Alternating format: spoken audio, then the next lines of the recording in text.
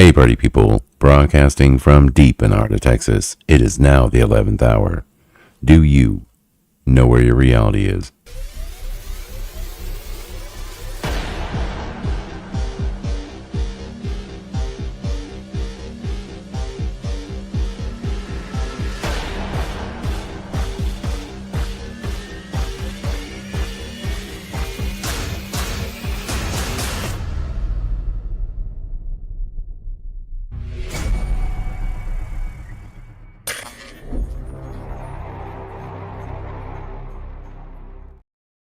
Hey guys, what is up? Well, happy Black Friday. I am your host with the most, Scare Performance, alongside Suso, Fizzy, Nobleness D, and welcome to the Scare Performance broadcast. Should be a fun one tonight. Quick clip here. It is Black Friday, and those of you in the U.S., remember the good old days when you used to eat some turkey, bundle up, get out there at 6 in the morning. You pretty much stay up all night. You were geeked up on coffee. You were ready to do some shopping. All right? Some of y'all bring a blackjack, maybe a shank. You never know. It might take a little bit to get into the store, Someone might have to die for you to save 40% on a flat screen television. It's just the way it was. I have a video here that kind of shows some of those glorious pastime Black Friday events. Let's watch it together, shall we? Here we go.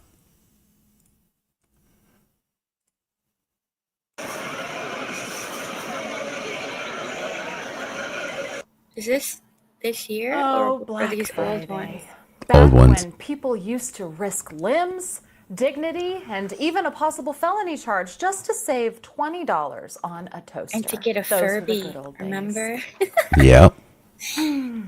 Today Or we're tickle going me to be going slow-mo. back in time and Yep. reliving those Black Friday moments because honestly, today's deals are just random Tuesday discounts. And nobody is fighting for flat screen TVs anymore. Now they're just fighting over the next available curbside parking spot. Today we're going back to a time when Black Friday meant crowds roaring like a stampede, people camping outside at 3 a.m., employees praying for overtime, and shoppers treating the electronics aisle like it's a battlefield. Take a stroll with me down a memory lane where Black Friday was actually on a Friday. 1, 2, 3.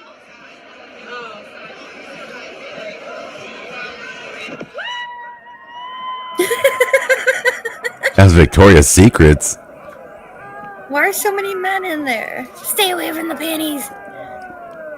Dude, those panties are on discount right now. Get you as many as you can. I know, seriously, they're like $25 a pair normally. Yep. How do you even get anything? There's too many people. Let the hotties in first. He's pretty good at holding the mouth open like that. I mean, that should be the policy. You can't even get to anything. Well, you gotta fight for it. They're all just Okay. packed in. I have been to a Victoria's Secret on Black Friday, around this time. I don't remember it being this busy, and I don't remember what it was that made the crowd so big. Let's see if AI can tell us, because now I'm curious. Back in 2012, what was the Black Friday deal at Victoria's Secret that made everybody go so crazy? In 2012, Victoria's Secret's Black Friday deal, a pink hoodie for just $25, usually $60, caused huge crowds. Plus, shoppers spending over $65 got a free tote bag, leading to a chaotic shopping experience. People were bum rushing Victoria's Secret to pay $25 for a pink hoodie? That was the deal. Yes. That was the deal? Hey, you get to pay us $25 for a pink hoodie 13 years ago. And if you spend over $65, we'll give you a tote bag for free. That drove this crowd. I would not get out of bed to pay $25 for a freaking hoodie. Are you serious?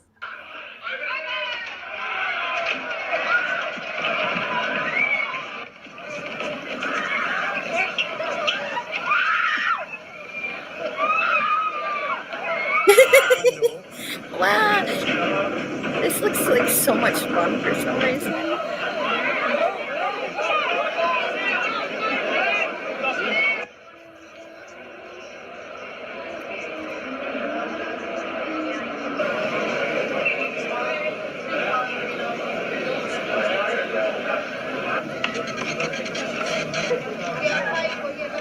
Can you imagine having to work at these stores when the people are like rushing? 30 years ago, almost 31 years ago now, because this was 1994. Man, oh man. I actually remember going Black Friday shopping with my mom and any relatives that were in town for Thanksgiving. I don't remember it being like this though. Maybe we were just going to all the wrong places.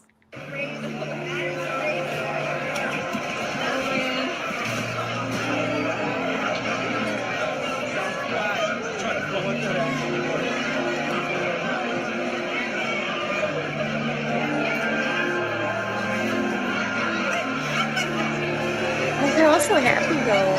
They're like, look what I found.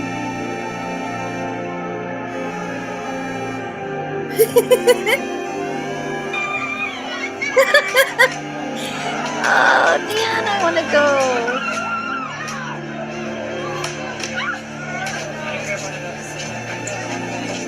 Oh my god, she's got all the princesses.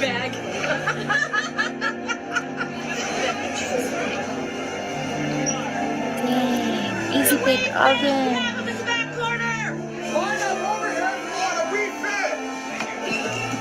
A Wii Fit! Man, they brought out more Wii Fits. Go get them. Go get them. Yeah, and then I got the last picture. Good job, Cass. You know, with all of the crowds and all of the fighting, do you see how happy people were? Black Friday just don't hit the same. All Black Friday is online now, and it starts like 2 weeks before Thanksgiving. What is the point anymore? I miss this. I miss this. I miss throwing elbows with strangers to get a new knife block. That's what I miss. I don't need a card. I know what I want. Everything. You know we got your back like chiropractic.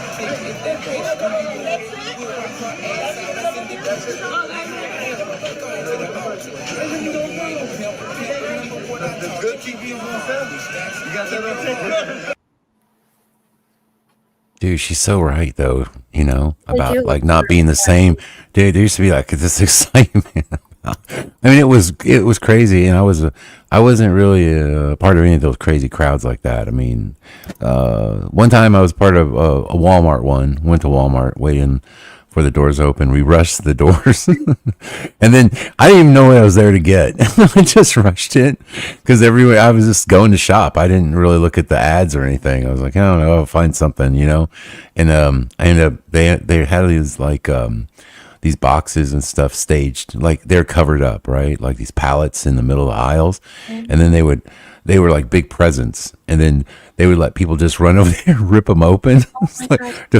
It was crazy, man. It was fun. But I remember my aunt and my cousins used to go. I should have went with them. I never experienced all this chaos. But of course, our town's a lot smaller, so maybe it would have been as nuts. You gotta go to New York City or something like that, you know, get the real deal. But or maybe a Buffalo or something, I don't know. But like probably. Yeah. But yeah. They changed it, right? Well, they changed it. What do you mean? They kind of made Black Friday like Black Friday week or month, and then the deals aren't as good. Well, so I think what happened was too many people started catching on to like, well, how about if we just give each other money for whatever? Actually, no, that would be gift cards, Boxing Day.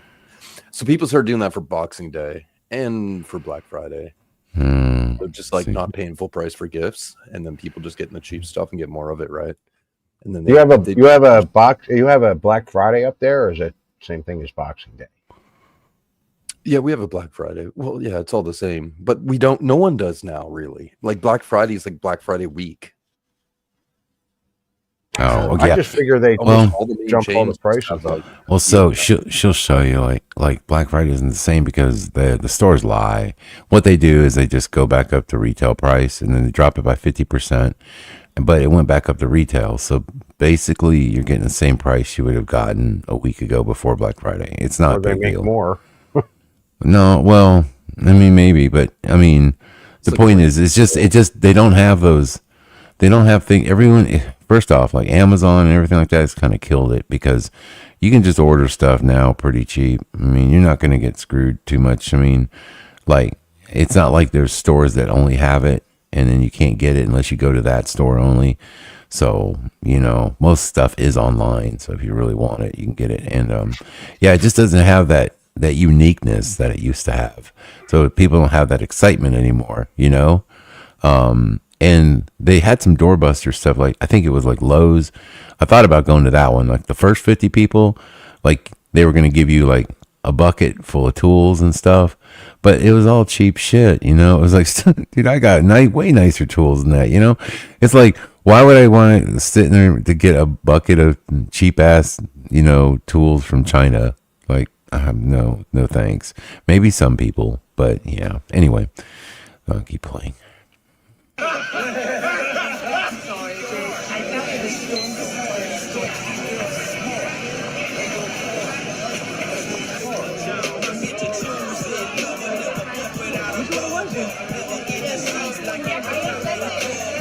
Well, you should have really reported that. That's nuts.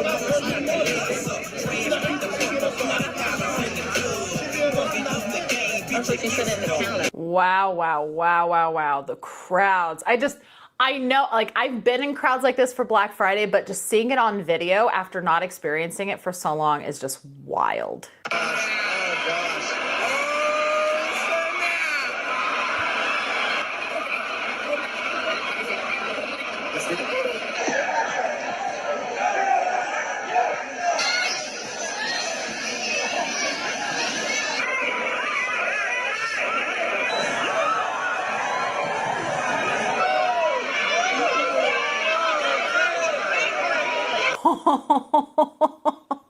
Anybody else starting to feel claustrophobic? Just a little bit.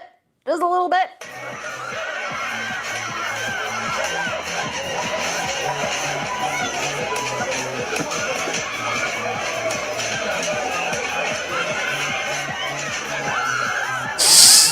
Everybody's like crazy, man. Everybody's so happy. Everybody's so happy that I'm gonna go get the deal. exactly. I'm gonna go get the deal. Hey, Yeah. the difference between that crowd of people and if you have that crowd of people today? What's up? Nobody's. Back then, they didn't all hate each other. Now Yeah. they all hate each Yeah. other. Right. And like she said, they're all happy. Yeah, they don't all hate each other. They're in competition and they're going to push Sure. each other around. Yeah. But they don't hate each other before they even get in the store. Right. Look, Right. DVDs for Society's horrible $7.50. I think that's part of it. True. Yeah. What's up, Fizz? DVDs for $7.50. Yeah. DVDs, $7.50. Yeah. When people still bought DVDs, I have so many, and it's like, what do I do with them now? Oh, I mean, they're kind of. Some people still like to watch DVDs. I kind of wish I still had a VHS, but I don't have a VHS player or any tapes.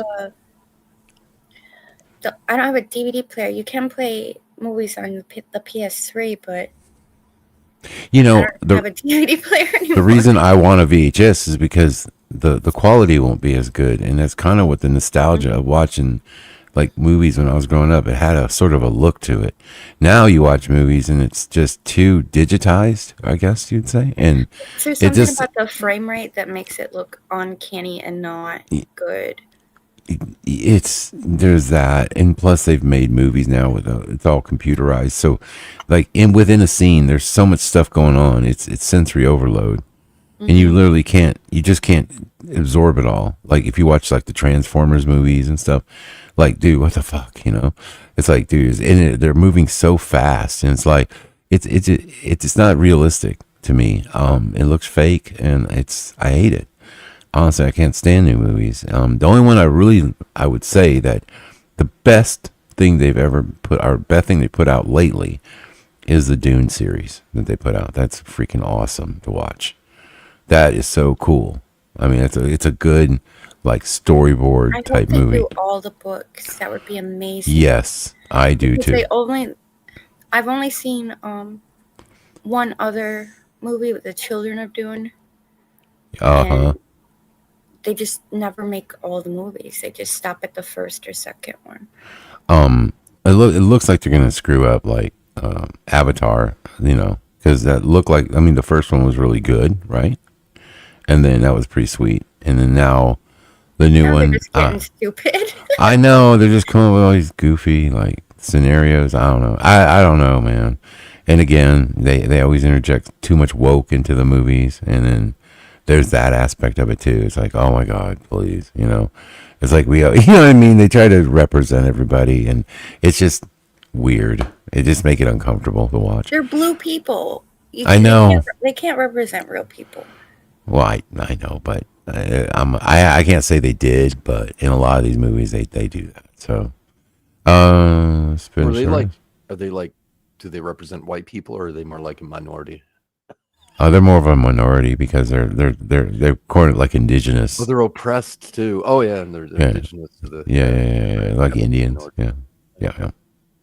There's kind of a story behind it too. I think it's interesting because in the first one that big tall tree that they lived in, or that was like they worshipped or Tree of whatever. life. And yeah, the big tree of life, and they cut it down, and it was destroyed by the sky gods. And you're like, the sky gods were of course, us at the time. We were the people that came in with the technology and everything. It's like, dude, for some reason, the story seems all too familiar, with what we've read in the Bible, in Enoch and everything else. And you're like, and then all our trees, if you believe in that stuff, they appear to be cut down, So there's no trees on flat Earth. Yeah, there's no trees on flat Earth, right? It's true. Unless you go to Antarctica. Here we go. Well, they're just probably still under the ice, right? So if there's even ice, dude, you know what I mean? Even if I don't even know if there's even ice. Even if there's ice, I don't even know. Who knows? It may not be all ice, Who knows? But yeah. All right, here's the rest.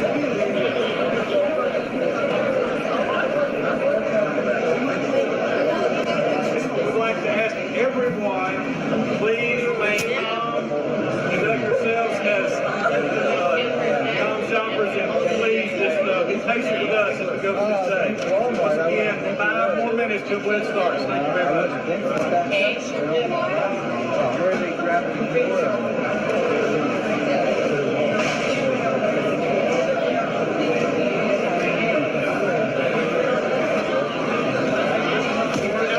All these people willing to pay.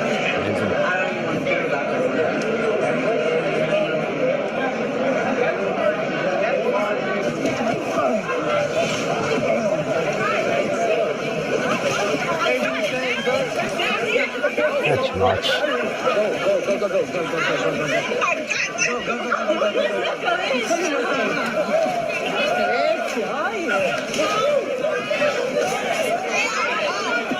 I avoided that shit like the pandemic. I mean the plague. What is that thing there? I'm always wondering what they're going for. 7:30 a.m. It looks like a copier. It looks like a printer.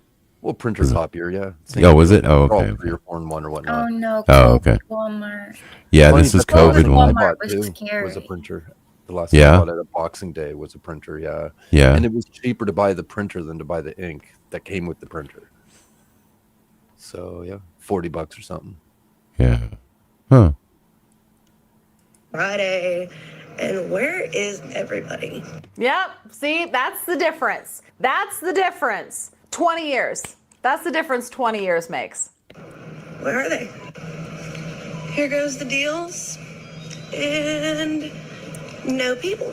Because everybody's doing it online now. That's what COVID did to us. Yeah. COVID brought more shopping. Especially in 2023, dude. Nobody was going to the stores, right? COVID, So- when you went into the store at COVID, it felt like the store was closed and you shouldn't be in it because there was nobody around. It was so odd. Like, I hated it. Well, I was there with all the faceless people, I'd walk around. I never, like I told you, the whole time through that, I never wore a mask. Except when I went to school. And then I'd go to the store and I'd walk around and I kept thinking, I've got to do this, dude. I got to stand strong, because it had a big sign outside, and it said that masks were recommended, and only one guy ever really said anything to me about it. I mean, most people just let me alone. But I don't know. Awful. I guess I was thinking on two levels. One level was, kind of a resistance to it, and the other level was I think people need to see people with a face. I feel like you have to remember that people. Out of face. Right? Awful. Yeah, dude. There you go. I liked wearing a mask because I didn't have to do my makeup when I went out, and because the whole COVID was just me lounging about at home, and I got lazy. So I look awful. I'll throw a mask on. You know what? I can see that. Well, there were some girls, younger girls, that I remember. It was mostly women, but I saw them wearing the mask at work still, even way after COVID. It was over, right? They weren't even wearing masks on planes. We were done. And this girl kept wearing a mask, And I think for a lot of girls, it became sort of it felt like a safety net in a way. They became comfortable with it. And I mentioned it to her. I said something to a girl at CVS, and I said, it's really not good, to wear that all day long. You're breathing in carbon dioxide. It's bad for your teeth. It's bad for your mental stability. I said, and she was just like, oh my God. She literally said, like, oh my God, dude. like I hurt her, and I'm sorry. I had to say, I feel bad, but like somebody had to say it, right? Just, okay, I'm just going to let you, I can't just not say it. So I said it. And maybe I shouldn't have, maybe whatever, my own business, whatever. But I felt like I had to say it. So. Hey. Yep. Bring that back up to the full screen. So this is like a half popular channel. And I always think, is there anything about this person that sort of indicates maybe they're an occultist? Yeah. Full of. Oh, yeah. I know. Probably Halloween, right? Well, the fact that she's kind of sexual about her bit, because she's holding her mouth open like ridiculous, and she got a little microphone boobies. there, shit in between her boobs. Yeah, she always has some cleavage. Always. You watch this girl a lot? Yeah. Oh yeah. Yeah, I do. But I don't watch her. I watch her content. I don't. Yeah. Of course. I am above. All right, a good pair of titties. Okay, I can soar above all that and look at the real reason why I'm here to the channel, and that's basically to check out the content she's putting out, and it's usually pretty good. Under a spell put on by the occultist. Oh my God. Oh my God. Dude, I didn't even realize. What's funny is I didn't even notice her tits until you said it. There were the skulls everywhere. Well, the skulls, I didn't notice that either. Well, I have seen them though. But I thought she had it around Halloween, so I just figured it was a Halloween decoration, but she still left them up. Yeah. And she's got the plant from Little Shop of Horrors. Oh, yeah, it is. Seymour. No, Seymour was the guy. The plant was Audrey too, right? Oh, was it? Oh, yeah, maybe you're right. Yeah, Aubrey, something like that. Yeah, okay. All right. You do her. It brought the deals to online shoppers versus in-store shoppers, and stores just started competing with themselves on a timeline over and over and over again. Oh, you're going to do Black Friday? Well, I'm going to do Thanksgiving. Oh, yeah, well, I'm going to do the day before Thanksgiving. Oh, yeah, well, I'm going to start the Tuesday before Thanksgiving. So now, that's why I'm saying Black Friday is like a 2-week random online deal event, and let's be real, the deals aren't even that good. I'm not going to get excited about saving 20% on a pair of pajamas. I'm not going to do that. Hell, nowadays, I'm not even going to get excited about half. What are you espousing? What are you talking about? She said what? I heard her say something about timelines. So she's not going to flip into a discussion about the Mandela effect. I can promise you. Price on a flat screen TV. You know why? But she knows I would rather get a Black Friday deal on gas for my car. How about 50% off groceries all day? That'd be great. Things have changed so much.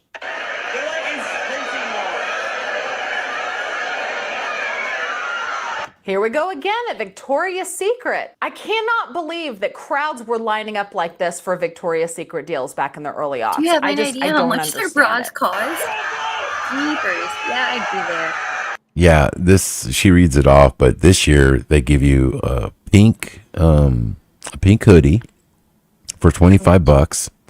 Okay, and then if you buy $75 this year, they give you the tote bag, Victoria's Secret tote bag. I'm gonna look on their website and see what their big black For all you hoes on a go. Wow. I think I'm bad sometimes. Damn, that's funny. Oh, okay. Holy shit, that was good. That was good. 40% off of What's up? everything in their store. Yeah. That's not bad. No, that's not 40% bad. off bras. 7 for It's really 35 40%. panty party. Mm-hmm. Oh, was that this year's? Yep. Okay. 40% off fragrance and beauty. Mm. $25 off a $125 purchase. That's not bad. There you go. That's that. I went to the mall for Black Friday. That was insane. But we went later, and so we weren't there for any of the crazy. But just parking was crazy. God dang, dude, everyone showed up. I'm kind of glad, and I'll tell you why I'm kind of glad. Not that I'm, all for consumerism, but I do want there to be stores. I do. I want there to be that option to go to a store and shop, and I think it's good for us. I'd rather feel I think and it's try good. on the clothes than just Yeah. hope Amazon is correct in their sizing. I was at Macy's and it was fantastic. The deals were good, even though maybe I'm being lied to with the 50% off of retail, whatever. But it was still fun. It was really nice. Everybody seemed like they're in good spirits. It felt like Christmas again. You know what I mean? You're at Macy's. It was, it was cool. So. Well, some of their bras are $65. So yeah. Wow. Jesus.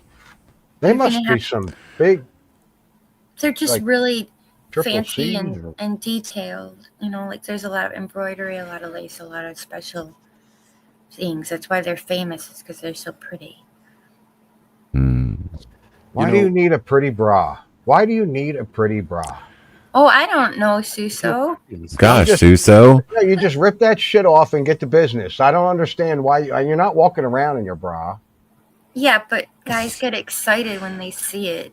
Okay. Yeah. And they're- Yeah. well, if they Yeah, get- Suso. If they You get obviously to the haven't bra- been tempted in a while, have you? Yeah, well, yeah, well, Like, all, what if all my what if- girls in Leadville are asking about me now. I just heard. What if They're- you- Oh, are they? Are they? Yeah, they're like, hey, how you? The one that got away, huh? Yeah. They're, Sorry. listen, they're either married or too young up nasty there. Walmart Please. bra? Yeah. You don't want some nasty Walmart bra. Plus, Yeah. these ones, they have It's special a ones that bra. go like under your t-shirt so you don't have lines.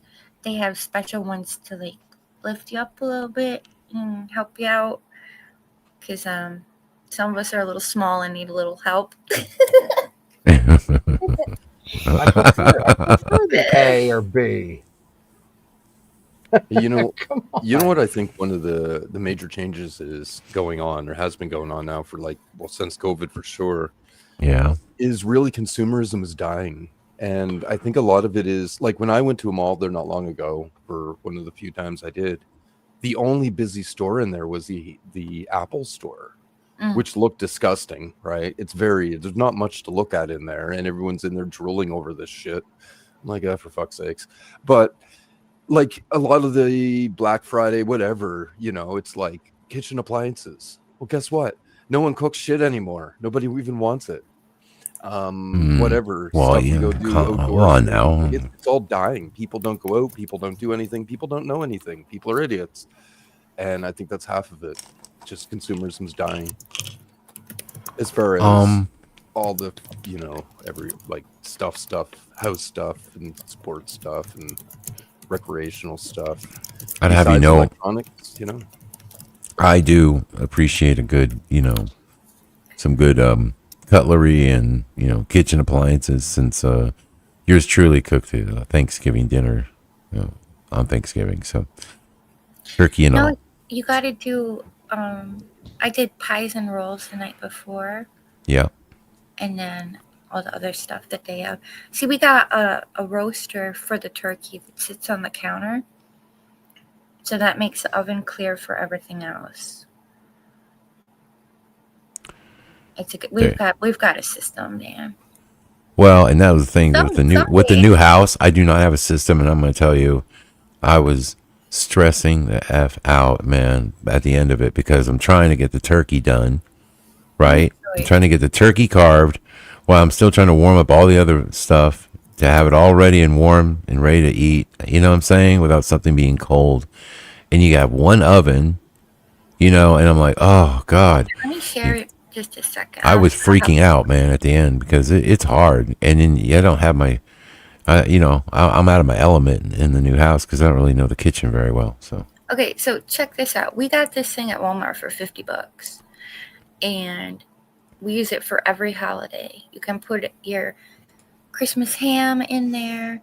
You can put a roast, anything, and it just sits on the counter. So then you can use the stove and the oven for the sides. I see. $54. $54. Gotcha. Well, I do have a one of those little ovens. Like it's like a oven that does like air frying and baking, and it has a bunch of settings, And so it's pretty big. It can, it was fine for like the rolls and stuff like that. So we use that as well. So someday I'll have to remember how you shared your famous cranberry sauce. Yes. Someday I'll have to share my famous dinner rolls. Oh, you do, yeah. Dan, did you make your Mandela affected cranberry delight? Did you feed that to me? That's so funny. When I went up there, did you feed that to me? Yeah, dude. Remember the cranberry? I told you. It's like, you didn't get enough cranberries in it and, with the pomegranates. God. Yeah, right. It was amazing. And you mentioned it. You're like, hey, it's missing something. You go, where's the orange juice? And I was like, you asshole. I did not say anything. Yes, you did. Orange. You suck. That was me. That was me. I do remember the conversation, but Fizzy wasn't there. I don't think. In this no, it was me that remembered the orange juice, and I don't know why, but it just it was more than just that. Dan, was there orange juice in that? No. Dude, I never put orange juice in. Fizzy one day she comes at me with that, and I'm like, "You are so trolling me right now. I'm not buying it, sister. I ain't doing it. You're not gonna get me, no way." And I thought she was just messing with me, but the whole time she's like, "Dan, I remember you put orange juice in it." I'm not messing with you. That's what I remember. Just a different timeline, Dude, guys. what the hell, no man? Fighting. Do not timeline me. Do not just shush. All right, let's go back to our girl here. Why does All the right, rest of the chat remember? You haven't had enough for her yet? I don't know. I was gonna just watch I like some. the videos actually. The videos are fun. Yeah. The older, never mind. Like when they older ones. when they find what they're looking for, they're like, yeah. I know. This is fun to watch. She does the marketing on purpose. Guaranteed. Anything like.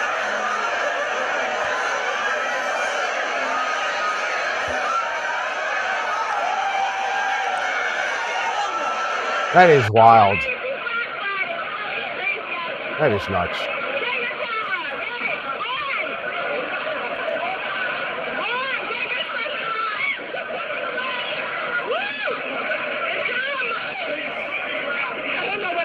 Look how alive everybody is in those days. Right?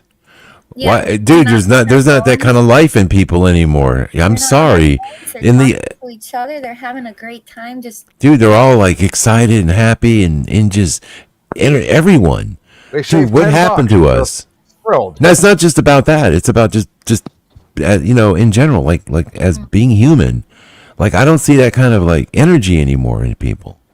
The hell's that was wrong? me when I found toilet paper during COVID. By the way, I squeezed and I took that. Fair thing, enough. like, Fair enough. and some other woman gave me a dirty look, like she wanted it, but it was the last one. I was like, but I have been using cheapo Amazon toilet paper. I want real toilet paper. Dude, we were down to paper towels, man. What are you talking about? That's rough. Oof. That is rough. And Yeah. Oof. And COVID didn't even cause a stomach flu, so why? Why do people need all this toilet paper? Because it was just scarce, and people were scared. Kitty, The come say next hi. time, bring your kitties on, and put them on film or put them on the camera. Listen, next time all the toilet paper starts to disappear, do you think that's the next time they're going to pull that shit? Is that like a clue? Is that like, oh, okay. Oh. And speaking of, hot girls that put out good content. I never said she was hot at all. Oh, okay. I'm sorry. Nova doesn't like the skull goth yuckiness of her. I understand that. Well, she takes care of herself. You just grab everything and be like, I don't even know what I got. There was so many Honestly, people. She looks I don't even know what I got. I just grabbed it. I just grabbed it and ran. Oh my gosh, those were the days. Dane told me to stop looking at all the hot girls that put up good content. You gotta listen to the mayhem that's going I didn't on say here that. at Walmart. People are like ripping stuff up. Like they open the packages and look, I don't know if you guys can hear this or not. People are just like going at it. This is how the bedroom one was. That's why I left. And people were like going eight. Dude walking by with 2 dolls. Look at this. Wow. Hate shit. That's why you buy your Christmas gifts in January and February. Put them away. These fleeces that people are rushing to get, as you can see. So we're gonna let you watch right now.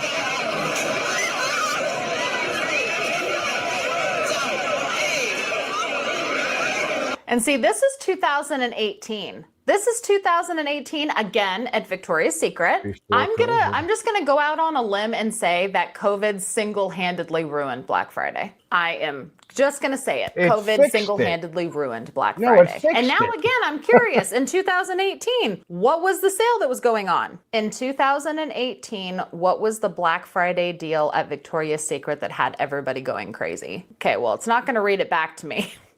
Sorry. It says free tote and mini bag with a $75 purchase and significant discounts such as certain pink line hoodies on sale for $25. It was the same damn deal. It's the same damn deal. $25 hoodie and a free tote with a $75 purchase this time. This had people going this crazy. Look at this chaos. A couple of years ago, I spent enough money at Aeropostale to get a polar bear with a hat. And our photographer, Webb, is the real MVP right now for dealing with how hectic it is inside this store. You can see people were grabbing all those Sherpas off of the... Look at that employee literally going, oh my God! Oh my God! Not even checking the sizes. They're just grabbing. Just right? Picking flesh off of bone. Oh, we're about ready to go all the way back to 1988. 1988. Were you alive, Fizzy? Yes. You were around in 1888? Ideas for Christmas gifts. That's a bit of a strain for most people, so that partly explains why everyone comes out on the first day of the shopping season to get a head start. And we had one of those if you're straining for ideas, try the electronic industry. It seems to be a magnet to shoppers. Ironically, one of the most popular items are answering machines. Ironic because no one wants to listen to them. This dual-phone answering machine has the latest technological wizardry. Wow. Dual cassette, baby. The latest technology.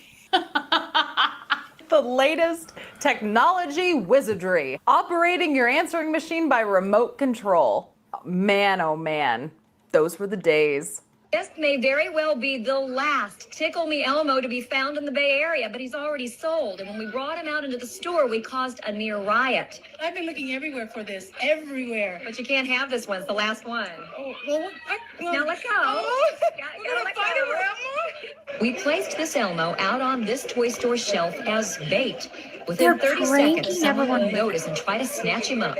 My wife's due in 3 weeks, and she says I have to find a Tickle Me Elmo, and it's not even born yet. So. Why would they do that to people? Why would they put a hot item on the shelf to tease people and be like, oh, but you can't buy it? Ha ha ha ha ha. That's just mean. People wanted a Tickle Me Elmo for their kids. Don't toy with their emotions like this. A full-grown woman taking a doll out of a child's hair? I know it's not funny, but it's funny. I got my doll. I got my doll.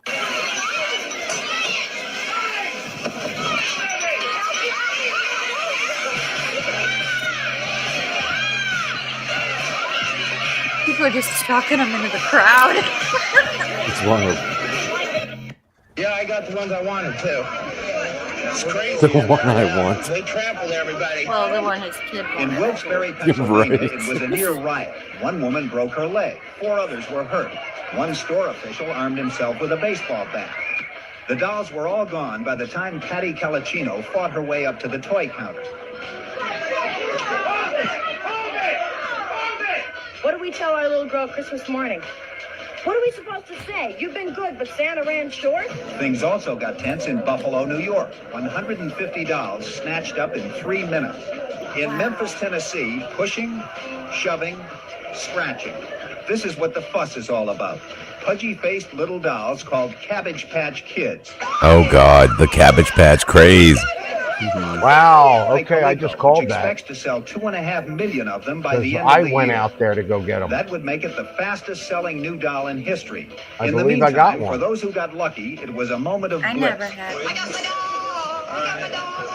And there I will did be not 2.5 dance like million that, but- children with a new She's gonna be a friend meme. on Christmas Oh, it morning. looks just Yeah, like so her. fun fact, How back cute. in 1985, I think it was either 84 or 85, my dad was in one of those crowds to get me a Cabbage Patch doll. Because Yeah. if it was 1984, I was just born. In 1985, I would have been, very little. And my dad did do this Cabbage Patch craze. Just for me. But I have no idea where that Cabbage Patch doll is right now. Sorry, Dad. So unless worth you a shit worked in one of these retail locations, you never really got to see the aftermath, unless you were, inside creating it. So let's get a little behind the scenes glimpse at the aftermath of Black Friday, shall we?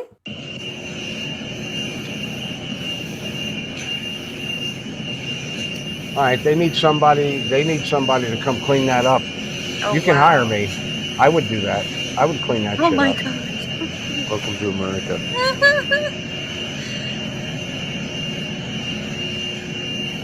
Yeah, that's not really something You I gonna ever pay me. considered was the absolute destruction of the store. Not just the trash and all of the merchandise just littering the ground, but destruction of shelving and potentially damaged fixtures. Black Friday used to be wild, man. It used to be wild. I think that the most disrespectful thing that this entire generation is going to have to go through, and the younger generation, the fact that Black Friday is not Black Friday anymore. Like, what do you mean?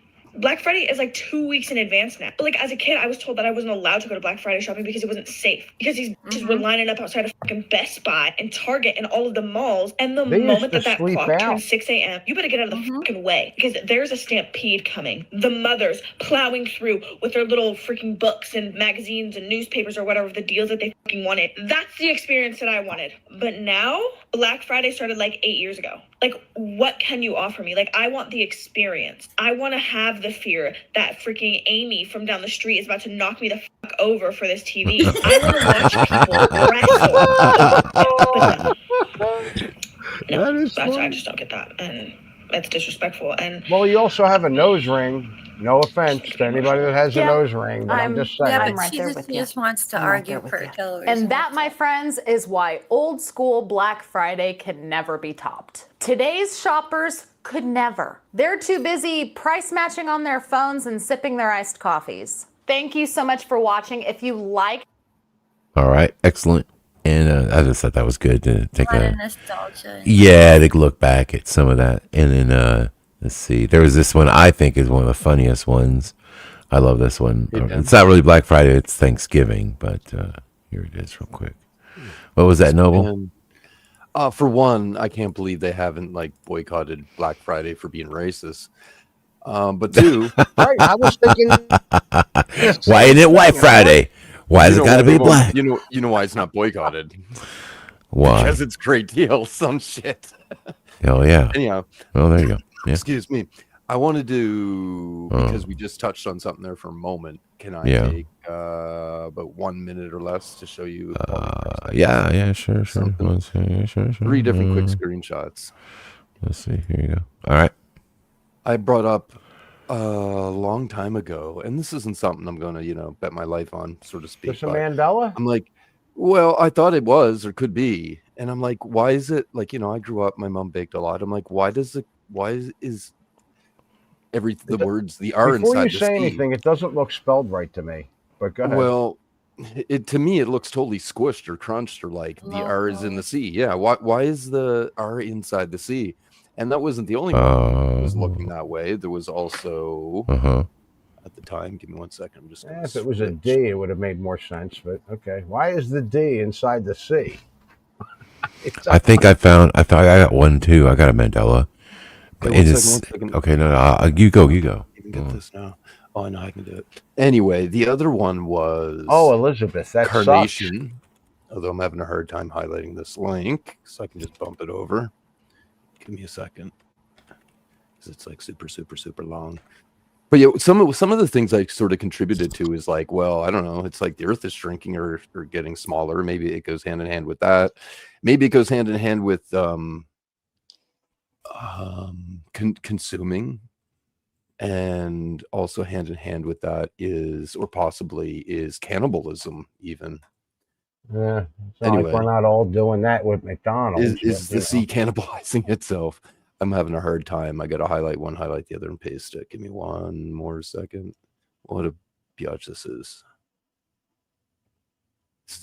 There we go. Super stupid. I don't know why you mess it up once and you're scared. It's all good. This one. There's a carnation.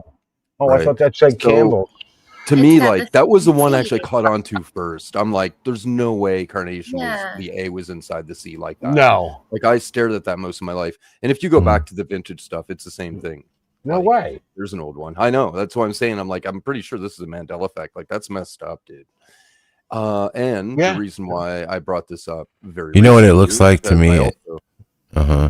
It looks like it's going down into like a pit, and it looks like our nation is going down. Sorry, what I see. That's crazy. Yeah.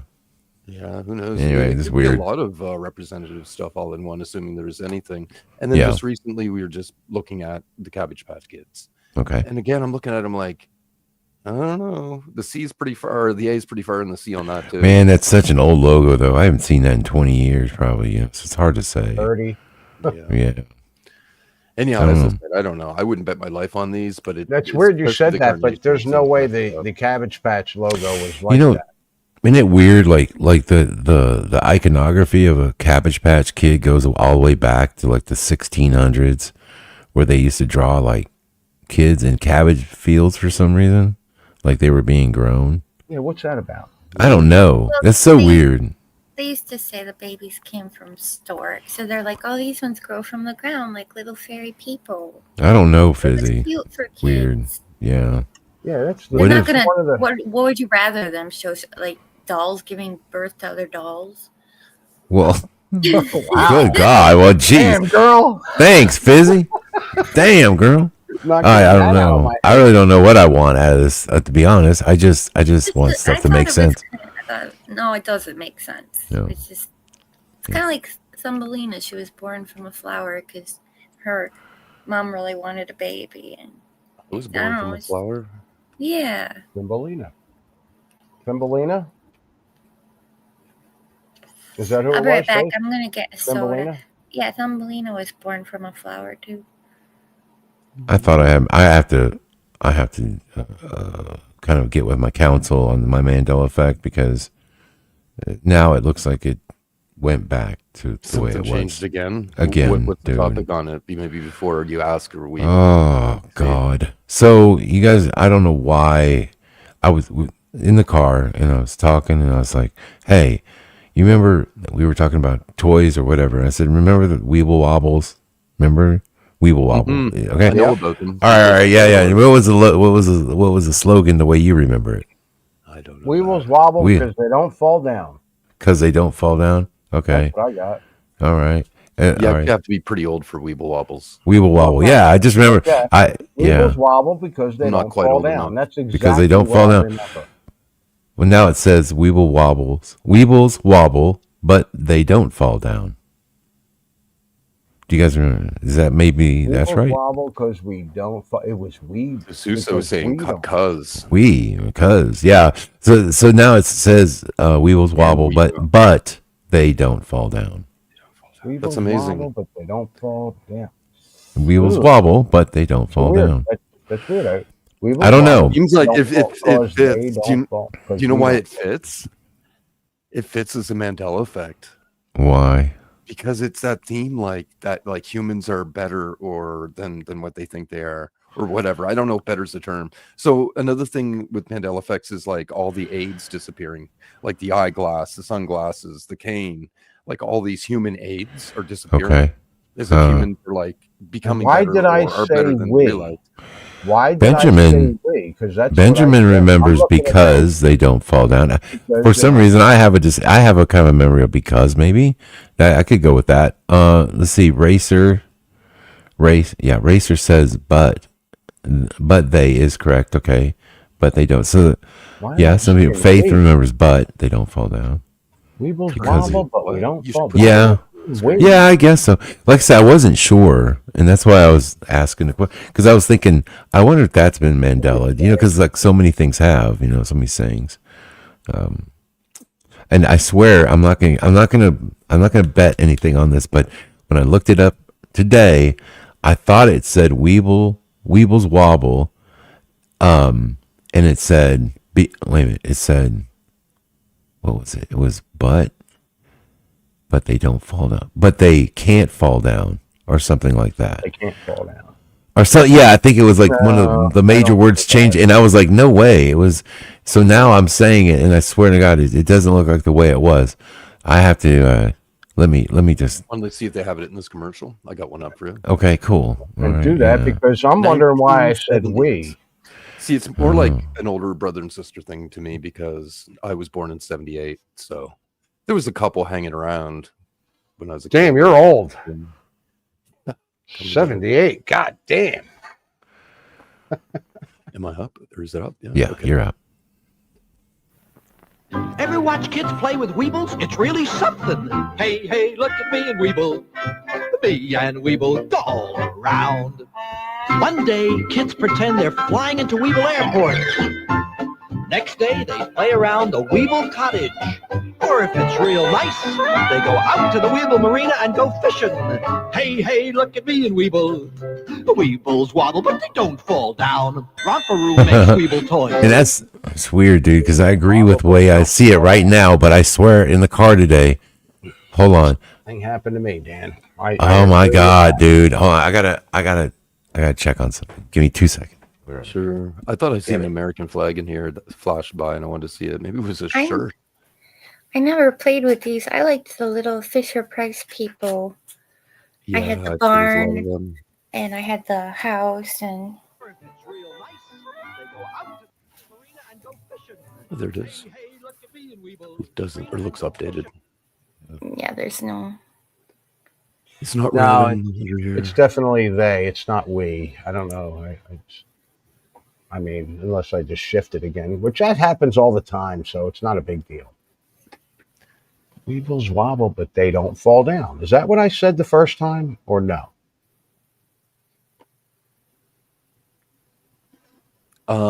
Lich, hello. What did I say? Because you said because they don't, or because they don't fall down. Because they. So I said they. I didn't say we. But the difference is not. That's not a main difference in the theme of the sentence, where this is saying they weeble wobble, but they don't. But instead of because. Oh, is that what you're looking at? Well, no, for me it was but. Wobble. I don't know. Actually, I'm just gonna stop talking. Okay. Anyway. No. Okay. I get it. I just got with the council. Okay. And I asked them, I said, okay, what the hell? Remember, I said we were driving. She's doing great. I said, what did it say? And because I don't remember the word. And she said, it was we. She goes, for us, it was don't. Okay. What? She said that we agreed in the car. It was the way it is right now. Okay. The way I'm reading it, as Weebles wobble, but they don't fall down. But what it said in the car, and we were debating, and so that's bullshit. No, that's not right. And the word that changed was the don't. It changed to won't fall down. Oh, I see. But they won't fall down. But now it's back to don't. That's what I'm trying to tell you. It flipped. Like when we read it earlier on all over the internet, it was won't. It was won't. And we were debating this for just a couple hours ago. And I was like, that's crap. And that's why I'm confused, because what I remember, because to me, I'm looking at it like, no, there's no change. What the hell did we see? So anyway, that's the story. I'm sticking with it. Sounds like a situation of an AI psyop. Yeah, and I wonder if I don't know, man. That's weird. But anyway, the word was won't was added to it. Won't fall down. So I'm saying don't all day long. Don't. Yeah, I'm thinking the way I see it right now is cool. I'm okay with this. But I just, that's what I was arguing in the car. I was arguing for don't. And then I look at it and it's don't, and then I'm thinking, was that the way I was doing? You know what I'm saying? I was confused because it's the correct way now. So the council said don't. The council said that when she looked at it, it said won't. Not that we agreed with won't. I'm just saying that was the consensus. That's the consensus was that the original, tagline was won't. And it wasn't. We were saying no, it should be don't fall down. Oh yeah, don't. Yeah. So anyway, not to be confusing, but this whole Mandela effect can be confusing. What I'm trying to say is, I apparently we saw it one way, and now when I look at it, it's back to the way it was. Why that shit happens, I don't know, but that's what happened. So it's weird. Anyway, and there are people that are going, oh my God, you're worried about the word won't and don't. Oh my God, you guys are crazy. That's a Mandela effect. Oh my God, it's just it is. Well, it pisses me off because things like from my childhood change, and those are the ones that kill me the worst. And I got 100 Mandelas, so yeah. Well, anyway, I just wanted to. Won't fall down all over the place. You have won't specifically for it. Yeah. Really? All over the place. Mm-hmm. So won't is there too? Okay. There's won't. Well, there's won't. Wow. Really, dude? Okay. It don't. There's a won't. Ooh. Oh, that's weird. There is people saying won't. So there's some won't. I guess it depends on what you remember. I guess. Okay. I would. Are you in the don't timeline? I'm in the don't. I'm a don'ter. Yeah. Oh my God. I won't to me doesn't even sound like a word, but I know it is, but it's just it'd weird. be surprising. Will you take me to the Magic Kingdom? Sure, Daddy. Let's ride the monorail. Hi, Mickey Weeble. Hi, Donald Weeble. In the Mickey Mouse Magic Kingdom, Weebles wobble but they don't fall down. Here goes Mickey Weeble down the Weeble slide. I caught him in the teacup ride. The Mickey Mouse Magic Kingdom. Oh, you know what? This was not a good idea. Dude, I'll be honest with you. I'm starting to have won't flashbacks. Now shut up. Here's the thing, dude. No. The reason these childhood ones are like nails on a chalkboard to me every time. I'm like, oh God, I hate them because it's just like, man, no. So anyway, I'm glad to see that. The 1970s commercials. No, it's not that. I just hate seeing Mandela effects that I remember from my childhood change because it's just like, oh, those hurt the worst. Dude, one of the things that upset me pretty bad. It almost pretty much brought me to tears of a mix of disappointment and anger. What's that?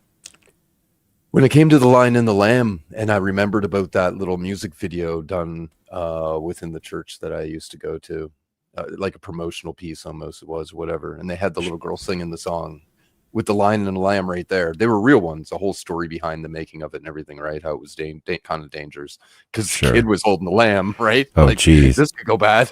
Yeah, no kidding. Let's put the lion down, win from them. We'll do that. But it was anyway. But she sings it wrong, or she even says it in the beginning before the song starts. This little girl says the verse, right? But she says it with wolf. Now, of course, and I'm just like, there's no way in effing hell that was the case. Absolutely not. I was so pissed because to me this wasn't, and maybe I'm wrong or maybe I was wrong or whatever, but to me there's no way, like, they changed what she said. Like it was, I say they, right? At the time I was thinking that at the very least.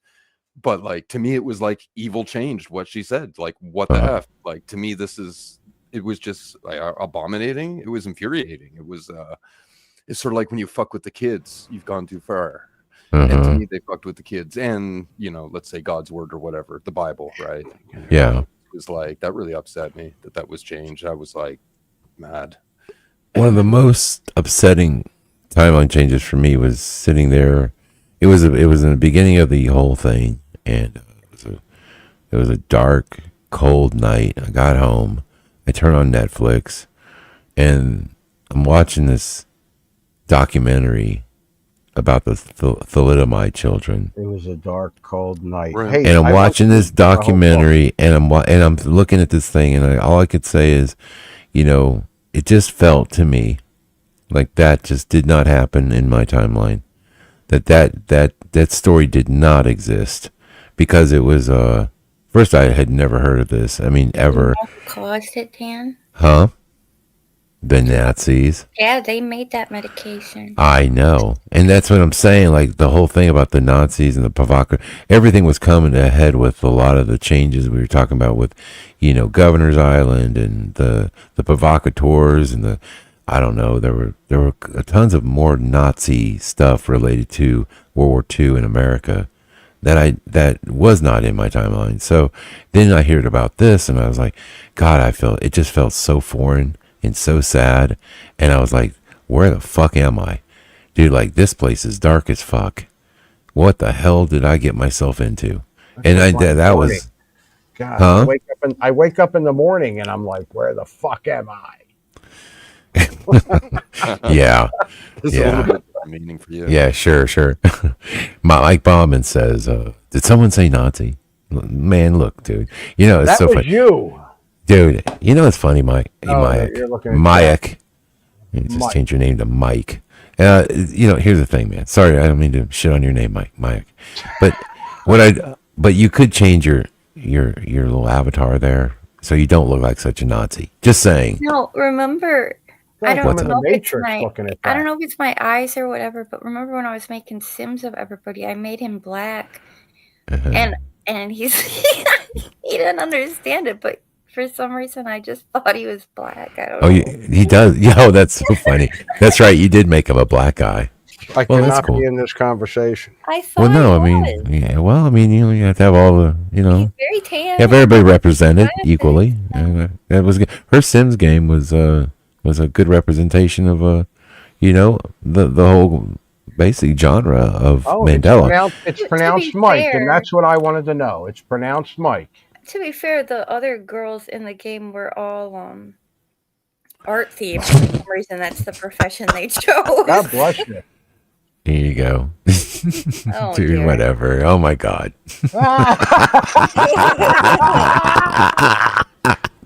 Mike, that's great. Dude. Get him on the show live. Oh my God. Oh, dude, it's so funny.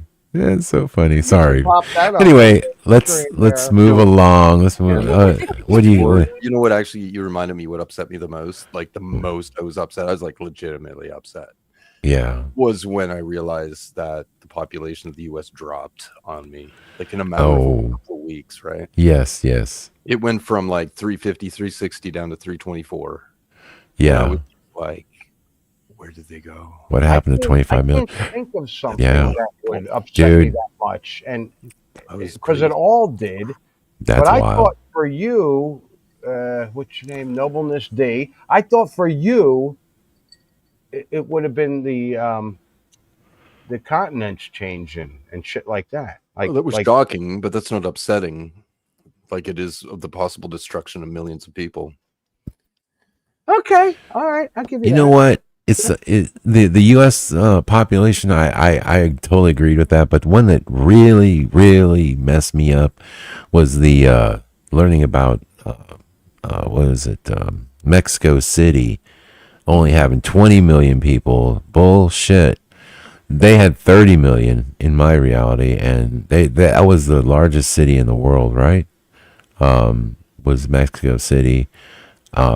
And then all of a sudden one day it was like I think it was even under 20 million And so I said, what the hell happened to 10 million people? And then, well, you know, one can make a case. They all came to the U.S. I'm kidding, but yeah. There's gotta be one that upset me. I mean, seriously. But to me, it was just every change I saw. I was like, you know, that was it. I'm like, oh my God, this is upsetting. But Suso, you're under the frame of mind that it's just a different reality. So everything's okay because it's the way it's supposed to be. From my perspective, is everything's not okay because it's been changed. So it's just a total different mindset, like a completely different mindset. Yeah. But now when shit changes, I just get over it and I just move on. If it's just things, that's fine. Yeah. I don't care about stuff and things anymore either. Right. Well, you know, the other one too is for me was Houston and of course Trinity Bay. And I can't, and I always go back to the guy they were interviewing, the homeless guy, and he was saying that the shelter they were disappearing. People were disappearing when they were going in. And it was so weird because my thought process is, okay, Trinity Bay. Okay, there was Galveston Bay, and above that now is Trinity, and it's a giant, you know, open, I guess, bay of water, right? So I'm looking at that going, okay, well, to me, what happened to all the people that were there? What happened to and then it's strange because you'll look, like when we look at the maps, and you'll see what looked like used to be like suburbs and stuff on these, like near the coast, right, of the bay, and you get in there and you know what I'm talking about, Noble, where it looks like you could have easily had a suburb in there, but it's just now it's just the way the land looks. It's strange, dude. It's like, okay, what the fuck happened? The marshland that has a bunch of grid yes, grid and yes. Yeah, I know. Very strange. Freaking communities, some of it. It was disturbing. I think back, I'm like, I don't know. Was I right, wrong? Yeah. Oh man. This is interesting. You see this? No, I started to watch it, so let's watch it. Let's do it. It's a half hour, so maybe I'll try to jump. With me. China's population may be under 1 billion people. This is one of the busiest streets in Shanghai. Middle Huan. Everyone just I saw the holiday. I saw a video about somebody else putting out this information about 6 months ago, and they were saying they were claiming that they think China's lying about their numbers, like because of how, you know, sparse everything is, and places that used to have a lot of people now don't after COVID. So I don't know if it's because of COVID or whatever, but he thinks that China's definitely lying about their numbers. Yeah. So I'll, instead of watching it, I'll give you a little bit of rundown, even though I only watched, I think, half of it. We can watch part of it if you want. Currently, it's 1.4 million. Or 1.4 billion. I mean, billion. Yeah. 1.4 thousand million. Yeah. But people are thinking there's different numbers. So people have looked at it as in, one of the good ones was the consumption of salt. And that's sort of like has an average. And you can kind of, from that, I think they were coming up with about the 900 million mark of people. And there was a couple of other claims, some leaked information. Actually, no, maybe that number was smaller. There was leaked information on, it was kind of like files that the Chinese government has on people. It's basically their online accounts. And that was around 900 million. And then there's claims it could be as low as 600 million. And of course, if it is low, why is it low? Was it COVID? Did a lot more people die? Or have they been lying all along? Is there a bunch of, who knows what going on? But well, with China, you never know. I mean, there could have been mass exterminations. A lot of people think, and this is just, they have everything locked down, but there were so many strange things, like where they would lock people into these basically high-rise buildings, and they would, people were wondering, like, did those people ever come out? And if the government did do some sort of mass extermination because it just wanted to cull the population, it wouldn't, surprise a lot of us, I suppose. But really, I mean, who the hell are you going to tell?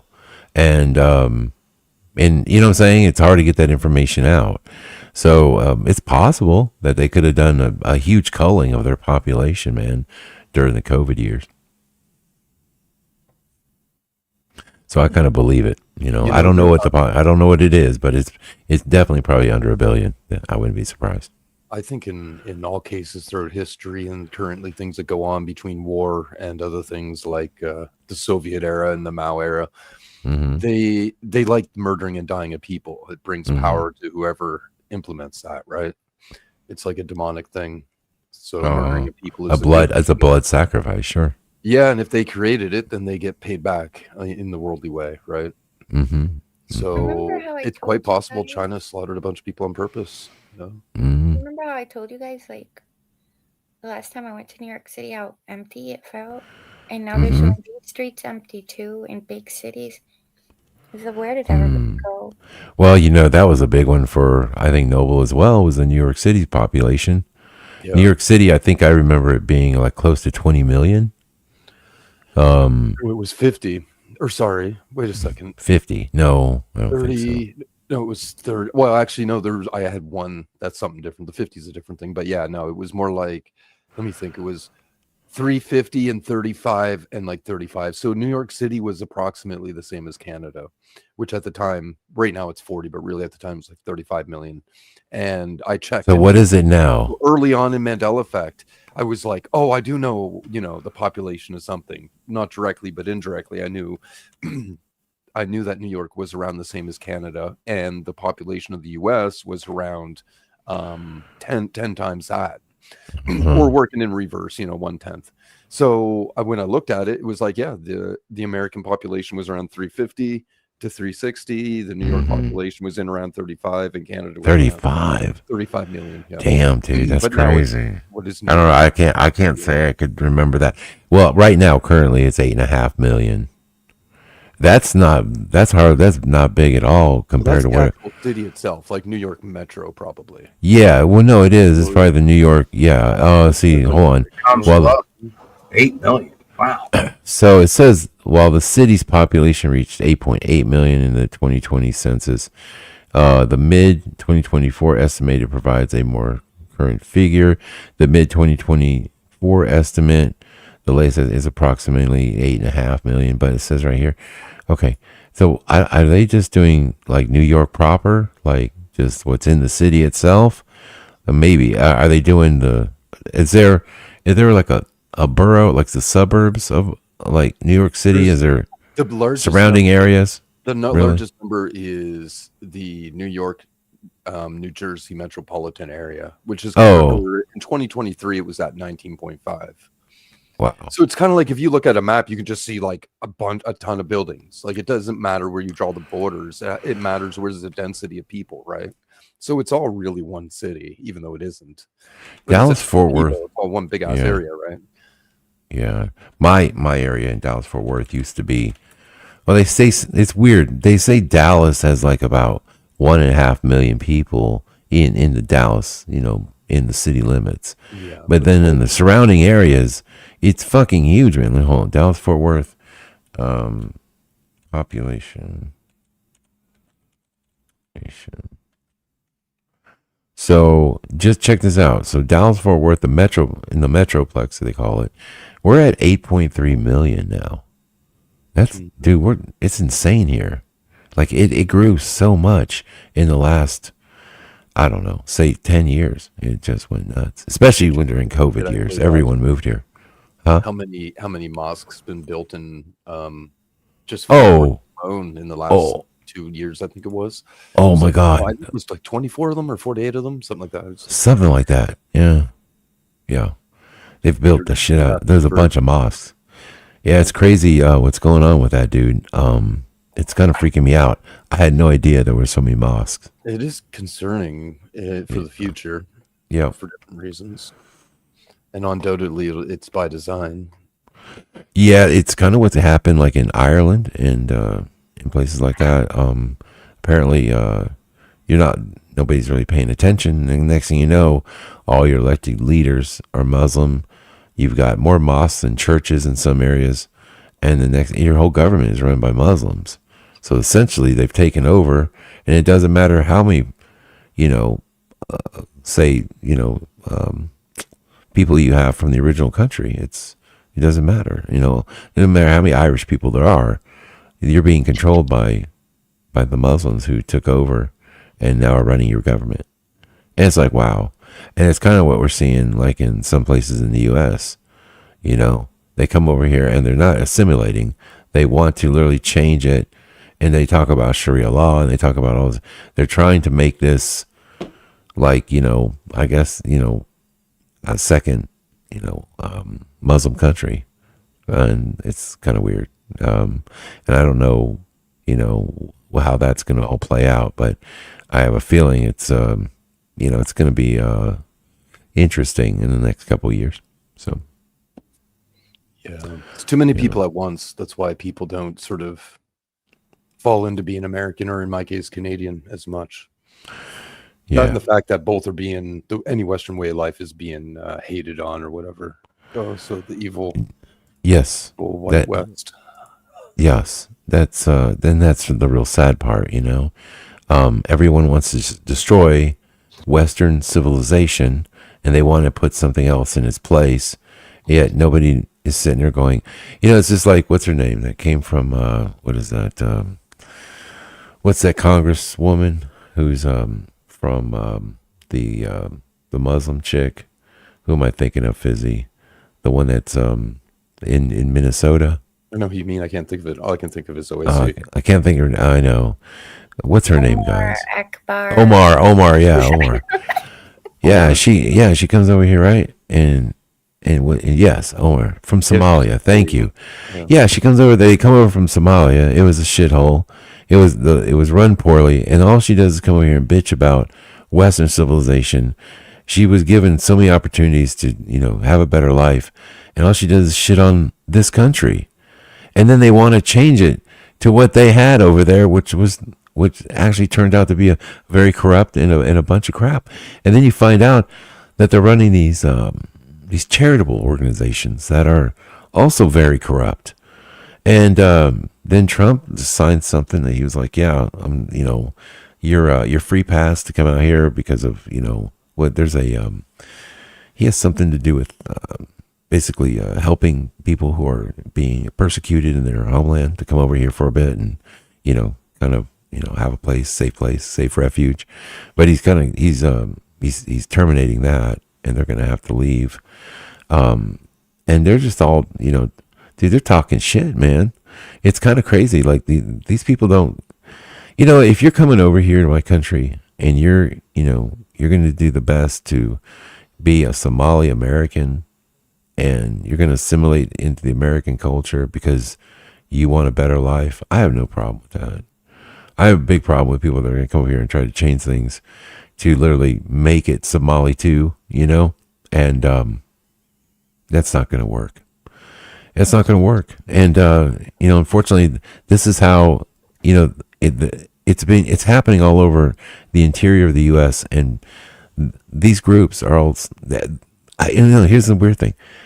Who the hell brought all these people over? When did they come over? How, you know, it's like this strategic, who's funding them to run for office and to get entrenched in our governmental affairs? I get it, you know, sure, there'll always be one or two, but like in some countries, and like I said, Ireland, dude, they've been literally taken over. And so I feel like somebody's got to be funding this to happen. And I just don't understand, who is it out there that wants to destroy the West so bad? You know, is it just the communists that want to destroy it? I mean, you know, what's going on here? Huh? Globalists do. Yeah. They need to destroy the power of Western people as individuals, and Christians as well.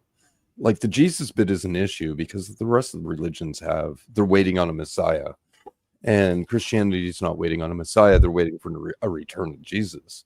That's a bit of an issue and pretty hard to fake. So they kind of got to do away with that bit.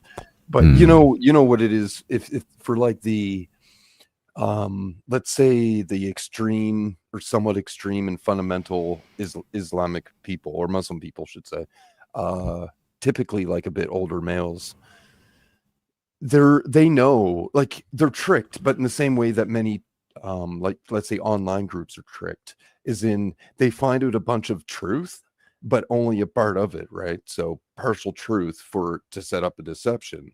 And so they learn that like, oh, well, the world's run by these evil people. Well, yeah, it is actually, right? And that, well, Christianity has been like, it's been changed so much, and they have all this stuff in it. Yeah, that's true too. A lot of it's true. But of course they see the religion as the right one, and they're going to take over and blah blah blah. Right. But yeah, it's done the same way. So they're not totally out to lunch. No, they know some truth that most of typical society don't. And so they think like they're more in the wise about everything, when it's just another piece of, partial truth to a deception. It's kind of annoying, honestly. Oh, interesting. Well, yeah, there's that's kind of just popped up lately, is, like in Texas, there's a lot of mosques being put up, which I didn't know.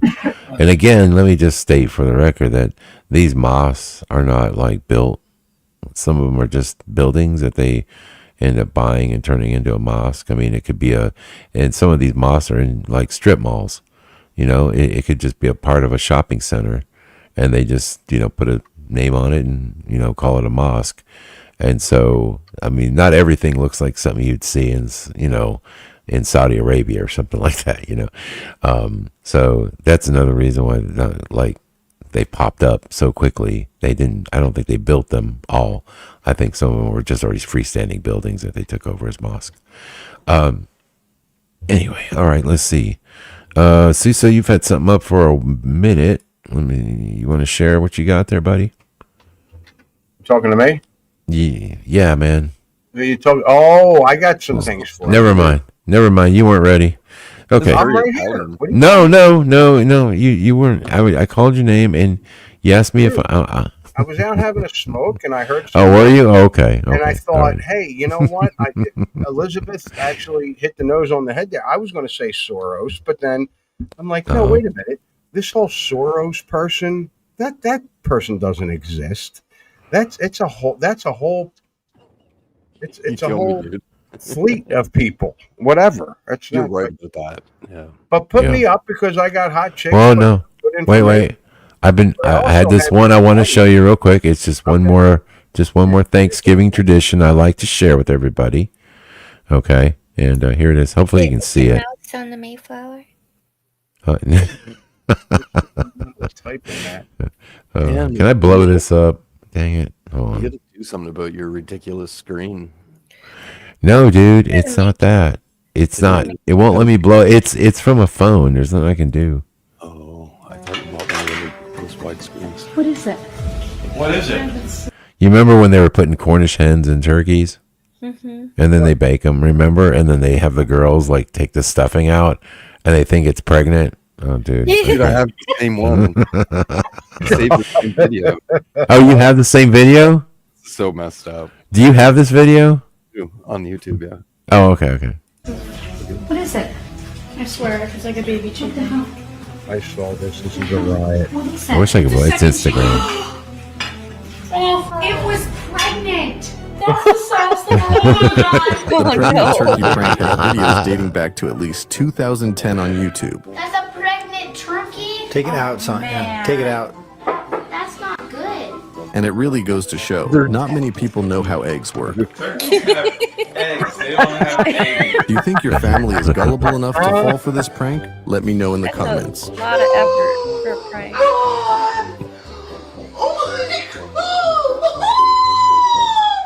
That's a great dad joke.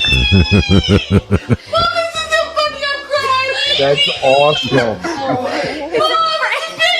It's a little disturbing. It's a good.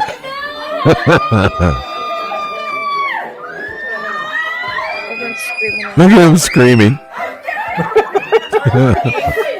Dudes know, and the girls. Oh my god, that's so funny, dude.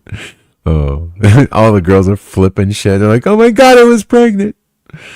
Oh, okay, all right. I just have to share that one. I love that one around Thanksgiving. I think it's one of the funniest jokes. No, Prince. No. Okay, all right. So, Suso, you're up. There you Okay, go. now we All can right. go here, with good looking. Listen, man. This is 3i Again, I'm going to warn you. Oh, shit. Once again, okay, here's a warning, okay? You stay on topic, okay? Do not start getting all twitchy on me. I'm not. All right? I All right, won't. don't get twitchy. You turn You're into a gonna have twitchy your share, spaz. But Okay. you're going to want to see this one. It's I'm not gonna- the one. all This right. is the one you want to see because I Is that popped this Rachel? up. That's what I was going to say. I don't That's know Rachel. what this said. Why I is did Rachel on not this watch dude's it. channel? I What popped is it she up. up to? She I have contacted no me. idea. She contacted me the other day. She's starting to pull her, oh Dan, it's the holidays and I miss you thing. And I'm like, sure, Rachel. I know what you're up to. But I have no idea what this is about. You're not going to Not Charlie how- Kirk me, baby. You better back up.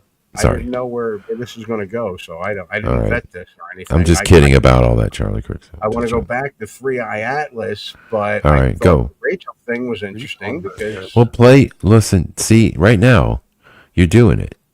Just being stick with your 3i Atlas, then go to Rachel, bro. You don't have to discuss. Just do it, No, baby. we'll go Just with do 3i it. Atlas. You can do this, okay? I didn't think But the minute you jump from 3i Atlas to fucking cat videos, I swear to God. Okay. I do that. Okay, go for it. I have no cat videos up here. With all this shit I got up here, What happened? did you hear that? The Swan one is in sync.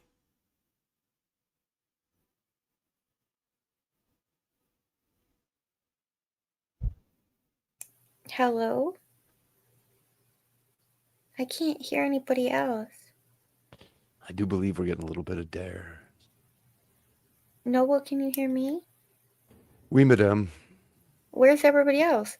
No, we're waiting on Sousa to play his video. What happened? We're still looking at this dude and Rachel. It's like StreamYard just paused. Oh, for crying out loud! I'm sitting here playing it for. Oh, Dan walked away and see, I'm already in trouble. 3i Atlas and R2 Swan seem to be in sync, and that is highly suspicious. Both glowing green, both displaying sunward facing tails, both positioned on opposite sides of Earth at the exact same time. 3i Atlas is the interstellar visitor that we've been tracking for months. R2 Swan is an object that appeared out of nowhere just one day before reaching its closest point to the sun. The timing of these two objects showing up together and behaving this similarly has a lot of people asking questions. Now, before we dive in, a lot of you have mentioned that you are enjoying the new outros, and this newest one is a major update, so make sure that you stick around to the very end. As always, I'm here to report the information without bias, and you can decide what to believe. You can find the sources in my detailed articles at ufonews.co, along with in the description. This object was discovered on September 11th, 2025 by a Ukrainian astronomer, and he spotted it while examining images from the Swan instrument aboard the Soho spacecraft. Now, what makes discovery unusual is the timing. The Ukrainian astronomer found the comet just one day before reaching its closest approach to the sun. And this happened on September 12th at a distance of about 75 million kilometers from the sun. That is half the distance between Earth and the sun. Take a listen to what Spatialized had mentioned. On September 11th, 2025, astronomer Vladimir Bezugli spotted something every comet watcher dreams of, except this comet, R2 Swan, instantly shattered expectations. Within days, its brightness surged from magnitude 11 to 7.4, its tail stretched an astonishing 2 degrees across space, and its apparent behavior veered away from everything seen in decades of comet tracking. The question many asked was, why did we not see this bright object earlier? The answer is that it was hidden behind the sun's glare. Between August 8th and September 13th, it was in 30 degrees of the sun, too close for most telescopes to observe. But here's where things get really interesting. R2 Swan shared several visual characteristics with 3i Atlas. Both display that distinctive greenish glow. And this green color comes from the diatomic carbon, also called C2, which is a gas that glows under sunlight. That part is normal comet behavior.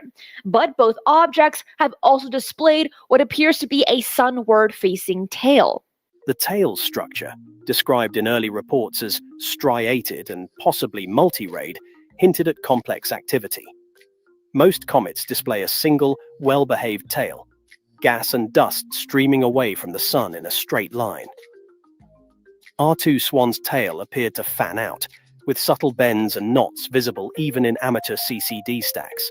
For R2 Swan, a scientific paper published in the Astronomer's Telegram in November documented this anti-tail formation. The paper notes that this feature formed from larger dust particles that remain near the orbital plane and projects a sunward pointing feature when viewed from certain angles. Now here is the key difference. With most comets, this anti-tail is an optical illusion based on viewing geometry. But with 3I Atlas, Avi Loeb has documented that its sunward jet is not an optical illusion. That makes it stand out from thousands of known comets. Take a listen to what geophysicist Stefan Burns mentioned on this. Here on November 10th, we see that there is a bit of a sunward-facing tail right here. Here's the main tail, here's the sunward-facing tail. If we go down to the 18th, look at how much that's increased now. So now we really clearly have a sunward-facing tail here, and here's the normal anti-sunward-facing tail. So R2 Swan is becoming more and more similar to 3I Atlas day by day, and both of them are strategically in a perfect position to perform something like a pincer maneuver. If you need full dentures but can't deal with the endless expensive dentist visits, you need to see this. I used to hide my mouth every time I laughed. I'd avoid eating out because I was terrified my dentures would slip and fall out. It's exhausting. You feel like a part of you is gone. Then I found these True Ease custom fit dentures. The crazy part? They're designed to mold perfectly to your mouth in just 3 minutes, whether you have all your teeth, some teeth, or none at all. In our solar system. Now, there's so much more to cover, so don't go anywhere because we need to really address the elephant in the room here. People are saying these objects are both glowing green, both acting weird, and sitting on opposite sides of Earth, kind of like a cosmic squeeze play. And that statement will make a little more sense after you hear this clip. What you add into that now is that both of them are perfectly on either side of the Earth right now. And it's almost like they're performing a pincer maneuver where you flank your enemy from both sides. Per analysis from NASA's Peter Veris that was highlighted by Avi Loeb, these two objects come from completely different. We'll never see them coming. R2 Swan originated from the direction of the Aquarius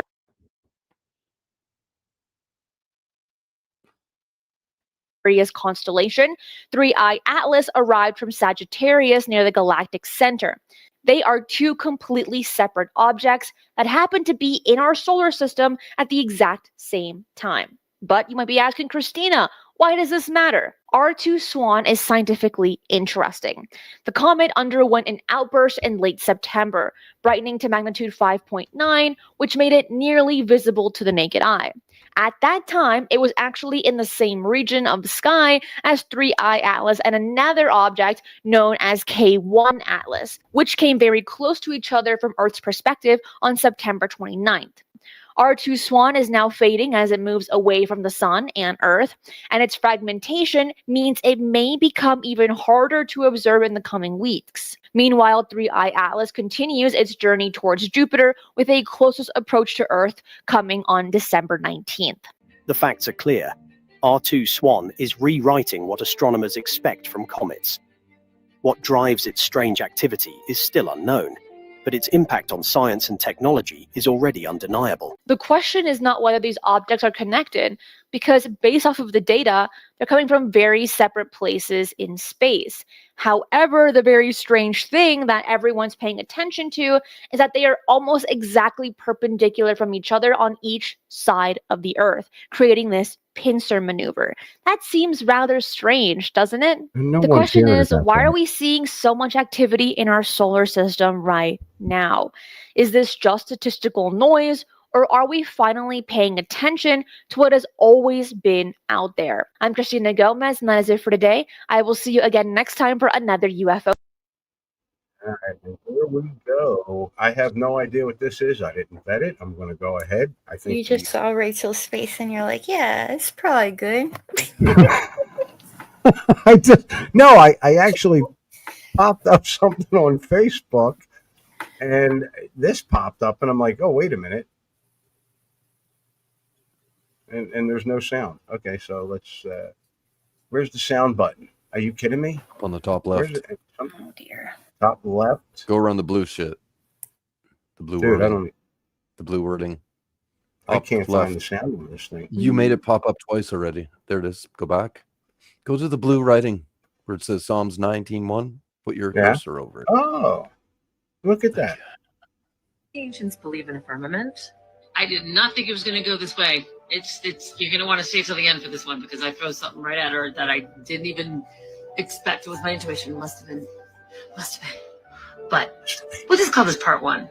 Firmament, part one. I think it's good. The firmament is a noun that refers to the vault of heaven or the sky. It is a concept that has been present in many cultures and religious traditions. In biblical cosmology, the firmament is the solid dome created by God to divide the primal sea and create a separation between the upper and lower portions.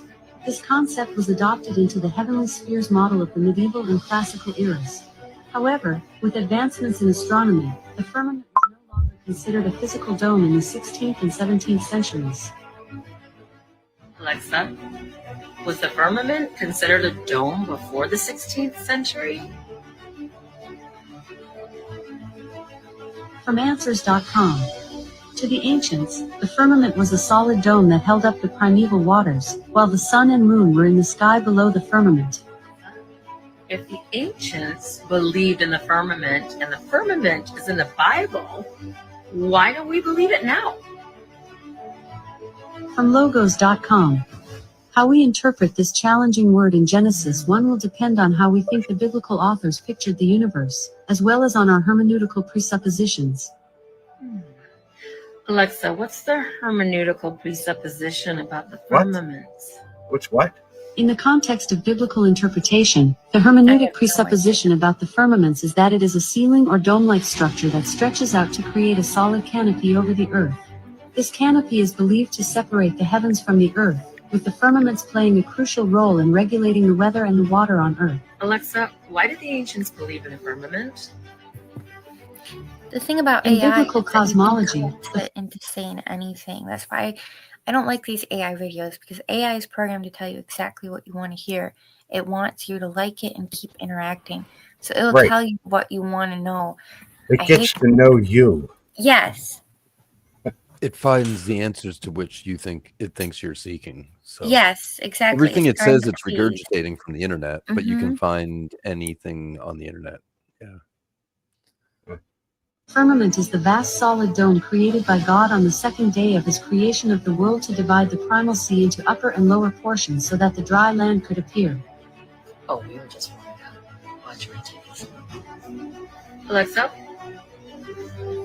do we have a lot of cables under the water? From Sisir.com. There are more than 420 underwater cables around the world, totaling about 1.3 million kilometers. Alexa, why do we have so many cables in the ocean? From DocumentaryTube.com. A vast underwater network of cables crisscrossing the ocean makes it possible to share, search, send and receive information around the world at the speed of light. Alexa, I thought we shared information via the satellites, but now you're telling me it's because of the cables in the water? Right. I don't know that one. No, it's the cables. I bet you don't.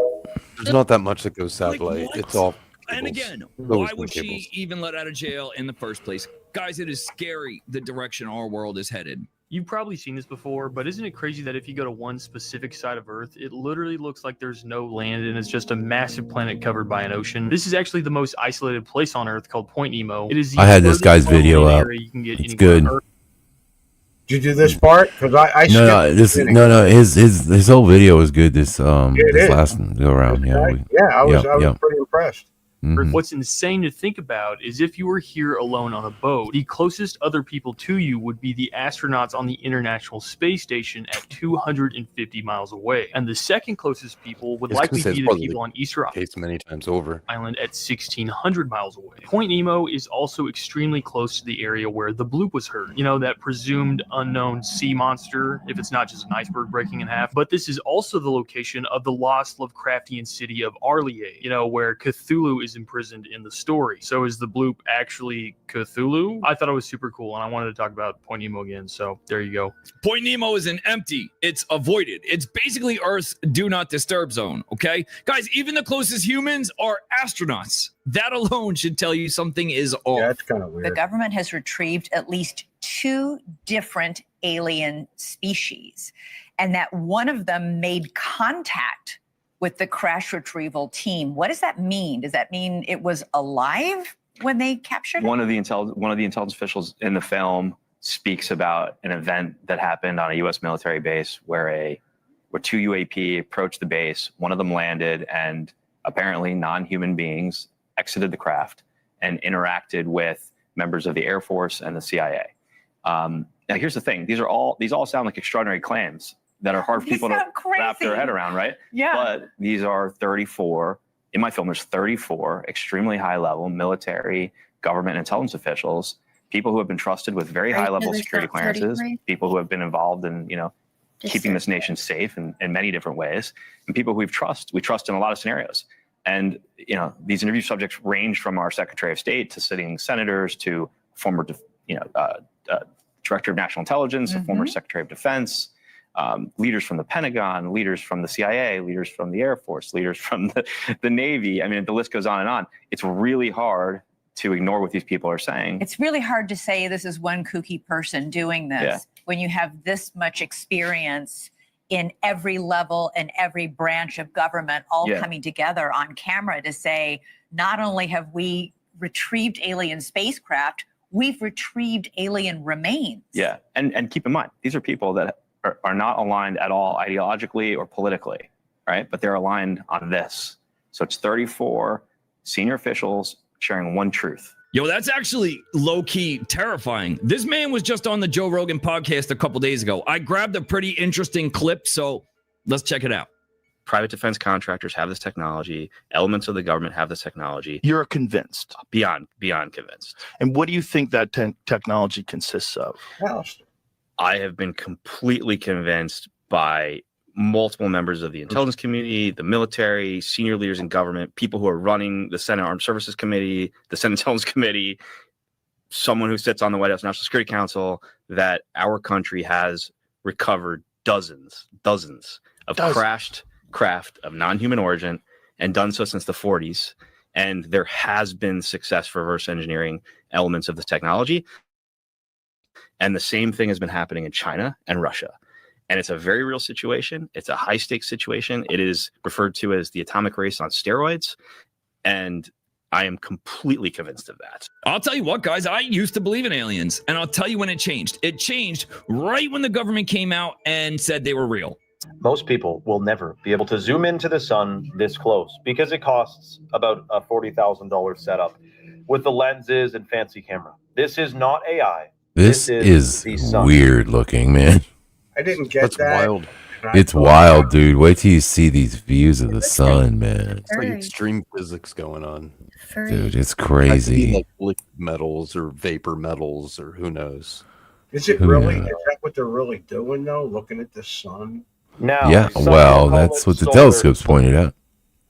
layers. All I know is this thing looks like a freaking organism.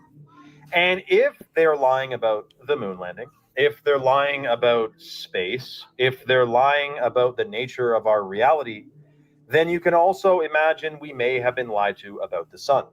This is footage of the sun with a whole bunch of basically sunglasses on the freaking lens of the camera to be able to see it in detail. A ball of gas and fire, I'm not sure. It actually looks like a molecule or some type of organism with a microscope. And I don't think that this is 93 million miles away either. Yeah, no. That is almost 100% guaranteed a complete lie. 190%. Now, the other thing is, if the Earth has its own consciousness, some people call it Gaia or Mother Earth, it has its own consciousness, microcosm to macrocosm, then would it make sense that the sun is an inanimate object, or that it too is sentient and some form or another living? Because crystals, Nikola Tesla said, are also living. We just don't understand them. I wonder. All I know is a ball of fire. I don't know. Maybe it's pure light. Perhaps it's a portal. Remember, you got to unlearn all the things you think you learned. Look at this frickin' thing, man. That's the sun.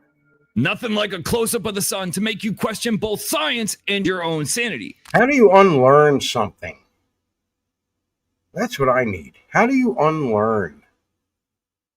I mean, I'll move on. You learn Dan, more. you already have. How do you unlearn something? You learn more, and realize that How do you have to unlearn? you were wrong in the first place.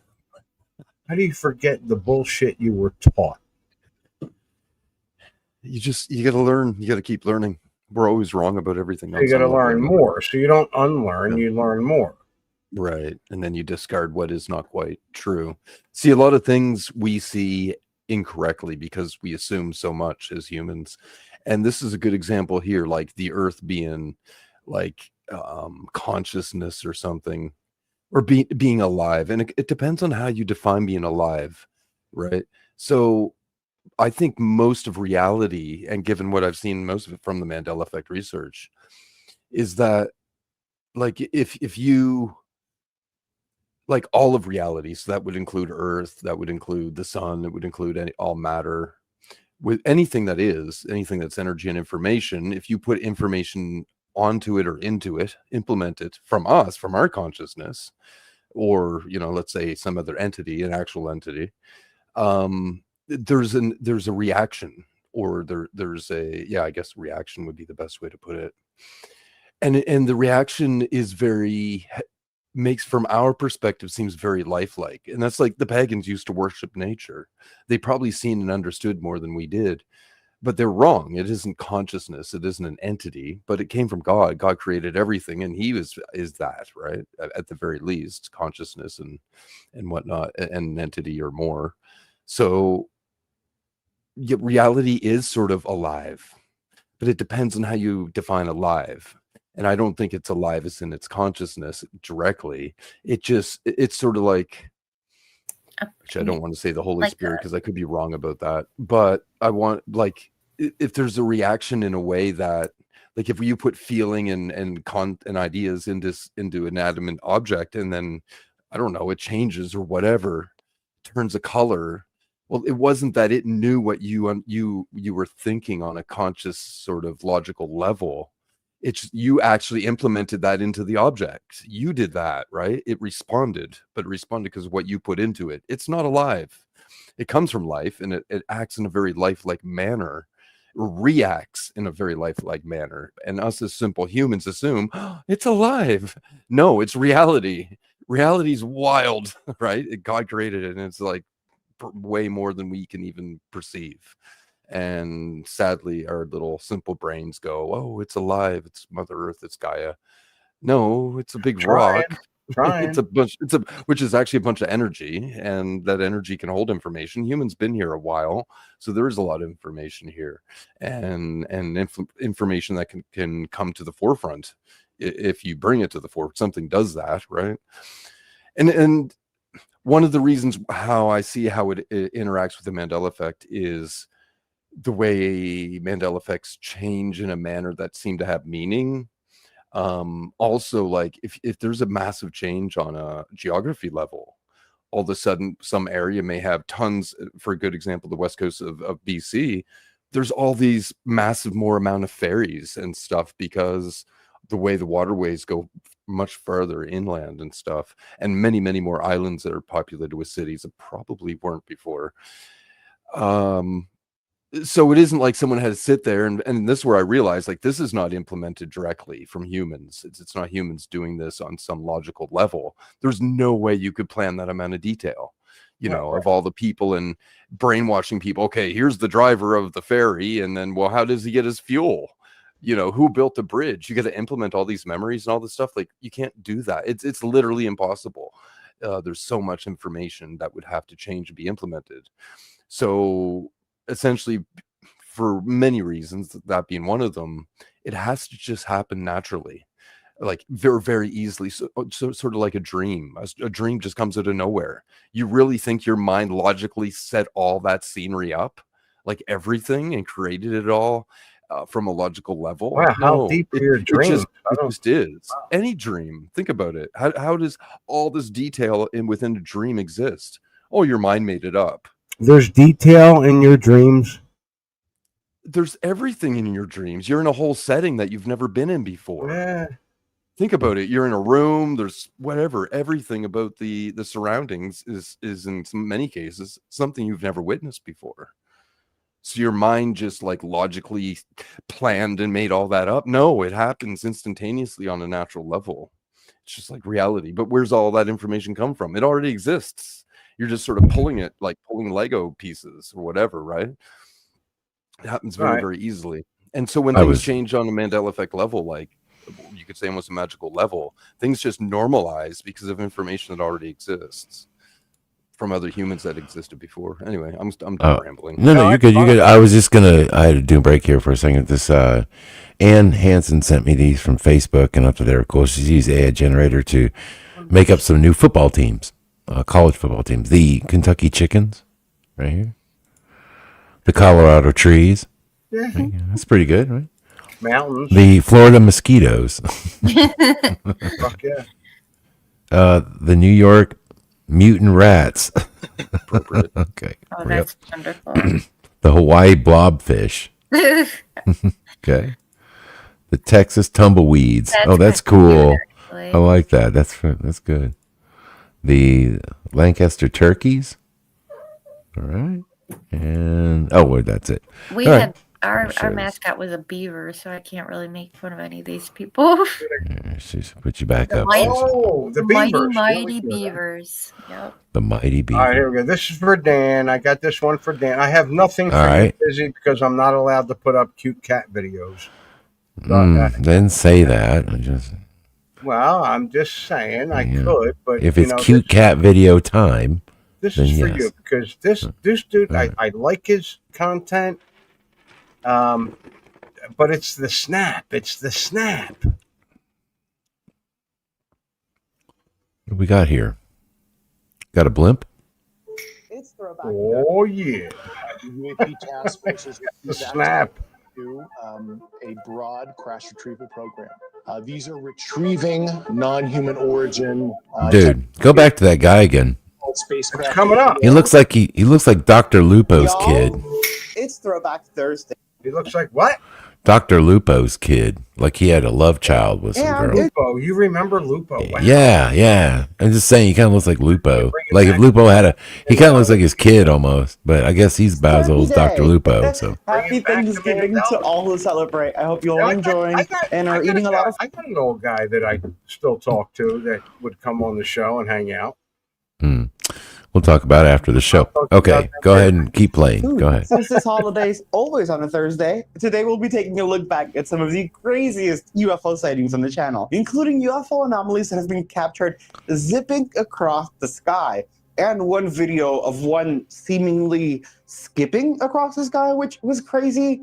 We're also going to take a look back at the original Columbia Booga Sphere incident. The Ooga Booga. We've had many updates since. Some people still think it's a hoax. Some don't. Still half and half. Wish we had more information. But we'll take a look back at the Ooga original. Booga. We're also going to be taking a look back at that time Lou Elizondo so stupidly publicly shared a fake UFO. As well as real UFO information that came out from the government, files and everything, and for some reason the UFO community went silent about it. And I still want answers for that. So y'all grab a plate of that Thanksgiving dinner, grab a drink, sit back, and enjoy this incredible video. UFOs are being seen all over the sky, and recently there's been an uptick in South America. Just set aside the Columbia Booga Sphere that people are a little iffy on, so it's controversial. There's definitely UFOs being seen in Mexico, being seen in Peru, being seen in Brazil. It is absolutely wild. And I'm so excited to showcase some of the crazier ones with you today. These are orbs and strange streaks that are doing anomalous things across the sky. Let's start with this insane luminous object that was filmed streaking across the Federal District of Brazil, May 14th of 2025. Posted by aliens in Bermuda, it showcases a orb, maybe even a tic tac, who knows? It's very bright, almost shifting colors haven't already, and let me know in the comments what you think about this. Oh wow. I watched it because Olha que fera. Pô, temos sal de Sobradinho aqui, ó.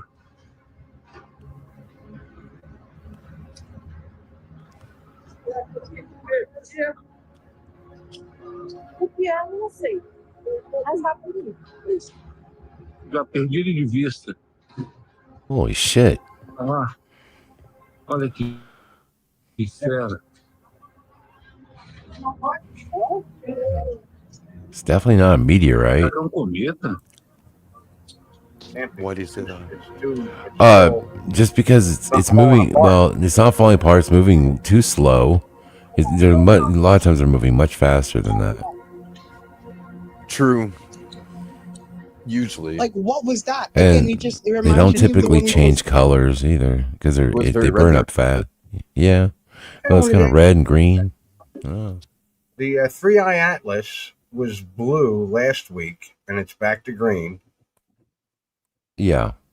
Okay, and now this the other one that came in, the RA whatever, it's green. Swan. And they're on the opposite. Yeah, Swan is. They're on the opposite sides of the Earth and doing this Yeah, I saw that. move. I mean, I'm like, come on. The flank Really? move. Yeah. I saw that. I mean, As far as I the mean, color how- goes, that doesn't necessarily mean a lot. Like The weirdest part is the anti-tail. What's Like burning that, up. that doesn't make any sense to me. How a comet moving that fast could have a tail pushing shit toward the sun when it's moving. You know what I'm saying? Like, dude, how the hell? I don't even understand that. I don't understand the concept of that Is it because, normal for things to go towards the sun? huh? Is it normal for things to go towards the sun according to our science? It's normal for things to rotate around the sun, yes. But I mean, when you're talking about moving that fast, it should, just like, I understand there's no gravity, right? So you're looking at a vacuum, but still, Wow. it should, the crap leaving the comet should be behind the comet because it's moving so fast. How does the particulate go towards something and, as it's burning because off, that's supposedly? the energy that is giving them the power to move. That's what I Maybe. I Maybe the sun is so powerful on the one side, it's just burning up one side of it more. I mean, man, that's just it's like if you had a vapor trail. If you had a vapor trail in an aircraft, how and it was burning up, it's going to be burning behind it, right? Like it's a vapor trail. So imagine that. So how could you make it go in front of it and be pushing that much material in front of it? And then why isn't that material sort of then? I don't know, dude. It's just weird. Like I can't even figure out how that's even possible. 3i Atlas and Swan are both like doing the opposite of what they should be at the same time on the opposite sides of the Earth. It's a total psyop. Have you seen images of this tail that goes towards the sun? Yes, I have. So is it And a straight line or straight down or a curve it's or what? it's just it's so you have the coma of the comet, right? The bright, coma, and then you have a tail that you'd normally see behind a comet, like a typical comet. Now instead of that, it's just reversed. It's pushing. It's got material pointing toward the sun, pushing in a sense, like almost. I don't know how to describe it. It's like if you had a thruster jet that you were. Sun? It would Huh? it would be beside its movement, wouldn't it? If it's towards the sun. Like So on it's the just in side. front of it instead of behind it. The tail goes out the front. Yeah, that's an anti-tail. That would mean that the comet's moving directly towards the sun, wouldn't it? Well, it's directing. It's going. It appears to be going toward the sun, obviously, right? But it's not actually going toward. So what it's doing though is the tail is pointing. What happens is the tail points, I guess, and I don't know 100% on this because I'm not sure how the tail's pointing in relation to where the comet's going. It's just that instead of it being behind the comet and it looking like a streak, okay, like a normal comet, it's the tail is now flipped the other way. So it's just weird. It's like I don't understand how that's possible. Straight line, is it?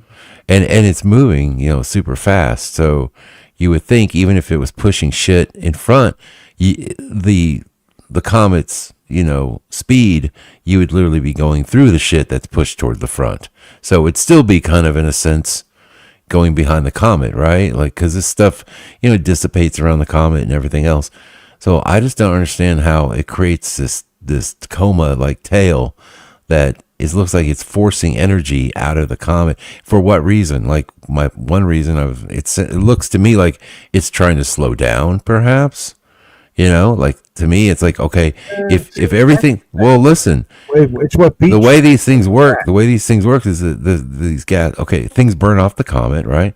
And then this outgassing pushes the comet in different directions. It also changes the comet's speed and everything else. So if it's doing the reverse of that, then essentially it could be in a sense steering the comet in a different direction still, but it could also be in a way slowing the comet down. You would think it would be doing that, but it doesn't seem to be. They haven't mentioned that, like it's slowing it down. Look at what Beach just said in chat.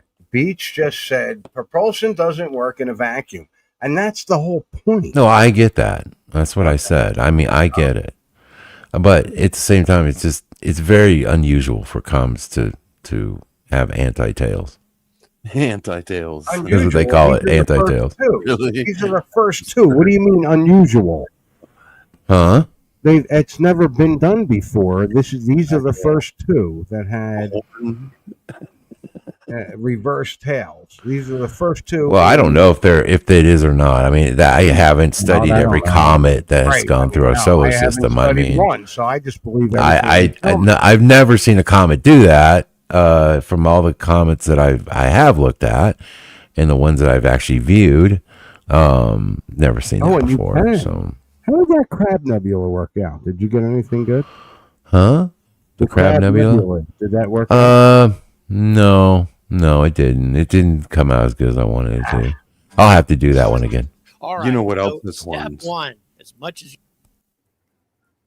you guys might think that I'm going to leave the 3i Atlas stuff to last and make you watch the video, I'm not going to. The 3i Atlas images will be the first thing that I show you, although I strongly urge you to keep watching for the Pentagon UAP footage because it's some fascinating stuff. And unlike the 3i Atlas footage, there is no debate as to whether or not these objects remain unidentified. The Pentagon admits, and nobody seems to have contradicted this, that what they have captured in this footage is not something that they could easily identify. Is it really that? Is it real, or is they just giving us shit? Even after a lot Footage of that they're going to analysis. show here. Oh, I don't know. We'll see. So this is one of the most recent and, in my opinion, most fascinating images of 3i Atlas. It is a strange and ghostly image, to say the least. And once you enhance the image, it gets even more interesting. But let's talk about what we're seeing here. This spindly tail. And once again, this is what various astronomers are calling a tail. But man, it doesn't look like the tails that I have seen on other comets in the past. Looks more like tentacles, 3 different smoke-like wisps of gaseous material of some kind streaming out from behind the object. Once again, this is in accordance with the direction of a typical cometary tail.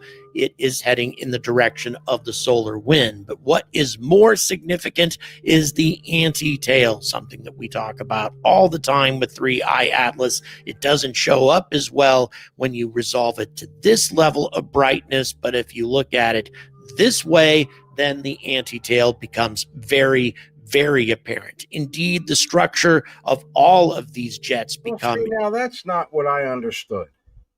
I understood that what is on the right of the screen here was the tail that was going towards the sun. Or No, apparently not. Okay. Well, they kept mentioning. They've been saying it has anti-tail. I assumed it was all that stuff because they didn't. Okay, they didn't explain it. This guy's explaining it better, so you can see the tail.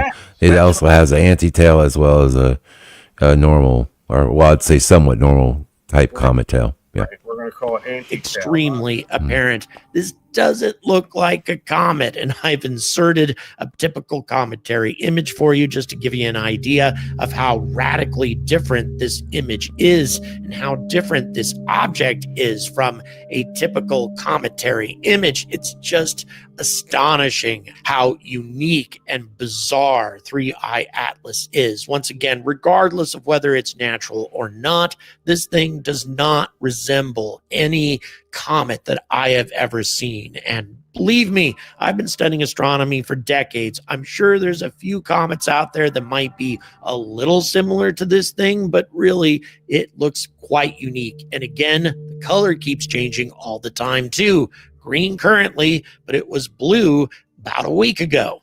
Now, this image was captured by Mitsunori Tsumura on a 0.5 meter telescope. So Dan, the blue color, Mm-hmm. and there's a red one coming after that, right? Okay. Is that what you told me? I mean, are we talking? Oh, you're talking. Okay. Down or the So or whatever. Yeah, the blue Kachina was what was prophesied by the Hopi to say that there will be a bright blue comet. Now, again, it's green in this image, but from Earth it could look blue. So it could, very well look like a blue comet. Last week it was blue. Yeah, and it was more blue, yes, by what the astronomers were picking up. So let's just say it changes back to blue as it gets closer to Earth, and we do see this in the sky. Apparently, it's going to be quite noticeable, and then once that happens, if that is the prophesied blue Kachina, then we should be looking for a red one after So that. we'll be able to see this.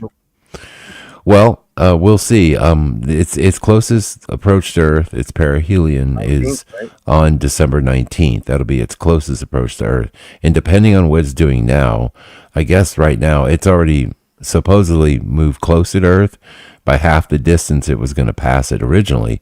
So therefore, it's gotten closer. That wasn't natural. Well, with so much outgassing and things like that, it does have time to make adjustments. So. It's making adjustments? In a sense, yeah. But if I mean, the they're course adjustments, If the swan turns red. Uh-huh. Oh, if the swan turns red. Well, the swan is leaving and moving away from Earth. So if it's going to do anything, it better hurry up, because the further it gets away, it's more likely we're not going to see much from it. Now, with Atlas, there's still a possibility this thing could really brighten up even, who knows what it could do. So it could be something we could see with the naked eye. That's the thing. That's going to be what makes or breaks this thing. Okay. If it's something that is in Hopi prophecy, if it's something you're going to be able to see with the naked eye, it's blue and it's going to be big. And they say another thing is that this thing, the first reports were it was big. Then they said, well, maybe it's not as big as we thought. Then another report reported it as actually being bigger than the original report. So I'm getting so much data. It drives me crazy, and I don't know what's what yet. So I will be getting a new mount for my telescope. So this new mount will allow me to accurately photograph this thing as well. Before the 19th. Yes, before the 19th, it will be here. And I'm going to take this telescope out, and I am going to get pictures like this, or at least hopefully pictures like this. Which is very large for an amateur astronomer telescope. And the reason I've included this one is because its resolution of the anti-tail is very impressive indeed. And by the way, this is at a distance of 300 million kilometers. The tail, if you can call it that, extends out to a distance of 5 million kilometers, whereas the sunward anti-tail, which is really, really apparent in this image, extends out to a distance of 1 million kilometers. And by the way, in case you're wondering what the hell that other object is, well, it's kind of interesting that we got it at this particular moment, because that's a galaxy NGC 4454, which is a barred spiral galaxy. What? Okay. Well, I must have walked away from this. That's a That's a galaxy. That's a galaxy. Yeah. You know what is interesting? What Buddy's right about. One thing is that this doesn't look like a normal comet in a sense that it doesn't have like nothing at the front and a big burn and a tail going on, right? It looks like more like a ball of light or a bunch of energy emitting and then some crap coming off for a tail. You know what I mean? Mm-hmm. So whatever it is, it's likely at the very least different material. Well, that's the thing rock, too. right? So what is it? Like, what is it? Material? What is it?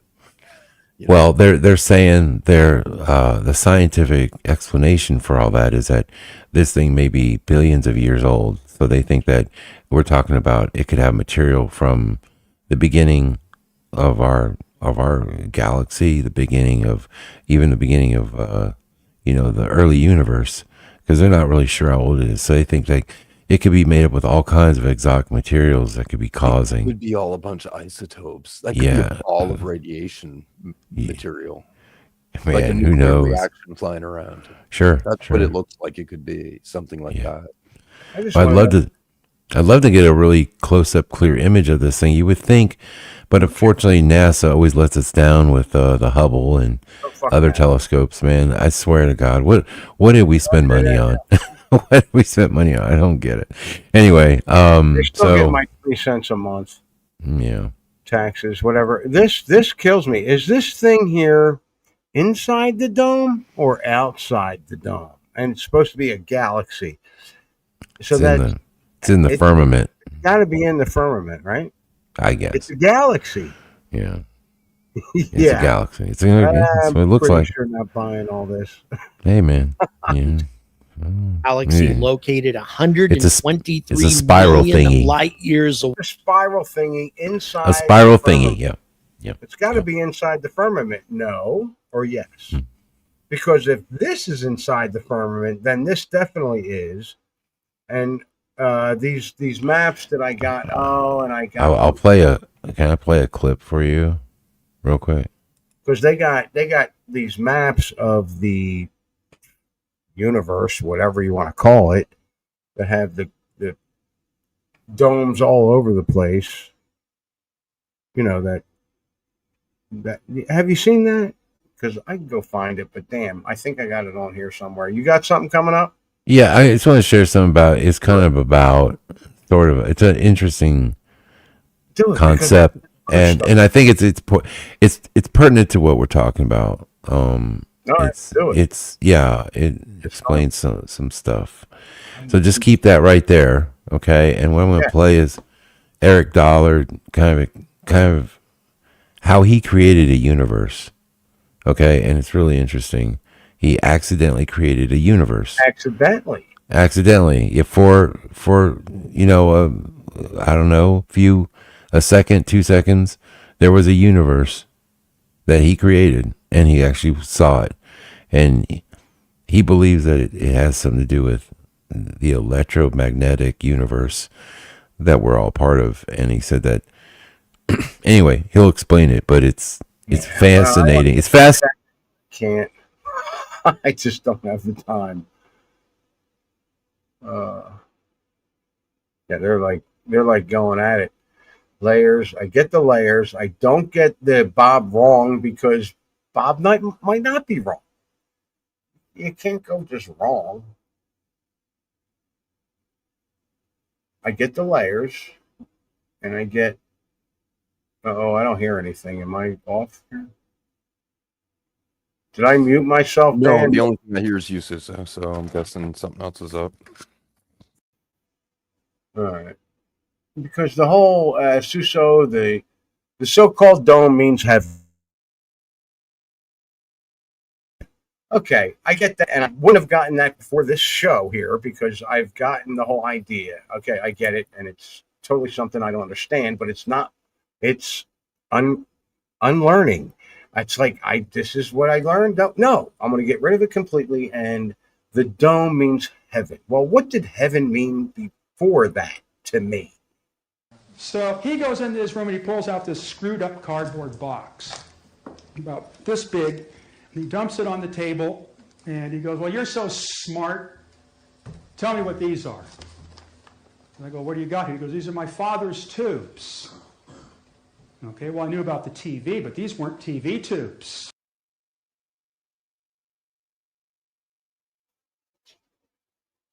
Oh, we were going good. What happened? Freeze. Stop. Video Did we freeze? Dan, get back here. You froze. Damn, We were going keep strong going here. so long. You know, I heard this guy's an asshole in real life. This guy? Yeah, there's a guy I listen to now and then, and he's met him a couple times. I This don't dude's know a who real it- jerk. I don't know who it is. Yeah. Okay, well, maybe that's He's why like a it's froze. science dude.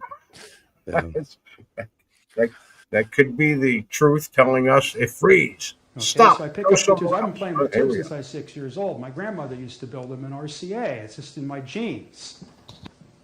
I look at these tubes, and these things they're crazy. Anybody would say this is insanity. Okay, big giant grids, but no cathodes, and like electrodes sticking out of the side, and all this stuff, and But the thing is, I know how to make tubes, so I'm looking at them, and I start to see what's going on here. And he's sitting there. Remember that cartoon character of that dog that would laugh with that kind of horse after the dog screwed somebody that screwed him? I forget the character. That's exactly how Philo laughed. It was that kind of... You couldn't really hear it. It was kind of like a growling inside. He was content. So I pulled this one tube out, which was just an empty quart of glass, and it had an umbilical cord, so to speak, that came off of it to pump all the air out during operation. It was a laboratory tube. They broke it off the pump and discarded it after the experiment. It had two little metal shells pointing at each other, kind of like two little mirrors, coated with some kind of crappy-looking stuff, silver cesium oxide compound, and a simple ring in the middle. Well, it's a simple, electrostatic focus tube with an anode in the middle, and the two plates, and the little tiny wires came in because the voltage was so high. I guess it had to be oil or something around. It looked like it operated about 100,000 volts, which is a lot for a small tube. But I looked at the glass had been all attacked by something. So it used to be in the old color TVs, there was a certain tube that shorted out the high voltage so that it couldn't get out of control. It's called a shunt regulator, 6BK4. And they go every color in the rainbow and make the TV repairmen sick. And what it does is it turns the glass, the radiation turns the glass on the tube chocolate brown. And that's how you can tell how long the tube's been in the set. So I'm looking at this glass, and it's like all baked by some kind of incredible electrical activity that couldn't have come through those little tiny wires. So I go, Philo, something took off in this tube, didn't it? Then he stopped laughing and got all crappy with me again. I go, Philo, tell me what happened in the tube. And so he told me I could see what happened.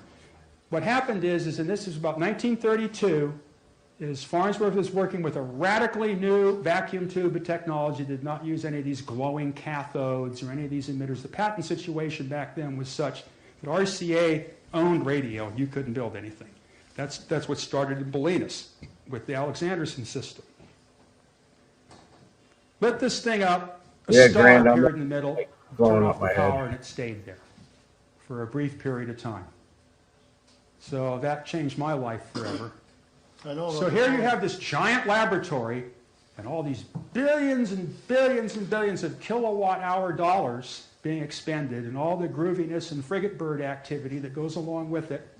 And here's some guy in a laboratory on Green Street in San Francisco, okay, on a poverty existence because he's never got anything out of television, does the same thing in an empty bottle, for so to speak. Where are the tubes now? The Farnsworth family still has them, but it doesn't stop there.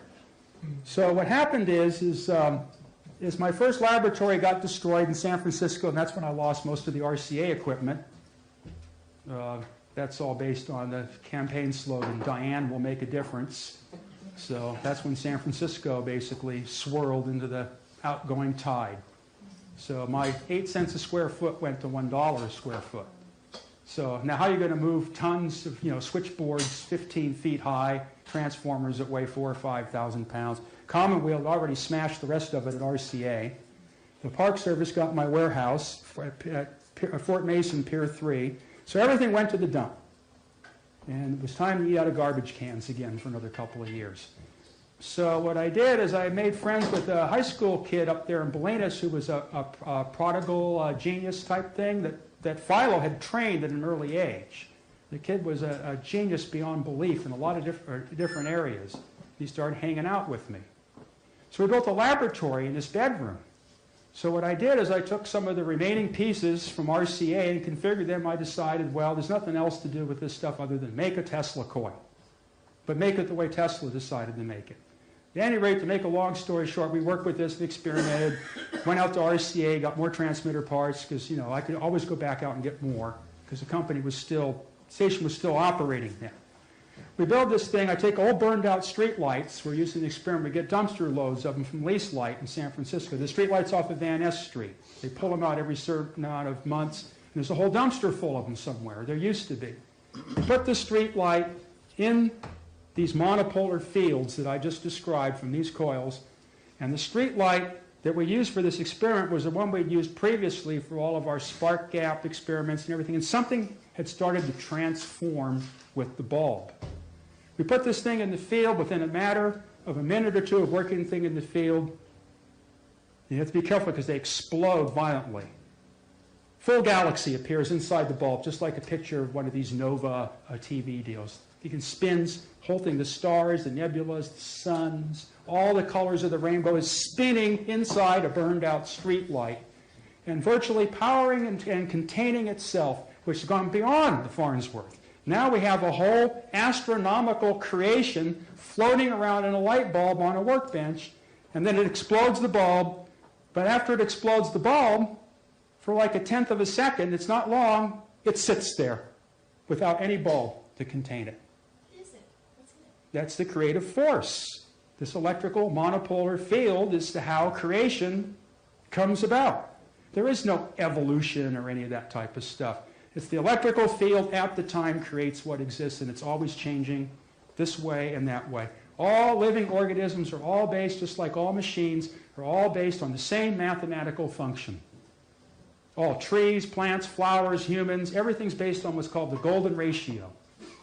It's a definite geometric pattern, and all of these electrical discharges associated with these Tesla transformers are all golden ratio proportioned and tend to be self-organizing and self-powering. So that ends the story. $1 trillion in the Livermore laboratories, and a deranged high school kid and a homeless person go beyond it in the laboratory.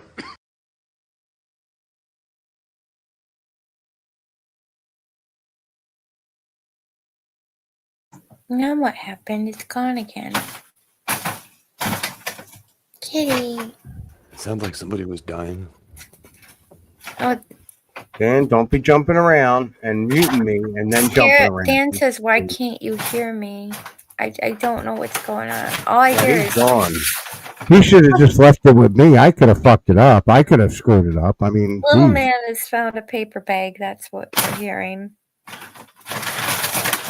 He's jumping in and out of a paper bag. What?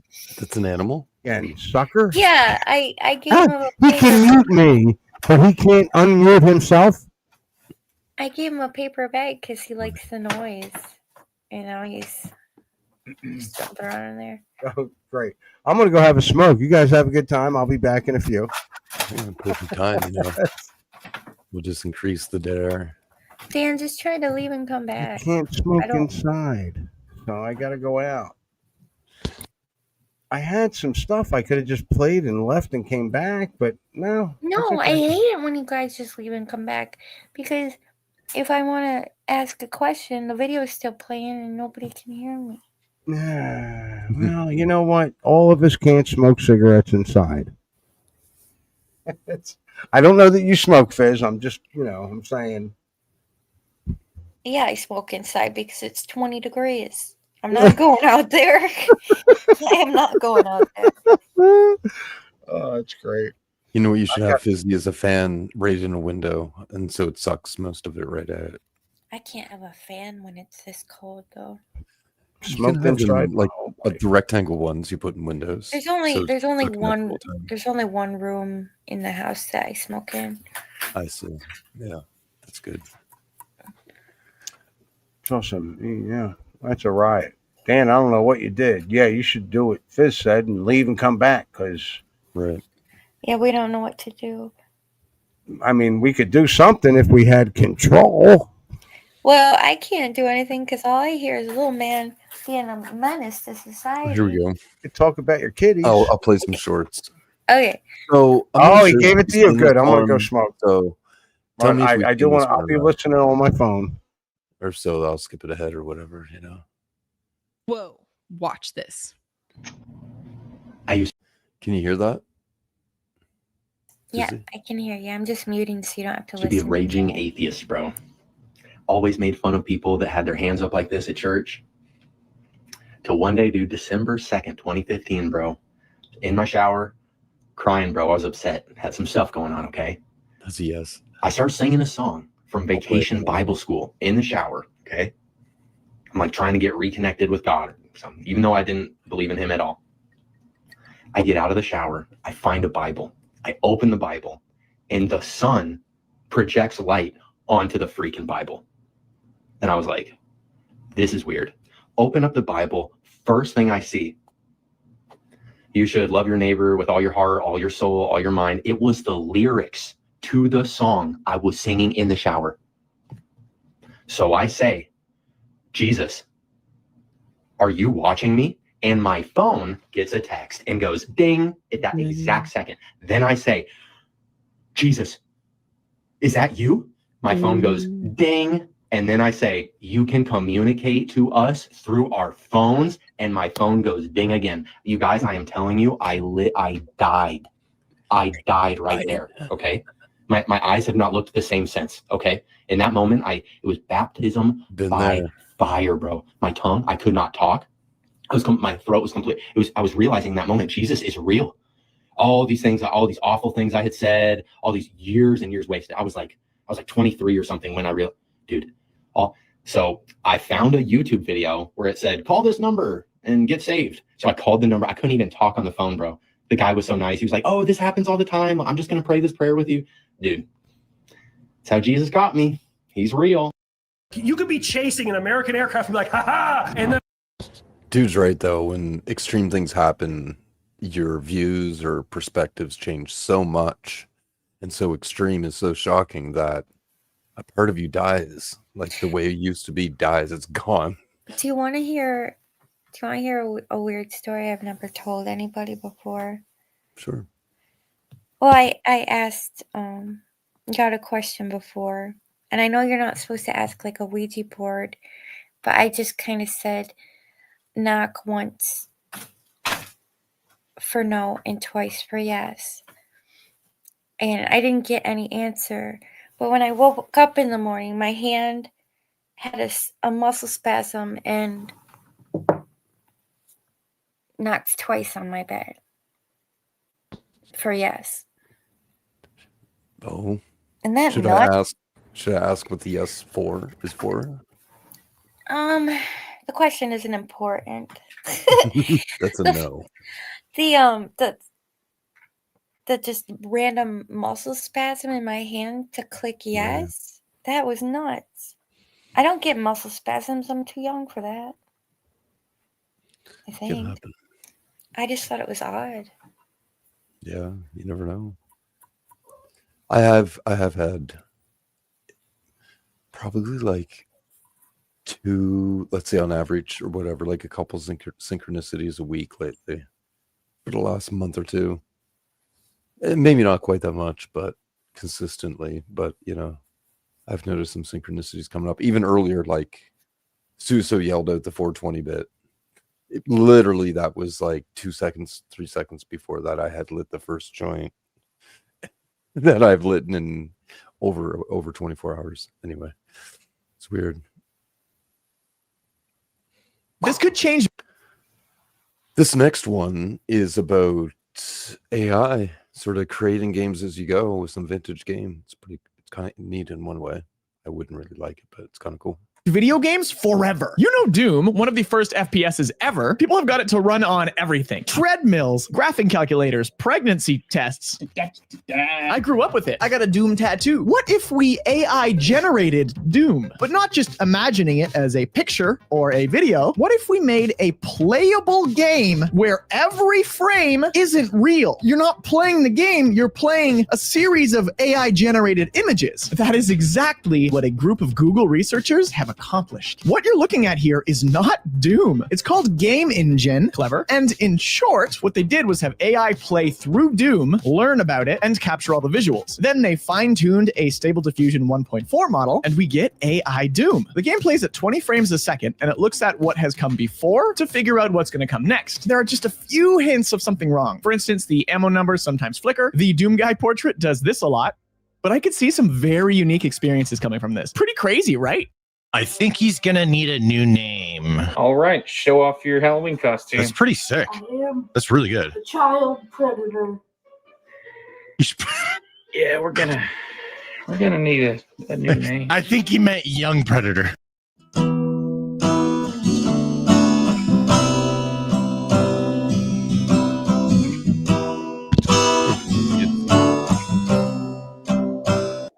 I guess that's one way to burst the bubble. What is this? I am Evelyn and I do only. Evelyn? Damn, bitch! Oh, wow! That's why you don't fucking buy Ford, people. That's why you don't buy the Ford. You can't park there. That's a bad fucking day for them. And I just got the Toyota, thank God. Oh my God. That it's cute. I think it's hilarious as shit. It's amazing, actually. She's really good. There's no way around the fact that I'm lying in a truck. What's up? Whoa. Yeah, dude.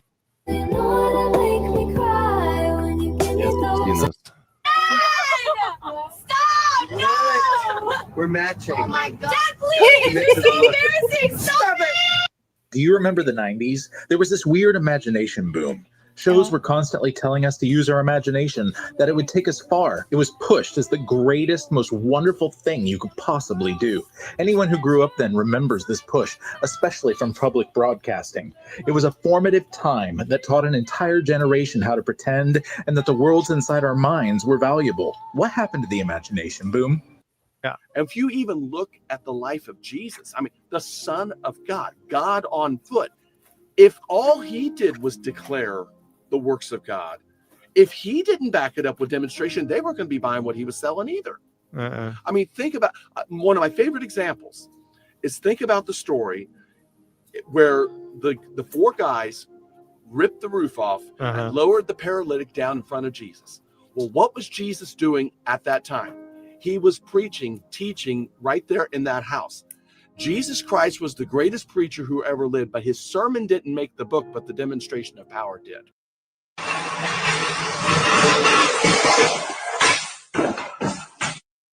The hardest level of Japan's optional fishing minigame just dropped right in the candy aisle. Fishing gummies, level max. Fizzy, did you ever notice all the cool shit that Japan has? Oh, I know. They have snack boxes and stuff you can get. Everything's awesome in Japan. All their arcade games, and yeah, everything's cool.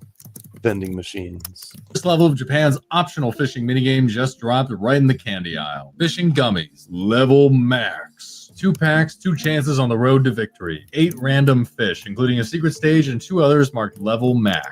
All you have to do is fish up the gummy without breaking the line. And if I can guide the fish in Ymir Forest to give me fruit, I can guide one out of a plastic tray with my patent-pending tiny fishing rod, starting with some sort of cephalopod challenge. Level 3, that means 3 yellow mines where the cola-flavored gummy line loves to snap. And while the first area was easy, the second mine just won't give. This was actually the first time I've ever seen the line break. And that was the easier version. Now I'm stuck facing the level max Megalodon, which does not bode well. I decided to hold it upside down for the rest of the video. Not because I'm dumb, but definitely because I'm traumatized. What's that? Is it? No. chasing me as Fish Will Smith. Somehow seemed even easier until the very last second. After all these other versions, I genuinely didn't think you could fail these, but the catch of the day is a welcome, bright, sweet and sour lemon paired with mellow cola.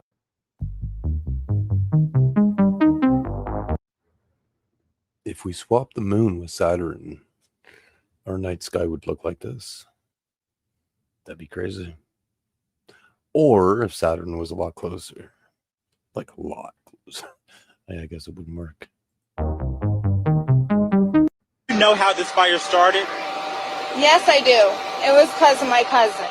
And I don't want to mention no names. Your cousin. Yes. And you said you think your cousin started this. Do you know how or why? He's mad because he can't get with me. I'm married to my husband. And it's a long story. Just make it short. Yeah. Imagine it's a long story. What the hell? Oh, here. 1 second.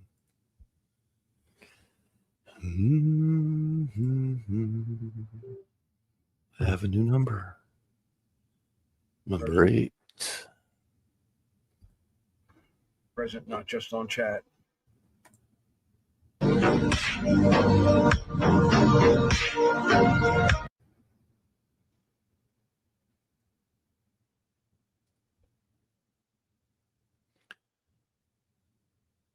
Dan is still with us. Yeah, apparently April Fool's comes from a change of dates. Getting his drink.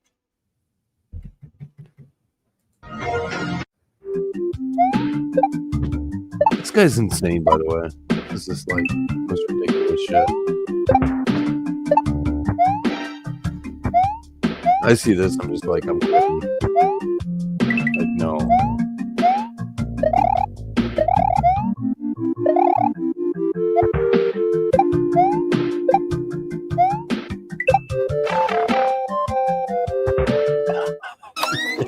Holy shit. Oh, PD, you're in here, make yourself known. Oh, PD, search warrant. It's like 40 right now.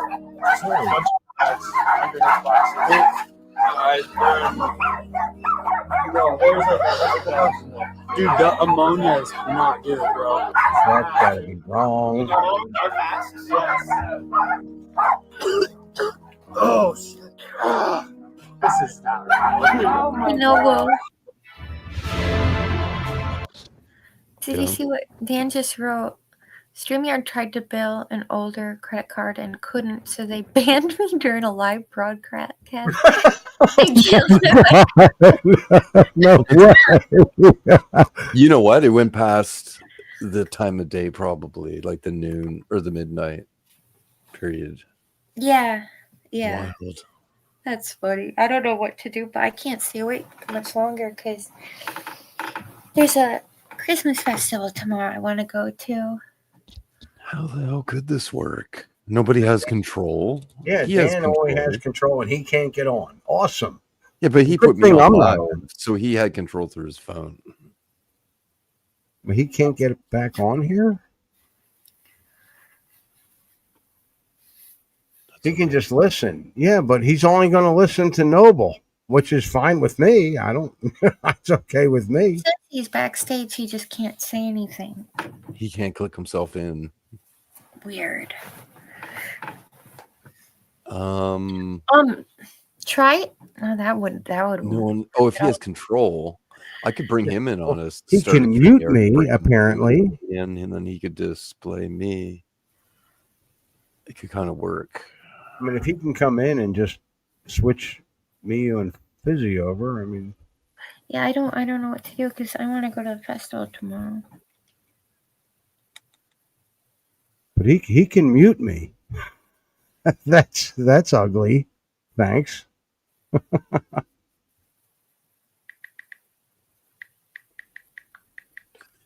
Did I show you the weird stuff I think my phone has been hacked. Yeah, you showed me a screenshot and you said that's not even your desktop or whatever background. That's not my screen. I don't even have those apps. And it's been making, don't laugh. It has been meowing. Like, if I'm chatting with someone and they say anything about a cat or the cat or a cat emoji, it'll meow. Only I'm when sorry, I didn't mean to laugh. only when I'm using Chrome. So I don't know where the noise is coming from. It keeps saying that people are trying to sign into my account from Europe You're and say talking about allow access or whatever. Now I'm getting weird pictures of my phone that I didn't take. So I don't understand. that's happened to me recently too, and I was told to go to Firefox and not use Chrome. I was told to use Firefox, but my computer totally shut down and put everything on Chrome. And I didn't ask it to do that. I don't have automatic updates.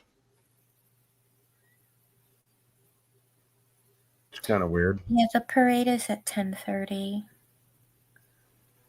A parade. Yeah, it's a Christmas festival. The Maple and Mistletoe Festival, a beloved annual event. I missed the lighting of the Christmas tree, though. That was last night. Suso, But there is a petting zoo and there's food, so I'm in. What you got? You want me to send you stuff? I mean, can I do that? No, I was going to say can you go on to 2 StreamYards at one time? I started a StreamYard here. 2 StreamYards. So I'm thinking Dan can come into this StreamYard and then I can share it. He can okay it from I assume the control from his phone to bring it into the I'll forefront try. of his StreamYard. No, I never tried that before, but I'll give it a shot. Anyway, Dan said he was rebooting. We'll see Yeah. that. But I also left a StreamYard link in both He says he's going to try and enter through his phone. through both the duck. Yeah, just he put me on, right? He had control somehow because he put me if you're not as if you're presenter. not logged into your account, it should work. Now I'm like that going. I did get in. Yeah, but I'm not going. Anyway, I made a StreamYard. I put it both in the duck and Hangouts. The duck. Is the duck good? I mean, that's what we're having problems with, right? But until then, I'll play a couple more. There I'm going to the anti-scarab. Yeah, just play. I'm going to dump it, stay in the I back. get on this. I guess I'll have to present it. That's weird. Then I'll have to present myself. That'll work. We're working in loops. 1 second until I figure this out. My brain just hiccuped. StreamYard, present, stop, present, screen share, StreamYard with Dan. And then, with any luck, Dan has control. We'll see what happens when he comes back. I hear you on mine. Are you able to change the present, or did I just totally destroy everything by killing my present? I should have thought of that. Oh, no. We might have really ruined the stream now.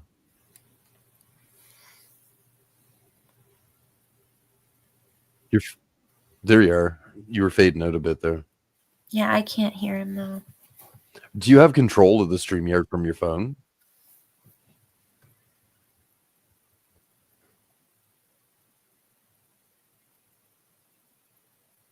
Well, can you make...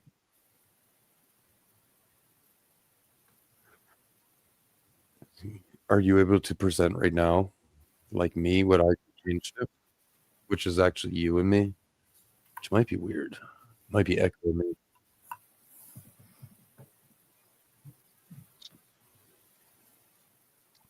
The audience can't hear you right now. Oh. Okay, well, present me right now because you can talk through my link. That's what I'm doing. There. Okay.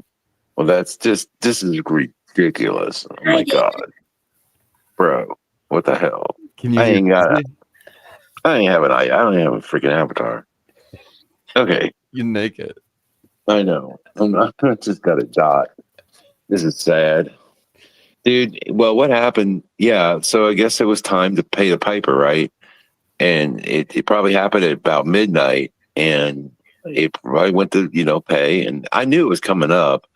So anyway, they charged a credit card that I had removed. And anyway, they were pissed. So they're like, hey, you need to update your stuff so we can bill you. And that's the first sign I saw anything. That was the first sign of something wrong. So I went in there and I paid them. All that's good. But now I think because they shut my mic off, I guess they couldn't shut the whole broadcast off. So what they did was they took me out instead.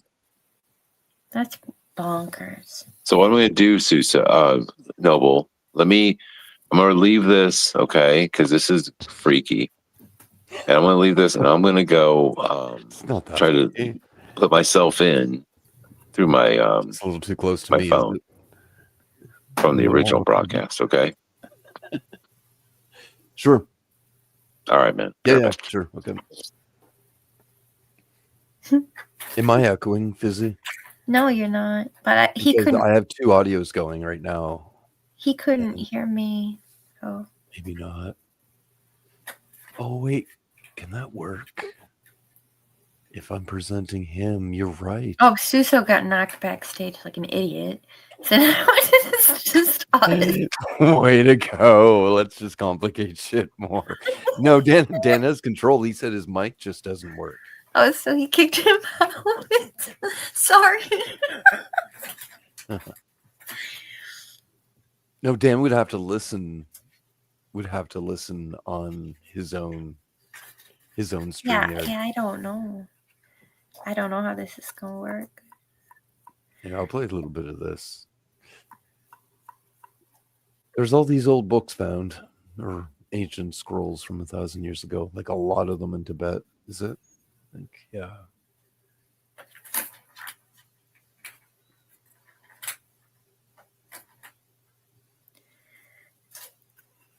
I got Kitty's this mechanical toy. You can probably hear him. It's like a little butterfly and it flits around and he can get it. Mm-hmm.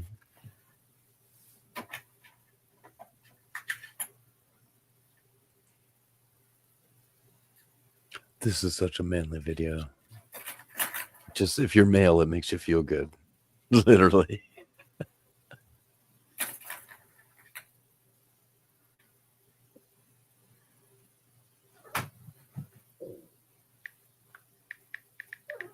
Fuck yeah. It's pretty impressive. I can't hear the video. Oh, really?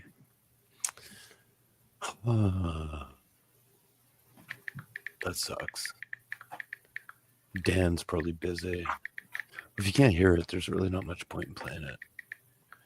That sucks. Maybe I didn't present it properly. Oh, wait now. Oh, I'm presenting it through mine. 1 second. I think I can fix that. I can back off a step here. I'm going to lose my secondary stream here in a little while. Funniest thing Elon's ever done? What is this? This better, Yeah. Se te olvida que hasta puedo hacerte mal si me decido, pues tu amor lo tengo muy comprometido. I swear this world's getting so stupid. Like, it's getting bad now. Maybe it's all the ridiculous videos I see, but damn. Funniest thing Elon's ever done? What is this?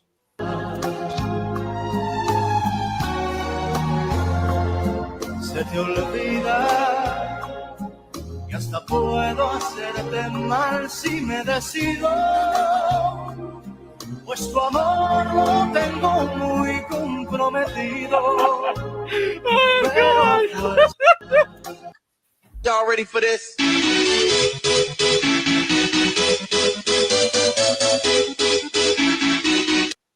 See how he rigged that one? Y'all ready for this?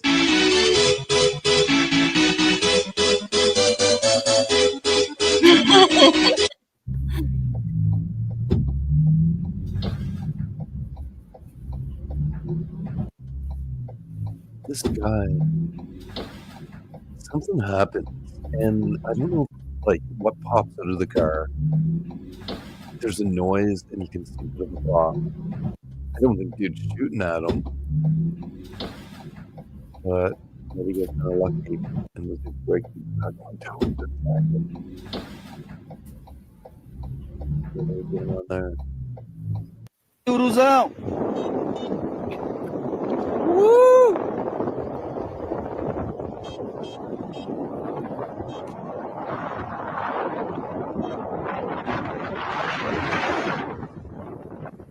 Aí, garoto!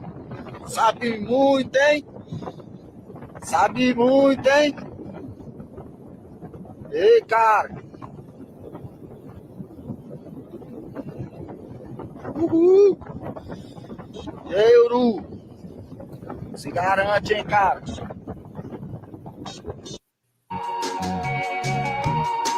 you realize that the hair we collected from you over 9 months is what made us this part of this baby?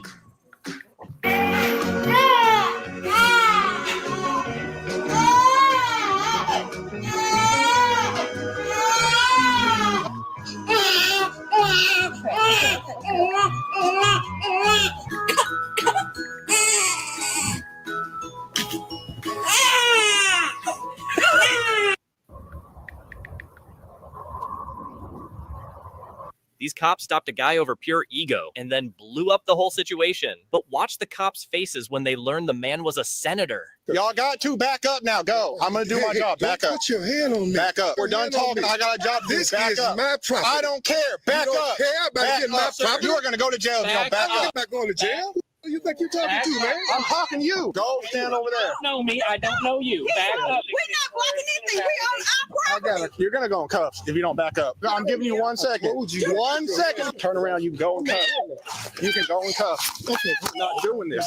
What is going on? Chief is calling me on the way here. I can't answer because I'm running code. direct. Chief calling me while I'm running code. I just got on scene out here. Apparently, Senator Bill Walker, they've got in a vehicle. Take him out of cuffs immediately. Kurt, take Walker out of cuffs immediately. Her chief, get him out of cuffs. I just gave you a direct order to take him out. It's already been to the mayor's office. He called the mayor directly. Yeah, Chief's been on the phone with both of us already. Chief Mayor, us? Hey, I just found that outside. You fucked up. That's crazy. Hey, I just found that outside. Is it yours? No. You got a lighter? Yeah. Do you? You want to see what's in it? There's a guy who was hiking in Russia when the most recent tsunami hit, and he was on a cliff, and you see the ocean come in and like reach the top of the cliff. It's crazy. Like, watch this. So look how high this guy, right? Way up, right? And so as he's up here, you know, he's seeing the waves come in. Now, he must have known that this was going to happen because everybody knew this was going to happen. Come on. So watch how it's coming in now. And now it keeps coming. It keeps coming all the way to the top where he is. It's nuts. Look at his dog. His dog's like, yo, I would be freaking out. I would be running. Yeah, I'd be out with that, man. I wouldn't trust it. This was the shocking moment when a routine health inspection turned into a chemical crime scene. At a public event in Denver on November 16, 2025, a city health inspector walked up to a Colorado food vendor and dumped bleach straight into their fresh prep bowls, guac, onions, limes, and all. The vendor had reportedly been cited for a basic violation, something most inspectors handle with a warning or a shutdown notice. Instead, this one chose to douse the food in chemicals, turning a full day's worth of meals into a toxic soup while stunned bystanders could do nothing but watch. The city is now scrambling to explain how a simple violation escalated into something so extreme.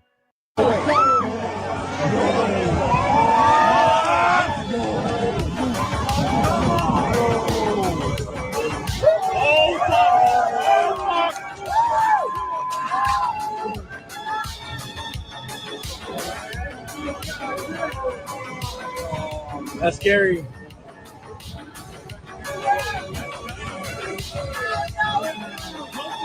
Hey, slow down.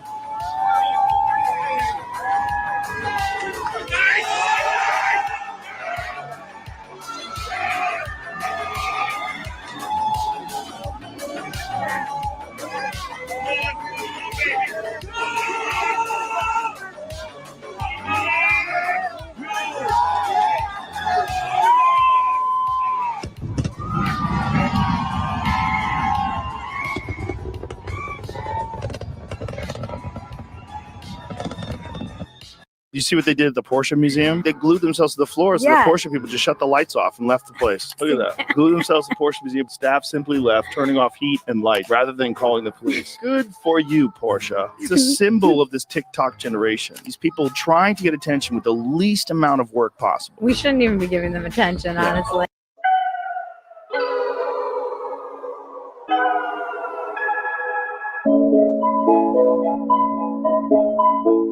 Holy cow! Here go the poles. Here go the poles. I can't. All right, I gotta get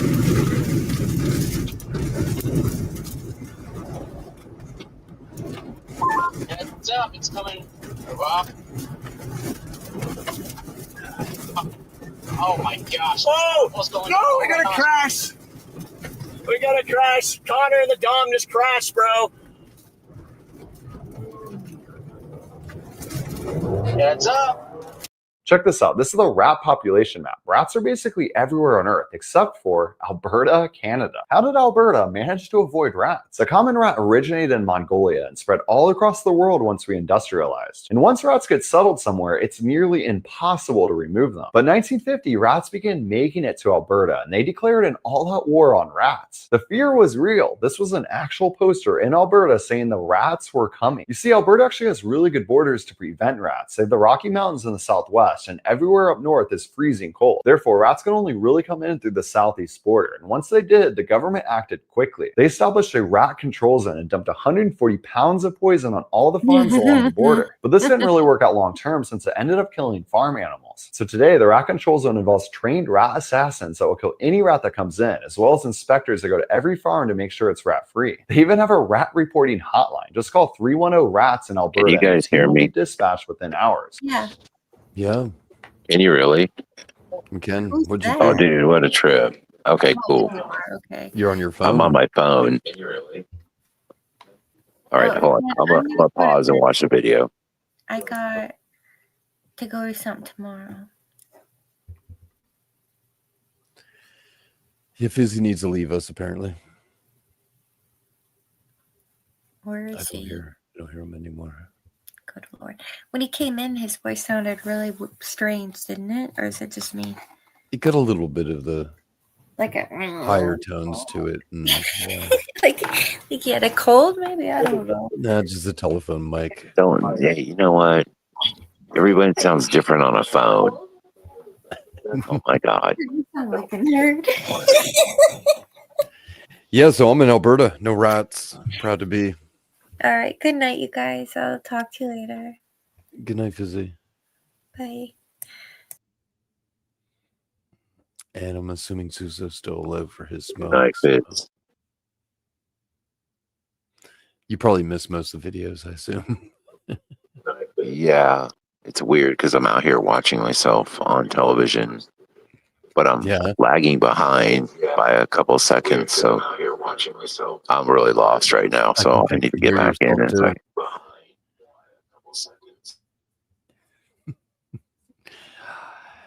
Not really always at ease when I hear somebody say that they're watching themselves, but I'll continue on with a video or two. Alberta takes rats very seriously and probably has the strictest anti-rat program in the world. So if you don't like rats, go to Alberta. Yeah. To all the killers and the $100 billers. Oh yeah, there's a beat or a tune. The wolf in sheep's clothing. If you wonder why it's so expensive to fly somewhere, this is the real-time cost of how much money it will take just to get this airplane off the ground. Yeah, you want to see how retarded it looks to have an engine out in front of the wing like that? So obviously, the further you go, the more fuel you'll use, and the more it's going to cost. Look at this. I could have already filled my gas tank 2 times and gone like 600 miles by driving, and this airplane is only halfway across the runway. I mean, look, this is crazy. It's almost about to get off the ground, and we're almost at $200, which means for $200, you could drive halfway across the United States of America. And this airplane's just getting off the ground. That's why it costs so much.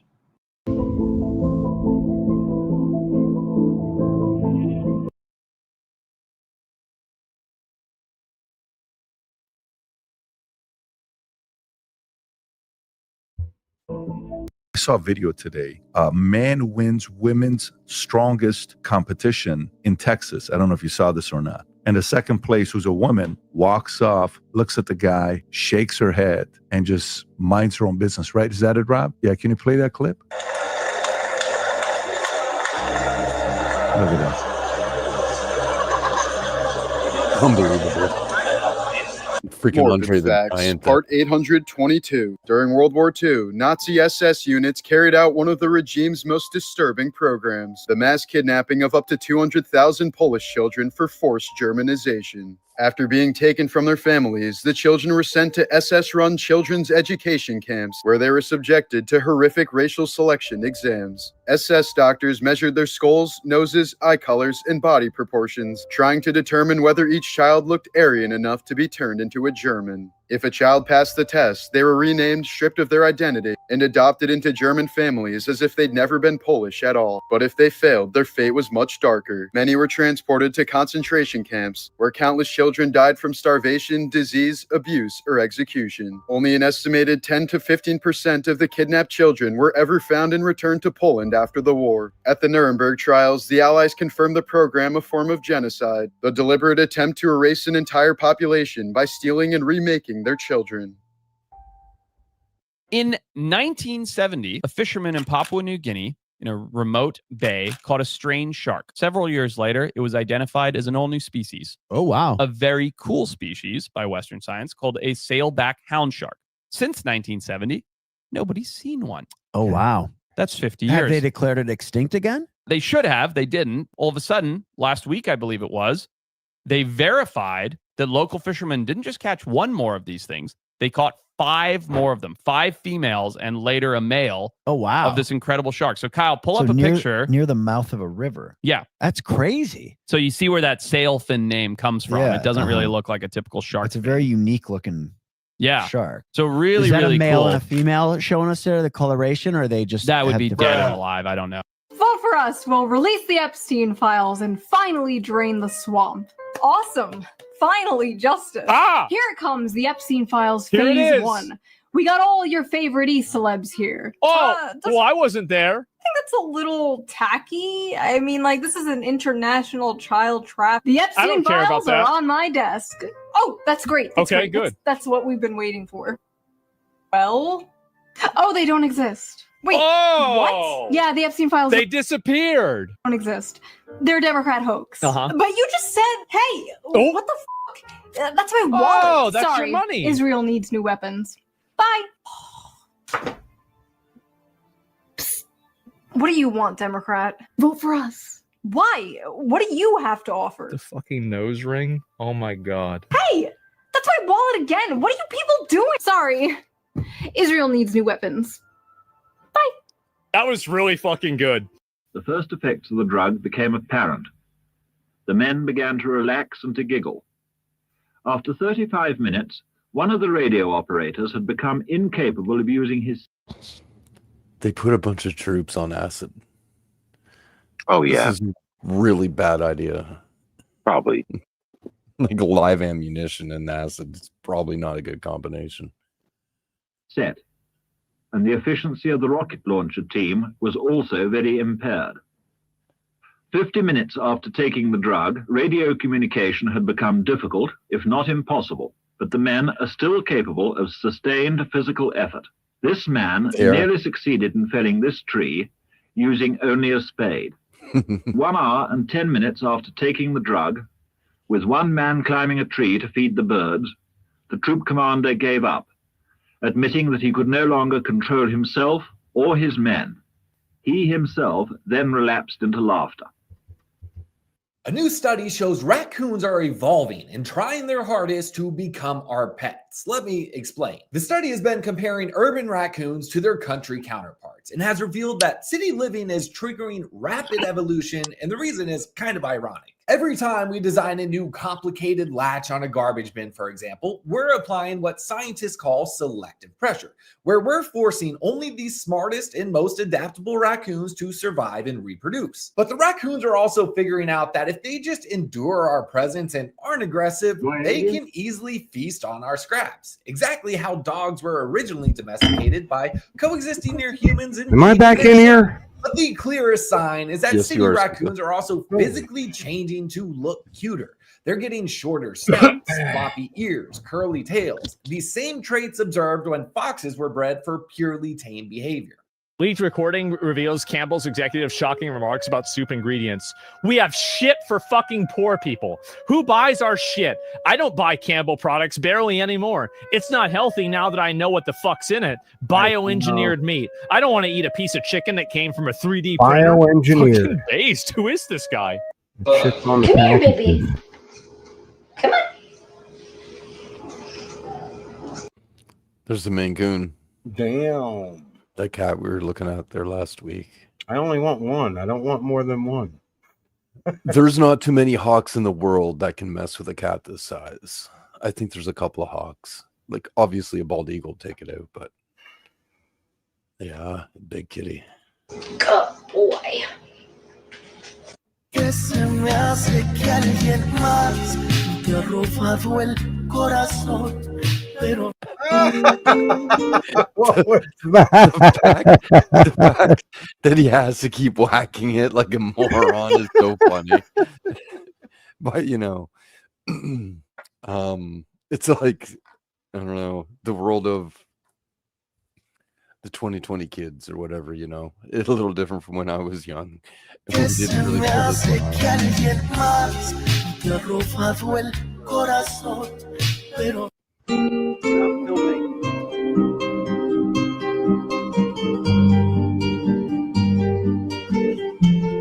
Watch this all day. That was great. What's that? Just look the way she was walking with the geese. I mean, my God, that was Yeah. I'll look into the future of humanity. We'll be able to just maybe, hopefully, frolic with the geese in white robes if you want to. no sunshine when she's gone. It's not one. The comments in the section. This guy's a freaking hero. yeah, he is. No sunshine when she's gone. It's not warm when she's away. No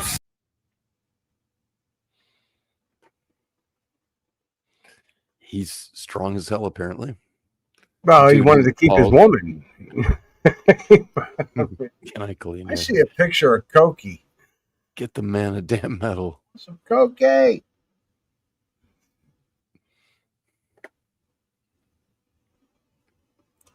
Yeah, I got a picture of the puppy. Oh, really? Cokie, yeah. Well, I'm on. Yeah, I had to create an avatar real quick, and that's all I could find. Good enough. Hey, I know you were busy doing shit, Dan. Did you happen to look at chat while you were going through all that shit? Probably not. No, not really, man. I was sort of busy. Go-kart Bob lost his kitty. Do what? His kitty passed. Whose? Go-kart Bob. Oh, well, I'm sorry. Yeah, I was all over it, man. It was killing me. I was like, holy fuck, I know exactly what he's going through, and my cats are still here, and I know what he's going through. I'm like, oh, fuck. That bothered me. And when it happened to Fizzy, I just kept quiet because I was like, I don't want to cry. I don't need that. And I'm like, when my cats go, I'm going to be calling you every day so you can remind me that they're just in another reality with you. I got a word. I got 2 words for you, Sue. So I just want to yes or no. Go ahead. Okay, it's all you have to say to me. Oh God. Are you ready? No. Willie Nelson. You told me to say no. No, I want to know yes or no. I'm asking you, Willie Nelson. Yeah. What about him? Well, no, I know what you're not saying talking anything about. else. Okay. I just want to know yes or How'd no. you do? How'd you do? No, I'm not, dude. I'm asking you, All right. Willie Nelson. Yeah. Yeah. Well, no, I don't know. What are you saying? What's the Never mind. question? Oh, I would say never mind. yes. I would say yes, but that's it. But that's it. What I told That's you. all I need to know. Now I understand what's wrong with you. Okay. All right. Oh, so I should go back to smoking. I thought you were going to ask if he was alive or dead. I'm like, no, it's all right. Years, I don't know. You know, when talking to Suso, I feel like I have to be that guy, on the tarmac with the fucking lit poles that guides him in. You know, like okay, yeah, guide me in with the big. I have to guide you in, bro. I mean, yeah, innuendo and never mind. So I don't understand when you're saying Willie Nelson and you're saying yes or no. What is exactly? Oh my god, question for sure, but yes pretty or much no. I'm going with. If a person was like high or something, they may not catch on, right? Yeah, pretty much. So I don't know how. Well, there's because I ran out of Willie. I gave all my Willie away the other day. All right. So that's all. But I would say yeah. But what I told you. This dude. I'm just okay. Putin's bodyguard. Just go ahead. Why is that where you're at? Forget. Are you there? No, never mind. Because I would just say one. No. I'm good. Go ahead, Noble. I thought we could have waited until we were off the channel to talk about. No, I just thought it'd be a quick little yes or no, but you've turned it into a complete debacle. So never mind. I'm just going to forget I even asked the question. Go ahead, Noble. This dude right here that looks kind of ordinary. He's freaking machine. This is like suit and tie.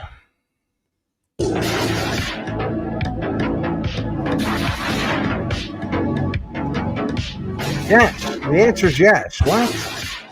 Crazy.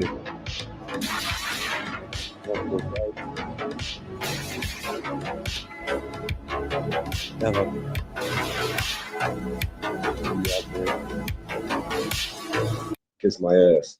This is you know what? Fuck you. Okay, that's contempt. That's 93. Keep going. Fuck you. That's another 93. That's another 93. That's another 93. That's another 93. That's 6 93s consecutive.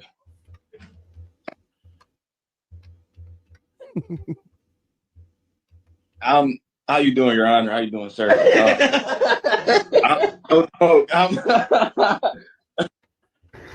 Cars. Tomater. Yeah. Oh, yeah. Okay. Fizzy was supposed to be here for this. Cars. The movie Cars.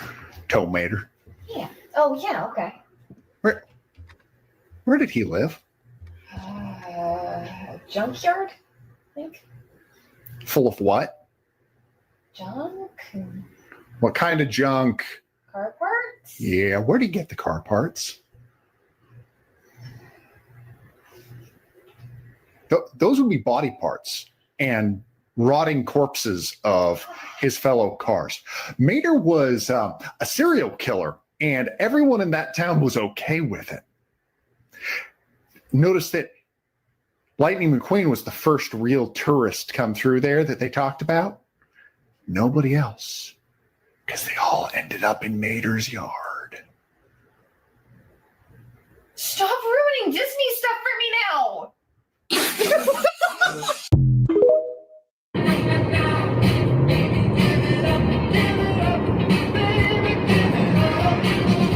Awesome.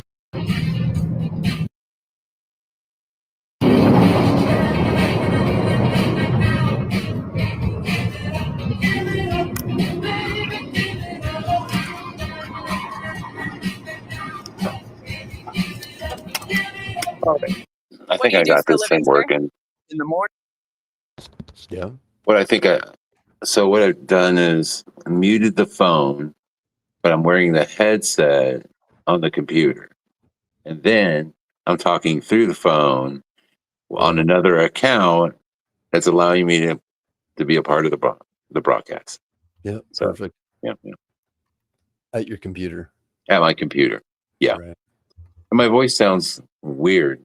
It's not horrible. No, It's not like it it's was. just weird. Oh, well, it's better than nothing. Yeah.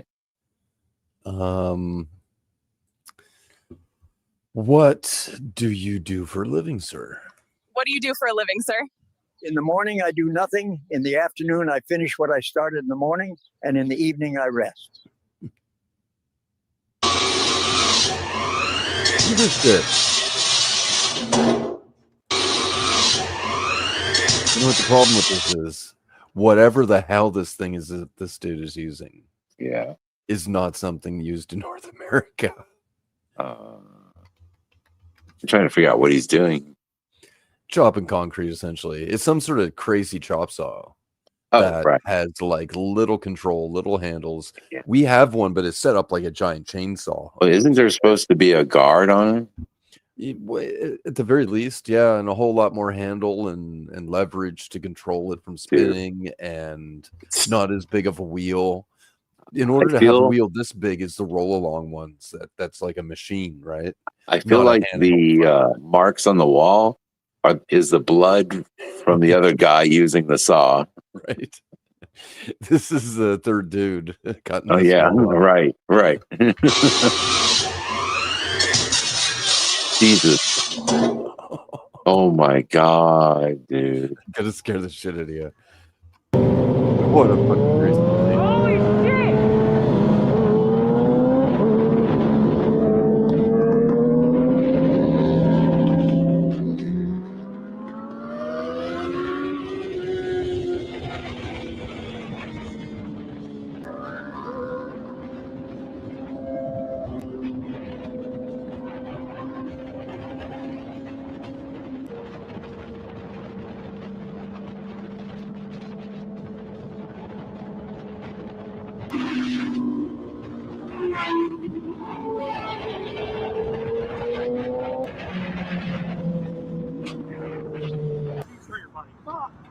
You good?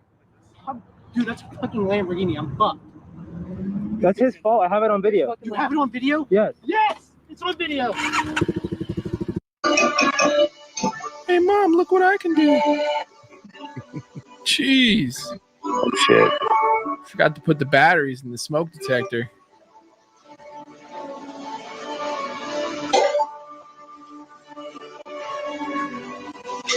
He's like, yo, there's hair inside here. Where'd this hair come from?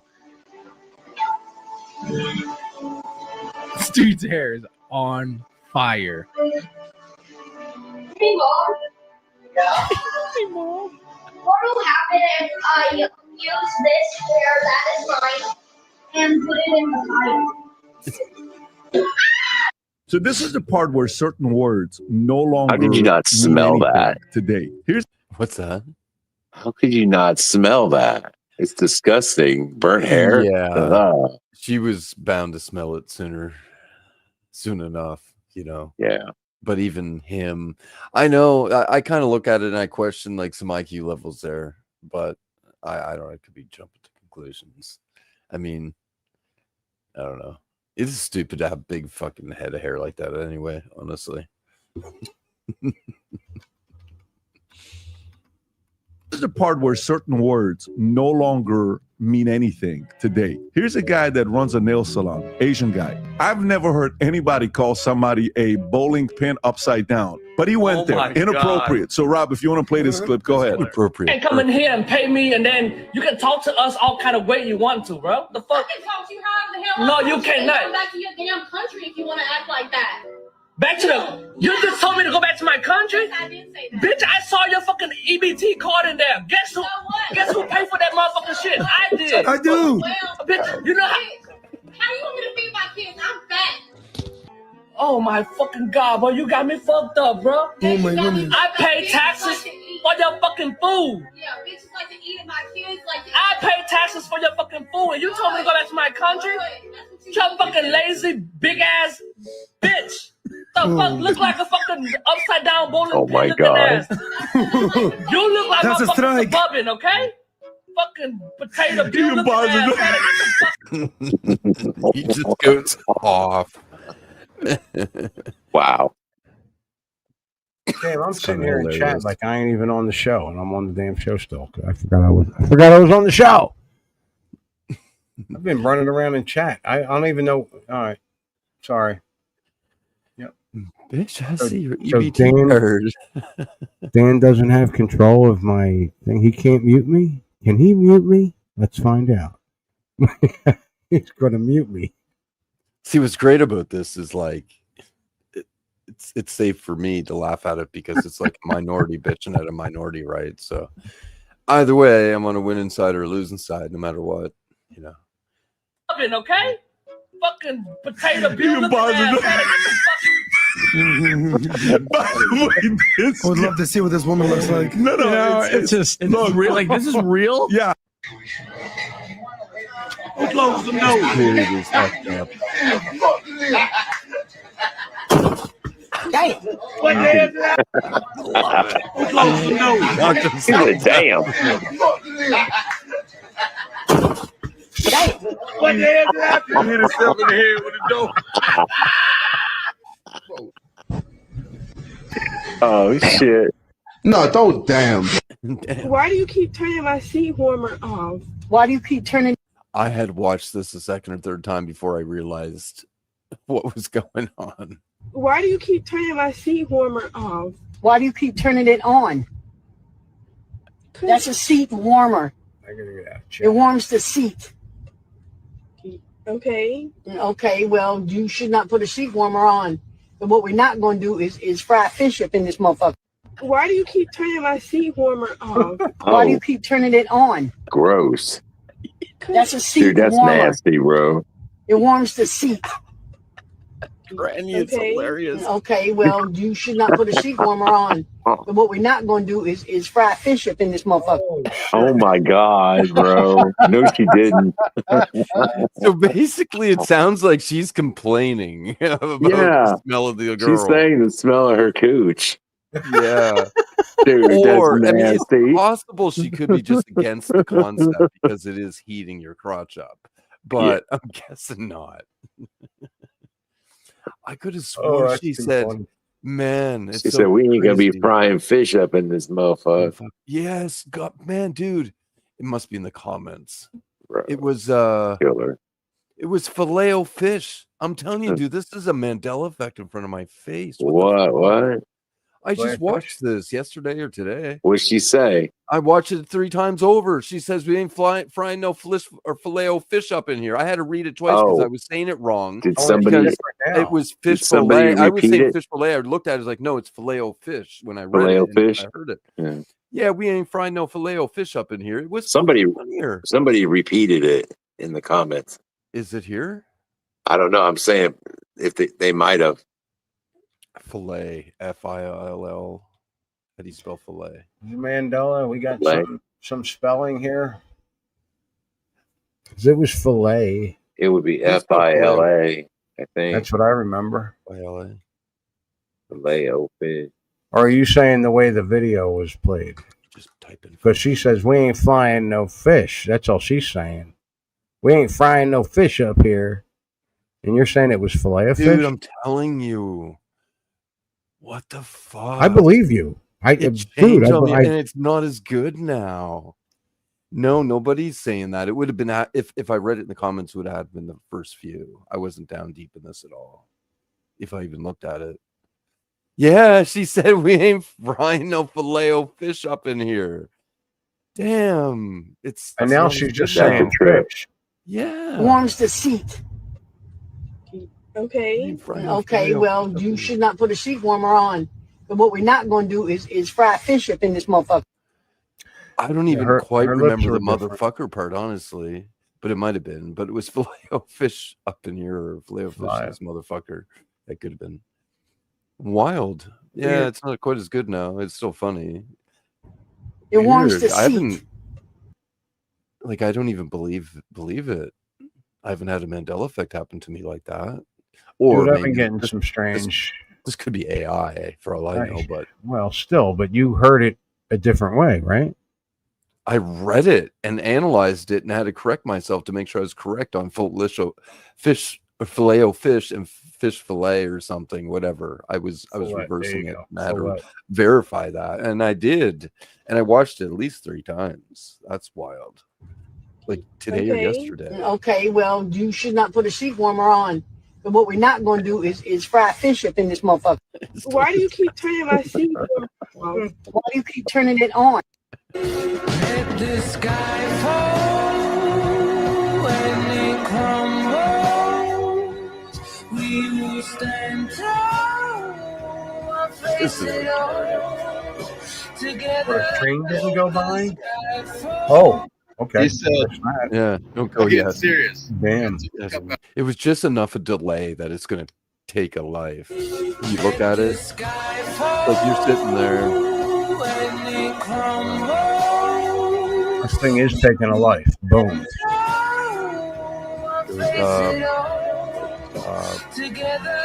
There I'll go. Wow, it went up. Let you go through. Nice. Yeah, it definitely should wait until it passes. Yeah. Scary. That's Russia. Yeah. I'm getting serious. I took the cup out of the car. Couldn't have nothing happen to that Stanley. Don't want to screw up your coffee cup.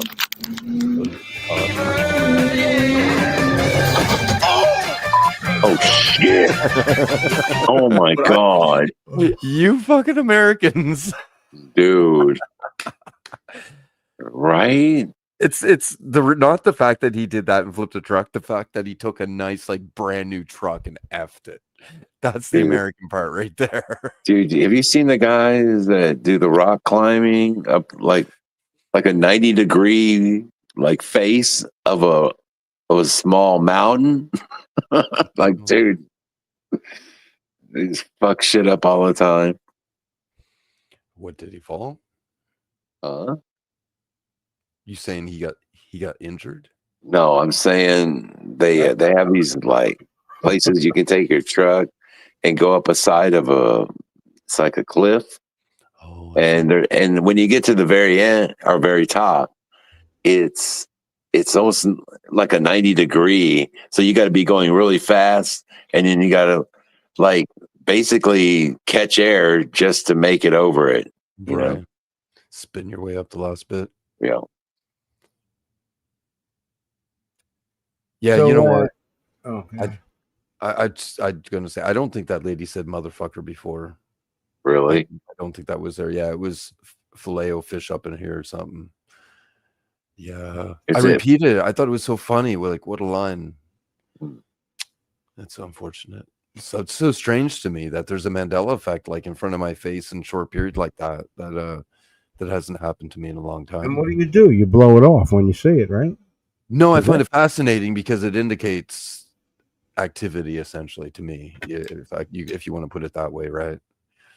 I just see one and I'm like, all right, let me write that down. I'm like, well, I ain't got a pen. I'm walking. I'm out doing something. I'm not going to sit there and remember that. I feel like I just need to text people and say, hey, you got a Mandela. Tell me what you think. Had one the other day, but it wasn't a Mandela.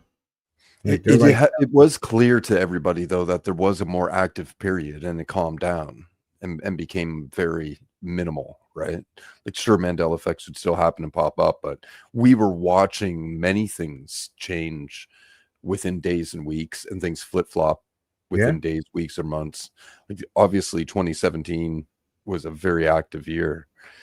It wasn't just we were discovering things that could have changed who knows when. No, we were watching shit change in many cases. So. And now what are they doing? Obviously slowed right down. And now it's the younger group that are watching them, and they're definitely blowing it off because they're not here.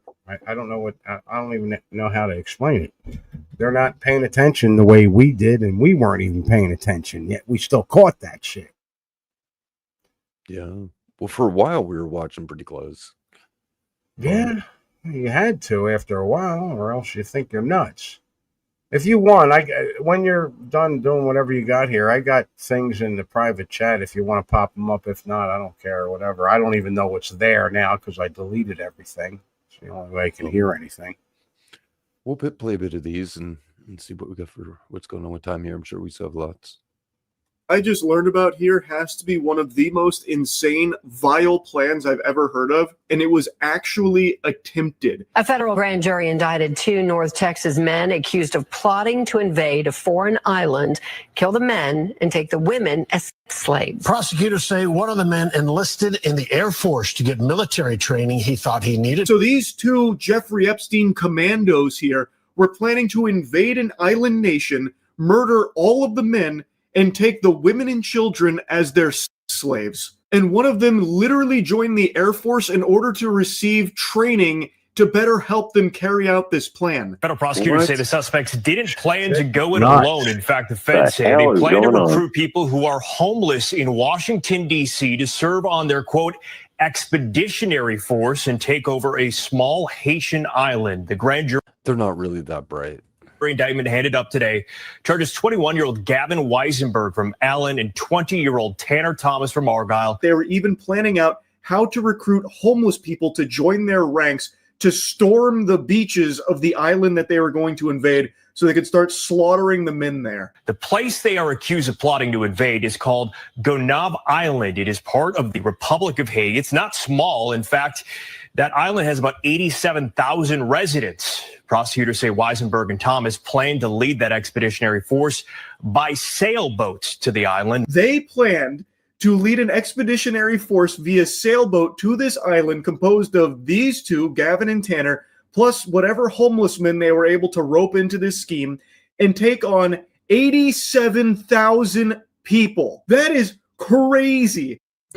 This video is doing the What are they paying? Let her go. What are you I mean, goddamn.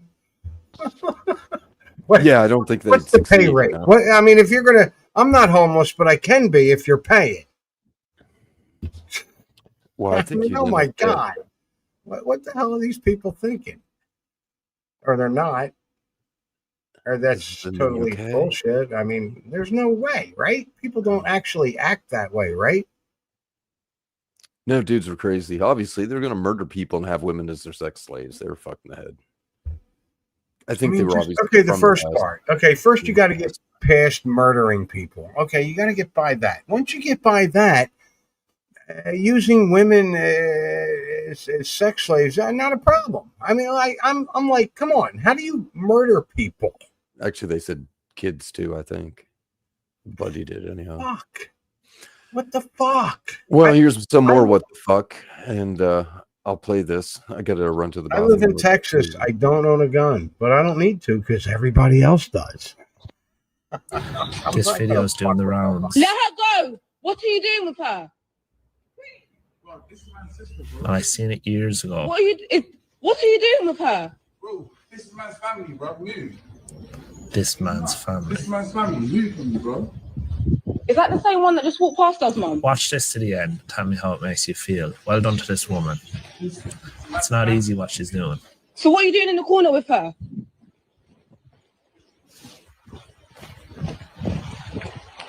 Are you okay?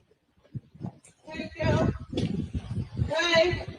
She say no. Hey. At least I have a platform now where I can highlight it. A year ago, I couldn't. I'm following you.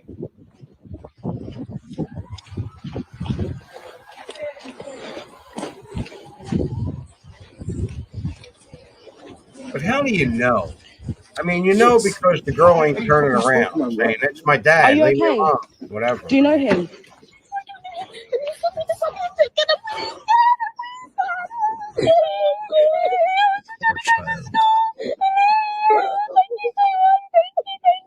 I was just trying to go to school and he told me to. This is England. In my eyes, every adult is responsible for the world that little girl lives in. And if she has to go through that because we're too soft, and what does that say about us? That's so messed up. I've seen that. Yeah, you know how I think she knew she's seen that girl passing. I think one of them said, "Is she the one that passed, or they passed us or something earlier? She passed us." So I think they seen her walking on her own just prior to that. The following content may contain graphic Man, violence. man, we got to teach these kids to fucking hurt people. They're going to get fucked with. Yeah, it's pretty scary over there. Shit.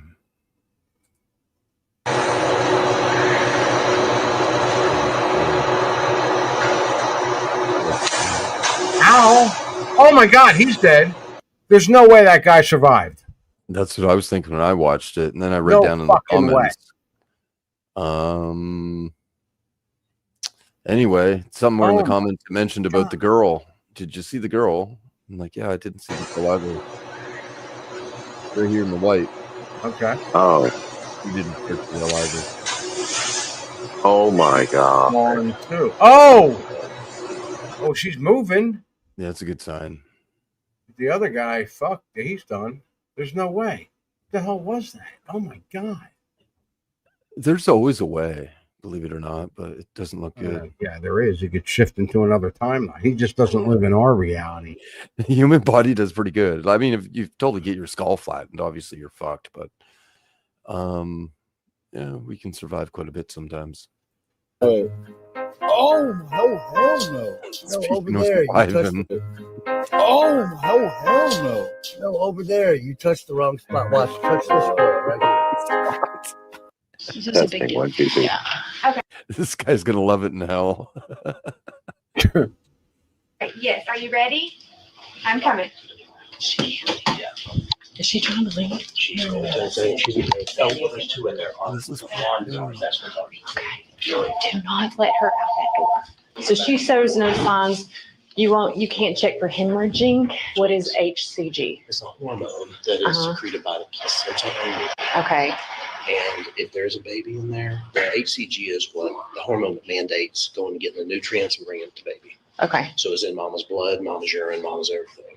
Okay. And it stays up for 6 weeks. Okay. It's taken off. You don't want no part. Huh? You don't want no part of this. Who took off? He's the OBGYN. Yeah, I was going to get called up resuscitating the baby. What did we step into? Oh, it's interesting. So I think it's going to be that. Murder, Yeah, kidnapping. because we've had Lamar County called here too. Lamar County, Tell me what's going on here, Shannon, Dave. and then Bowie County. I will. So when I'm talking, they're talking. I don't understand. They've never done this before. Why are they keeping me? I'm like, I was like, hey. Yeah, it's not clear what's going on. But if you get into the comments, and I looked at some other shit, but woman befriended a pregnant mom by social media, then cut her baby out, all while mom was alive, put mom's placenta inside her body, and acted as if she had the baby. Went to the hospital for treatment for her and the baby. That's when they found out something was very off, because the placenta also had a uterus, tubes, and ovaries connected. Yeah, it doesn't get much better from there. Oh my God. The mom was murdered. The baby lived, and I don't know, it's just this woman's in prison or dead. And I think this woman's in prison, yeah. The baby lived, though, is alive, but the mom didn't. That's pretty messed up. Yeah. That's some You got psycho shit. anything nicer? You got anything happy?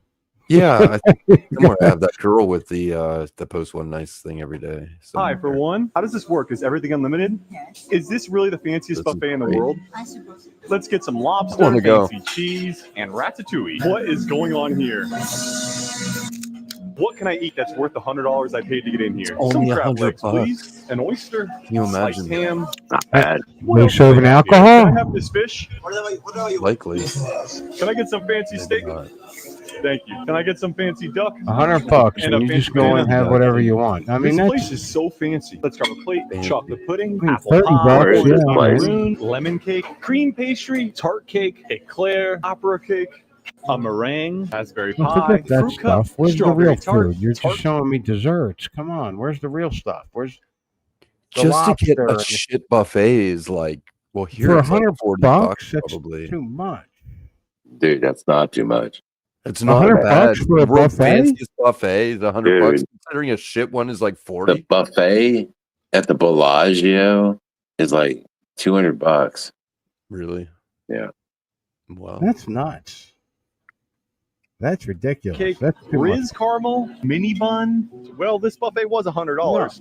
Last but not least, of course, the fanciest buffet has its own ice cream parlor. Can I get some lemon ice cream, some choquettes, and grapes for the amazing chocolate fountain? They even have the world's largest fork. To sell their cacti for a higher price, Chinese farmers have started raising insects on them. These tiny white dots crawling all over the cactus pads are cochineal insects, a species as valuable as gold, fetching a price as high as $600 per kilogram, however. The farmers don't sell them directly. Instead, the insects are placed in an oven to remove their moisture, and then ground into a fine powder. At this stage, the powder contains many impurities. These can be completely removed simply by dissolving the powder in water and running it through a filter. After heating the liquid to evaporate the water, the remaining substance is ground again to produce the expensive cochineal pigment. Finally, camellia oil is heated and mixed with beeswax, rose essential oil, and a small amount of the cochineal powder. Once thoroughly stirred, the mixture is poured into molds to cool. After removing the molds, each stick is placed into a lipstick case, completing the process of making high-end lipstick with natural coloring. I bring this every country I go to, everywhere I go. So this thing basically detects if there's anything listening or gathering information on you. Just think of it as a way to determine if your phone's being tracked. See that green line at the top there? Yeah. So that means that there are no stingrays within proximity to us, which is how the feds or certain people can track your phone's location. I can take this, I can use my phone.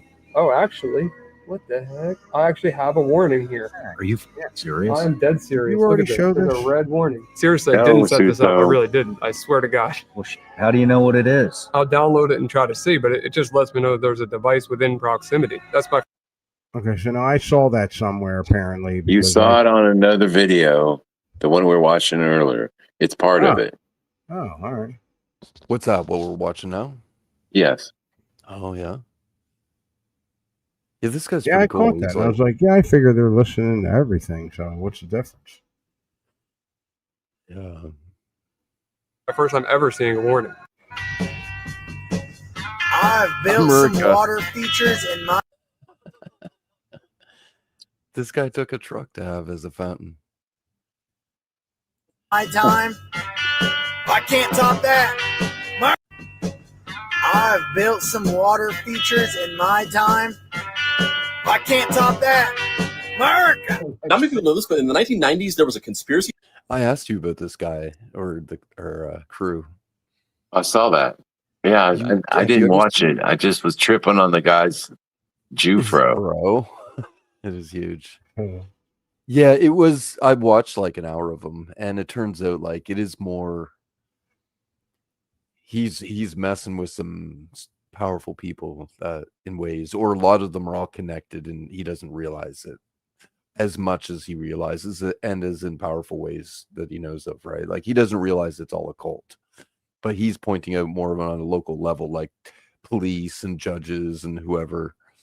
They're all crooked. Yeah, a bunch of them are. Theorist with a public access show where he ranted about He's no crazy longer with crackpot theories every single day, and nobody took him seriously. But then after he died, it turned out he was right about everything. In the late 80s and throughout the 1990s, there was a man named Clay Tiffany who had a public access TV show called Dirge of the Charlatans, where he would sit for hours on end and just rant and ramble about all kinds of conspiracy theories about elite government corruption within the city. He would talk about judges laundering money through nonprofits and NYPD officers falsifying crimes to throw people in jail, and members of the NYPD acting as roving gangs and enforcers for the mob. But then something happened to Clay Tiffany. In March of 1997, he was pulled over by an NYPD officer named Nick Tartagliani, who said that he had seen Clay Tiffany's show and wanted him to stop talking about the NYPD, and that he was connected to the mob, and if he didn't shut up, he would have him taken care of. Or at least this is what Tiffany claimed the following day on his show, where he talked about the incident. And as Clay Tiffany claims, the next day after this broadcast, Nick Tartagliani showed up at his house,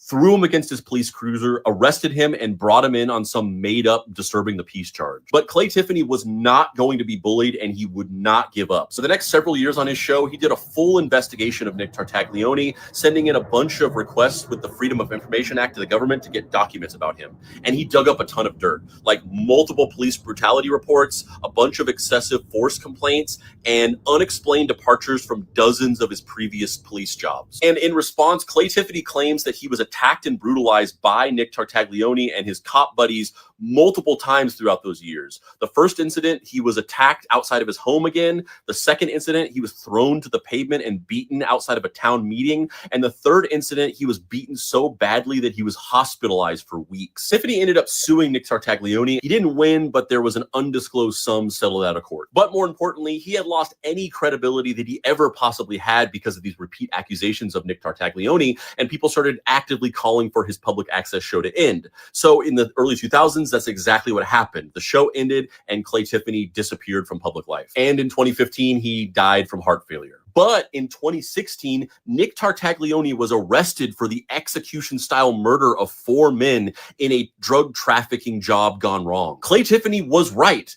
Nick Tartaglione was mob connected, he was corrupt, and him and his buddies were running as enforcers for the mob within the NYPD. And what's even crazier is that Nick Tartaglione was at one point Jeffrey Epstein's cellmate and the last person to ever see him alive. Oh, that we know of. And real quick, if you like my videos and you want to see more in-depth, that's where I've heard that name.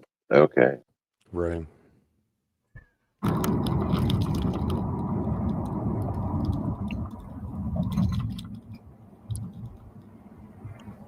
Oh, I remember this. See, right away, I'm like, why don't you just let dude in? Just slow down. Yeah, just fucking get over it. He's ahead of you quite a bit. You might as well just like let him in. And now there's going to be an issue. Especially because this is construction up here. Just let him in. Who gives a shit? Relax. Calm down. But now I didn't see what happened beforehand because if Buddy was like acting differently, riding his ass, and then giving her fast. Well, there might be history to it. I don't know. The way I understood it, he was behind him, and he could have just stayed there and merged, but he decided to go in front of him. Yeah. Now it's possible there's all kinds of room, like nobody behind the truck, and Buddy was back there for a while and just decided to speed up and basically butt in a sense, right? Yeah. Maybe. I don't know. But generally, from what I've seen, why don't you just let dude in? But he didn't. And things get worse.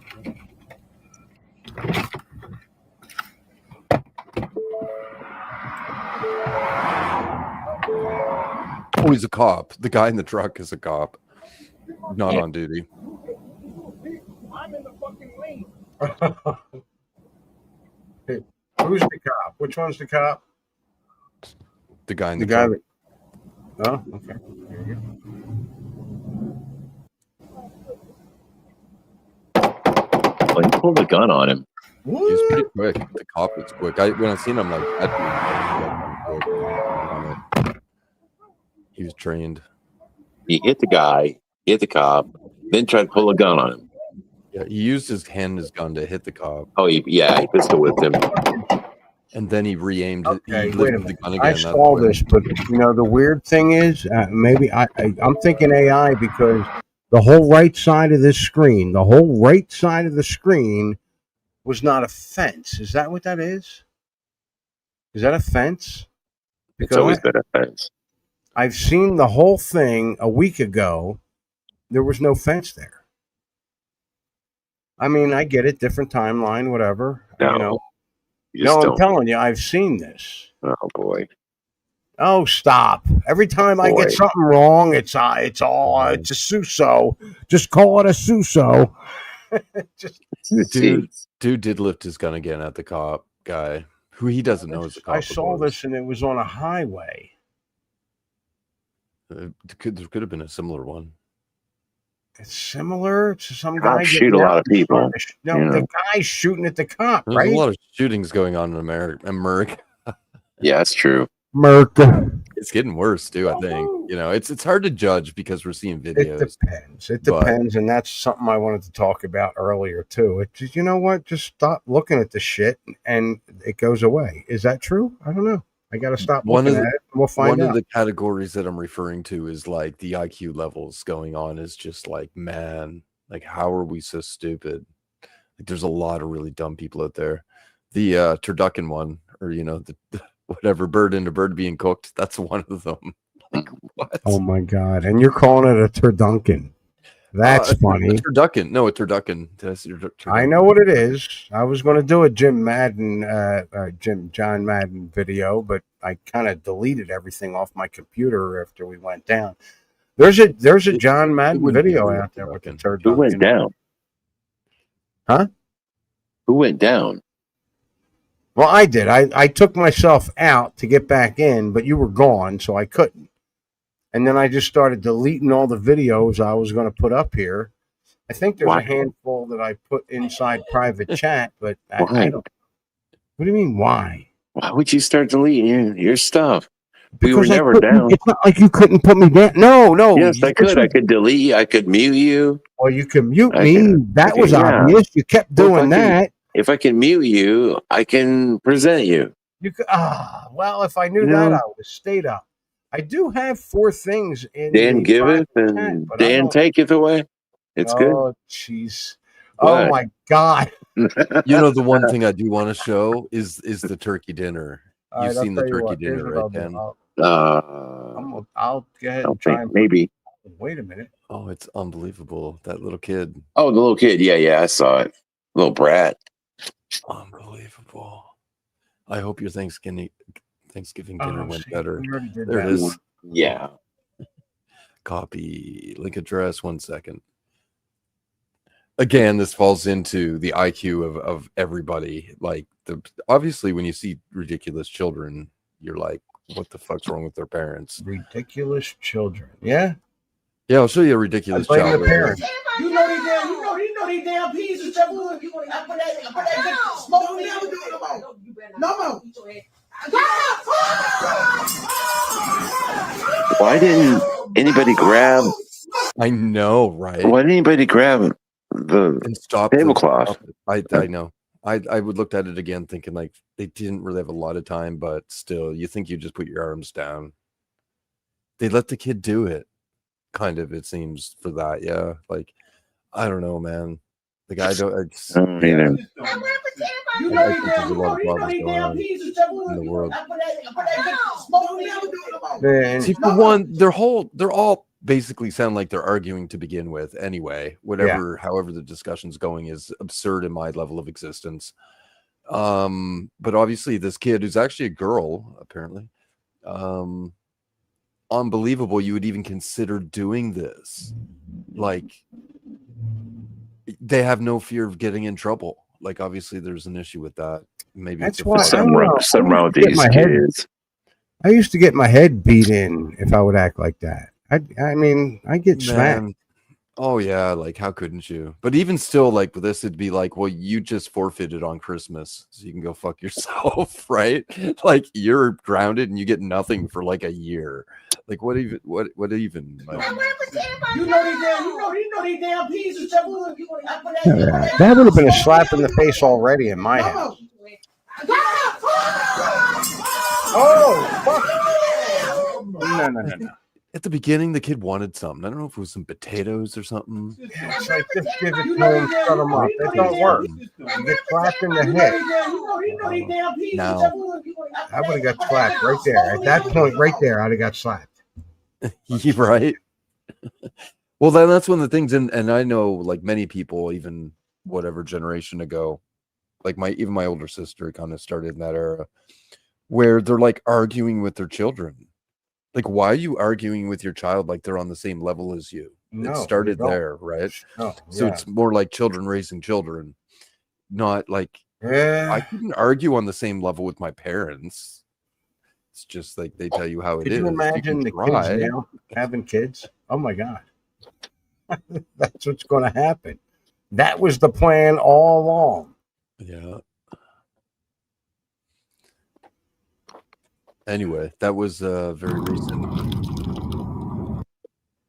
Thanksgiving dinner for some people there. That nice family. Oh, is this where they get? Okay. Yes. Did you want to play something? Me? Yeah, I got something ready to go. I don't know. You want to pop me up or can Dan? I mean, I know he can mute me. Yeah, I can pop you in there. Go ahead. Let me do it. I got something it's probably cerebral. Camel, by the way. I do want to see the blackened chicken though, or ham, blackened ham. Oh my God! Yeah, Look at that ham. Oh, beautiful. Camel, dude. That's camel? That's camel fat. That's camel? Is that the hump? Yeah, look at it wiggle. You ain't got nothing Oh. like on this, no. And It's like 97% fat. the amount of fat that we rendered is a lot. You can see in the early videos how the hump was so huge. Lamb. Wow. That's some camel hump, baby. Yeah. That's gross looking. Now you told me it's hump. No, I don't want, dude. I mean, No. give me the meat, not the fat. So what's the camel hump taste like? Even the fat. I don't know. I I mean, mean, even it's the fat, so it's probably very flavorful, but I'm guessing camel doesn't taste great in the first place. No. None of the animals that you shouldn't eat don't taste good. Like all of So them. what animals shouldn't you eat? Which animals should you eat? Let's start with that. Read the Bible in the Old Testament. It depends which category of animal. There's land animals, fish, and birds. So which one would you like to know? Well, what's the Bible say? For a land animal, it is a split hoof. They chew their cud, and I think if that's basically it, maybe they have multiple stomachs, but I think if they chew their cud, that's what that means. Fish, they have to have fins, gills, and scales. So eels. So forget about crab. An eel does not have scales. All shellfish are disgusting pieces of bugs in the ocean. They're just And you giant have- bugs. I get it, but they're good. I like them. For birds is pretty complicated, but there's a lot of birds you can eat. But basically, I mean, giveaways, like if they're predator birds, then you don't eat them. If they have talons, you don't eat them. So go ahead. But yeah, Go ahead. So this is something I think may fall into the category of simulation theory. I'm not quite sure, but it is definitely, as a whole, a phenomenon no one can really explain. It just point out, like a glitch. Now we could say, well, this is just a trick on the eyes, an optical illusion, hallucination. And in some cases, it's something so subtle you probably ignored that it happened within your vision. You saw something wiggle, right?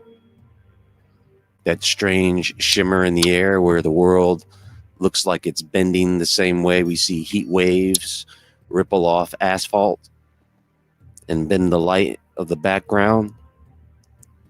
It lasts a second, maybe less, but it's enough to make you question whether your eyes saw it or maybe your eyes were trying to focus.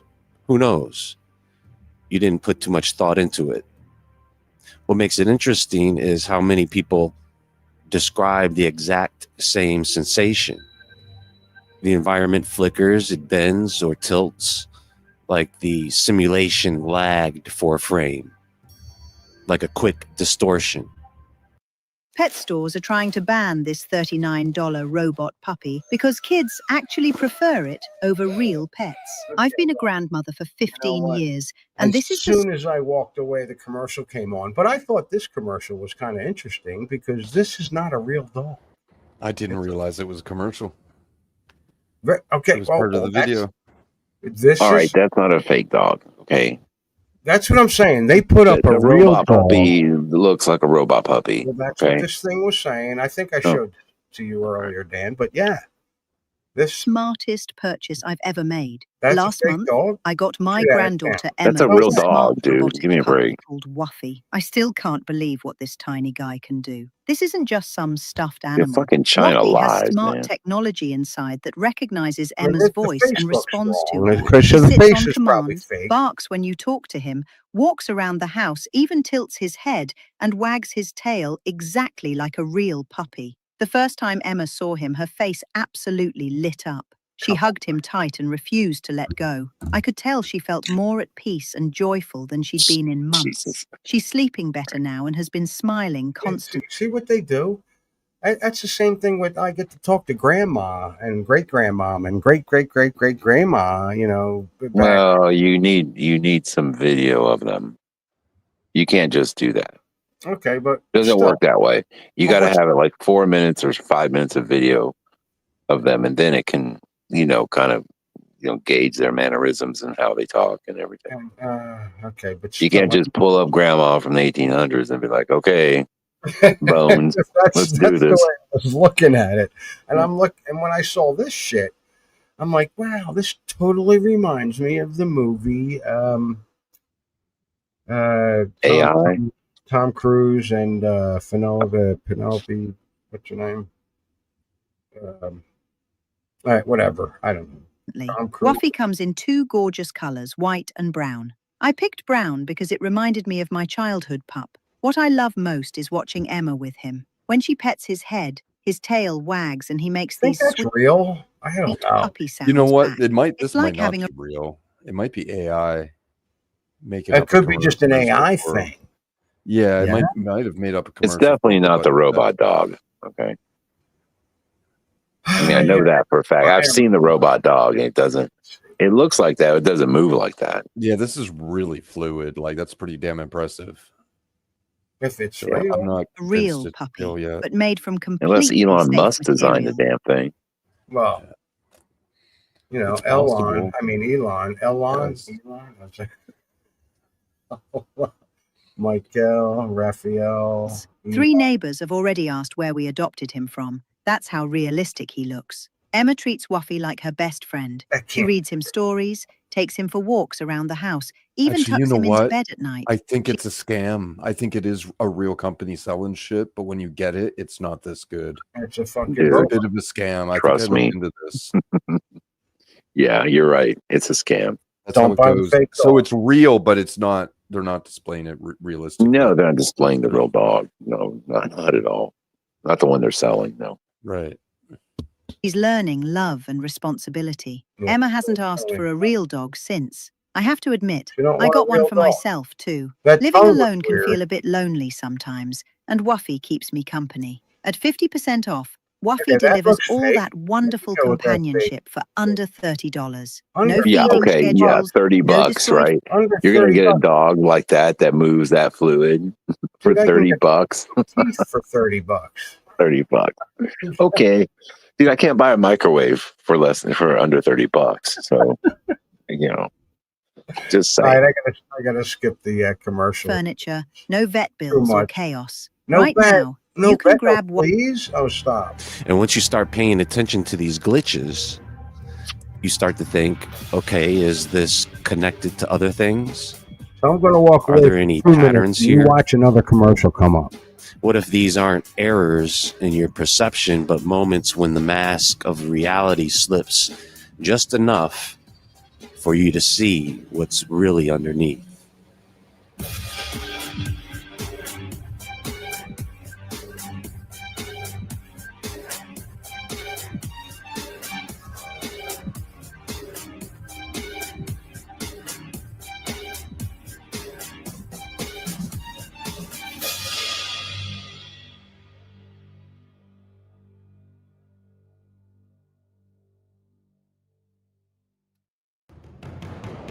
The wobble moment is one of those sensations that people have a hard time putting into words.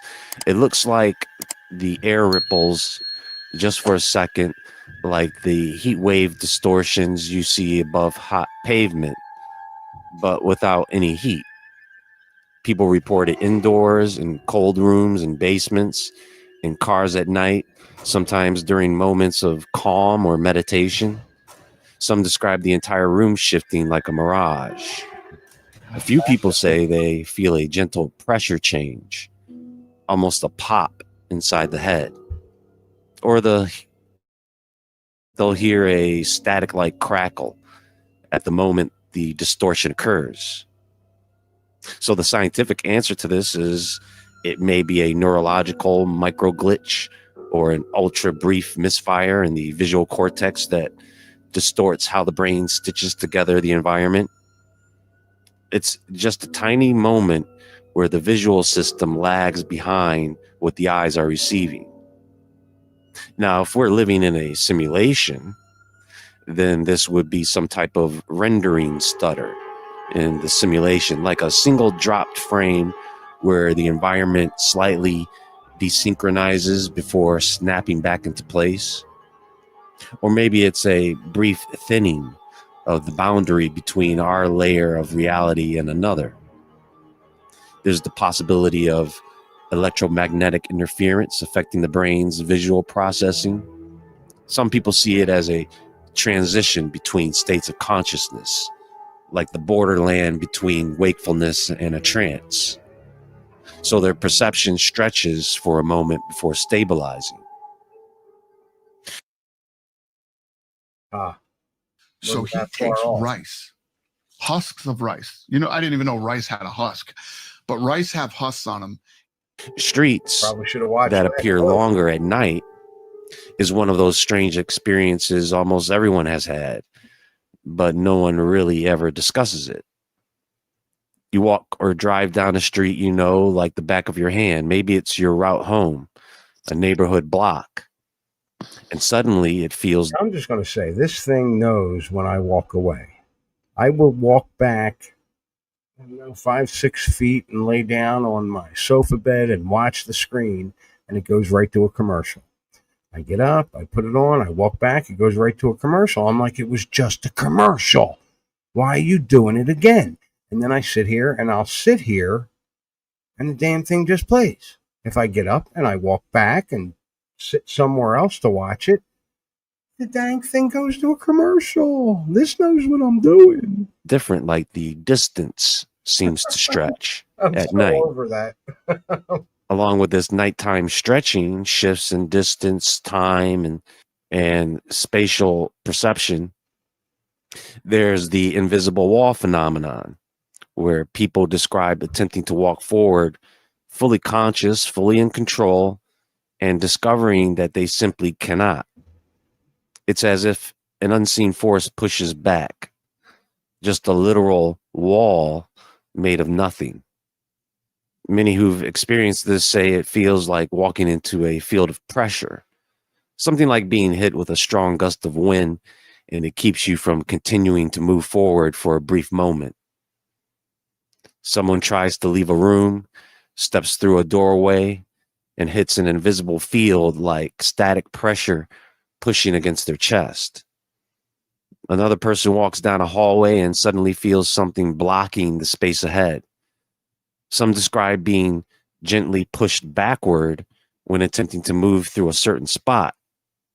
There's no object, no furniture, no person, just a boundary that appears for a moment and then it disappears. This phenomenon gets even stranger with places where gravity, time, and physical movement become distorted. Places where gravity feels wrong are some of the strangest anomalies because they interfere directly with the body's sense of physical law. In these places, objects appear to roll uphill with no visual trickery involved. A person might suddenly feel lighter, as if their legs are less anchored to the ground or heavier. Some describe jumping and feeling like their body doesn't rise normally, like the air is thicker or the arc of the jump is artificially shortened. Others talk about a sticky sensation while walking. Yeah, I've had that too. And yes, it was Vanilla Sky. That was the movie. Yeah, guys, I'm like behind on chat. Sorry. As though the ground has a suction effect. And in the rarest cases, people feel a pull or a tug in a direction that doesn't make sense. Like walking forward, but someone just pulled you back quickly so you lose your balance. Like gravity just reoriented itself for a moment. Or these are just regions where the fabric of space bends just enough to alter how objects and bodies move. Some people describe these spots as dimensional pockets. In these same zones, sound behaves strangely. It's either muffled or amplified, or you can't tell what direction the sound is coming from. Animals, especially dogs, try to avoid these places. They'll refuse to cross certain boundaries or act agitated when they get close. There are what's called time islands, where people report walking through a particular section of a street, a hallway, or forest trail, and noticing their phone clock jump several minutes forward or backward with no signal loss or software glitch. Others say their watches freeze for a moment, only to speed up rapidly as if trying to catch up. Sometimes digital clocks on appliances disagree with network time. People lose minutes with no gap in memory, no blackout, no dissociation, just missing time. But there are reports of something even stranger happening after these time islands. People describe a faint afterglow to reality itself, as if the world looks slightly sharper or slightly duller for a few seconds afterward. A man in Ohio said that after his phone jumped ahead 6 minutes near a wooded trail, the trees looked too still, like a paused video. A woman in Nevada said that after her watch froze for a moment, everything around her seemed brighter but flatter, like a backdrop.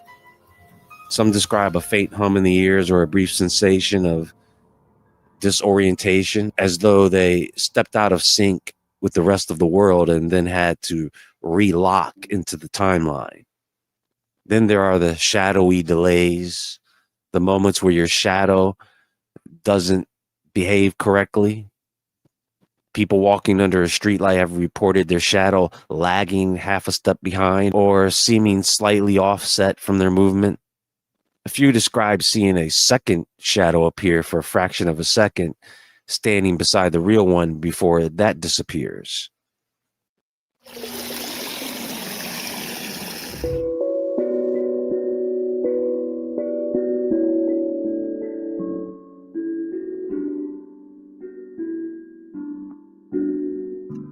You know, I like this commercial. I always wanted to buy one of these things.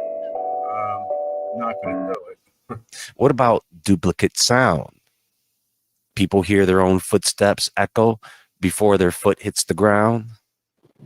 A voice finishes a fraction of a second early.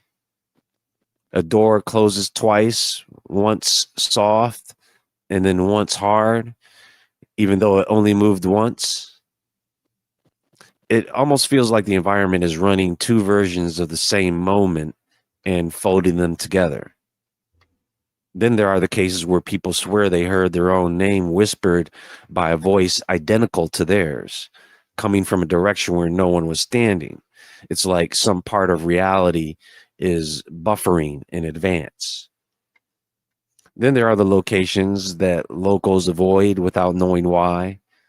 There's always a street, a corner, a store, a particular curve in the road that makes people uneasy. A certain intersection. When people are interviewed about these things, they say things like, it's just off, or that place feels thin. Some describe walking through these zones with that feeling of being watched. There's something that people call the slip. This is when reality not only wobbles or bends, but it changes. They'll walk into a room they've seen 1,000 times, but the colors look wrong. The angles feel slightly too narrow or too wide. The lighting doesn't match what the fixtures should be producing. One man walked into his kitchen and said for a split second, the cabinets were the wrong style. A woman stepped into her living room and swore the sofa was missing for a short second before it appeared again, like it was rendered late. Imagine if she like stood there And at the the paranormal sofa side and is hard to she like got merged with it. If it came back. Sorry. That'd be kind of Or when strange. you hear wouldn't it? stories from people who experience a presence during these glitches. When the air ripples or the gravity shifts or the invisible wall appears, some say they feel something is standing close by. People report feeling their hair stand up, a cold pressure behind them, or the sense that something huge and silent is hovering just outside of perception. So when you put it all together, the shimmer in the air, the stretching streets, the invisible barriers, the warped gravity pockets, the drifting time, the vocal echoes, the delayed reflections, the presence felt during these moments, you begin to realize that our world behaves less like a physical system and more like a constructed one, a maintained one, a world that is consistent until it's not. We got stuck here. Maybe these things are not malfunctions at all. Maybe they're maintenance events. This man is asking the public a very simple question. He says McDonald's sells 6.5 million burgers in a single day, yet he has never seen any massive cow farms, cow rearing centers, or large slaughter facilities where huge numbers of cows are kept and killed to produce all that beef. So I was curious the other day and found this online. McDonald's sells 6.5 million burgers in one single day. That's 195 million burgers a month. Now, I don't know about you, but I don't see cows lined up around every corner waiting to be turned into patties. Nope. I mean, seriously, do the math. Even if you stretched one cow into a bunch of burgers, you're still talking millions of cows just to keep up every day. So I started asking myself, where are all these cows coming from? Is there some secret super ranch hidden underground? Are they growing cows in labs, cloning meat behind closed doors? People laugh it off, but think, when was the last time you even saw a cow farm big enough to supply this madness? And don't say imported beef, because even globally, the numbers don't add up smooth. And look, I'm not saying it ain't real meat. I'm just asking the question no one wants to. What the hell are we eating? Because if it ain't cows, then what is it? Remember, I'm not insinuating anything. I am simply asking a question. Where are all these cows coming from? If McDonald's uses this much beef every day, why don't we ever see the places where these cows are raised and slaughtered? 6.5 million burgers a day and not a single cow in sight. And that's just McDonald's alone. Where do y'all think all the meat is coming from? Drop your comments down below, guys. There's a seance going on at this. This is a profit killer. This is a profit killer. And this is a profit. Art, dude. What? Yo, these are like lit too. What the? Oh, hell no. Yo, they were like just here. I want to go home. I forgot my pole. Bro. There's like an actual like meat. No, this shit kind of creepy. What the dude? Creepy. Yo. Wait, it spells something. Bubble. Oh, wait, wasn't it Jezebel or something like that? This shit kind of creepy. Yo, and it's like they're like still lit. Dude. Yo, I don't want to be here anymore, dude. I'm not gonna lie. What the? I don't know what those symbols were, but it definitely wasn't arts and crafts. That's the kind of stuff you see where you just mind your business and keep it moving. Hey, this right here is the type of flight I'm not staying on.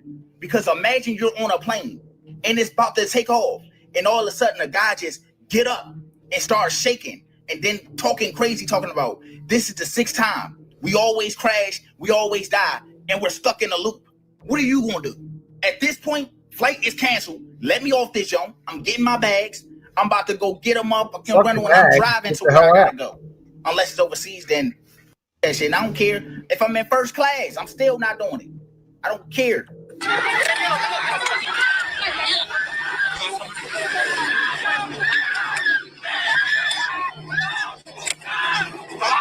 What's going crazy?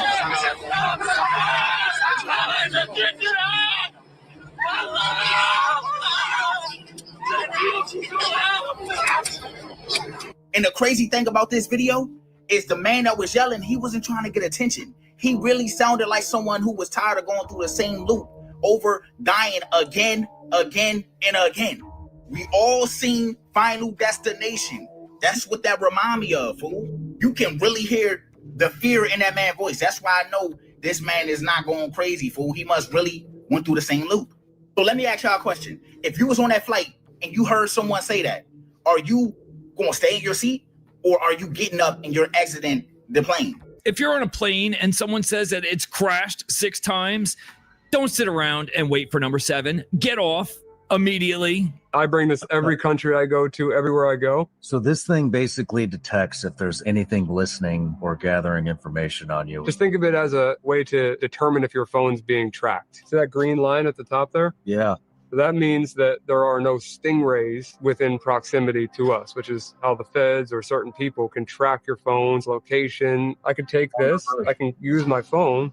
Oh, actually, what the heck? I actually have a warning here. Are you serious? I'm dead serious. Look at this. There's a red warning. Seriously, I didn't set this up. I really didn't. I swear to God. Well, how do you know what it is? I'll download it and try to see, but it just lets me know there's a device within proximity. That's my first time ever seeing a warning. There's a theory that the world already ended, and it actually happens This every is Tuesday interesting, and I've heard before this a 12 a.m. couple of And the times. creepy part, millions of people swear they felt it.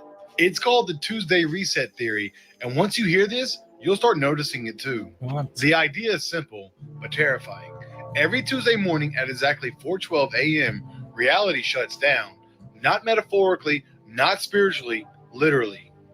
Everything, time, consciousness, even physical laws, rewind just enough to keep the simulation I'm not stable. buying it. You don't feel it Wrapping up because at you're not supposed to, 4:12. but some people wake up early enough to catch the glitch. Like the guy who said he woke up at 4:10 and watched the moon jump a few inches to the left instantly.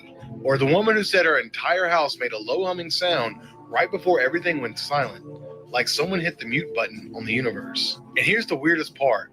People all over the world report the same thing on Tuesdays.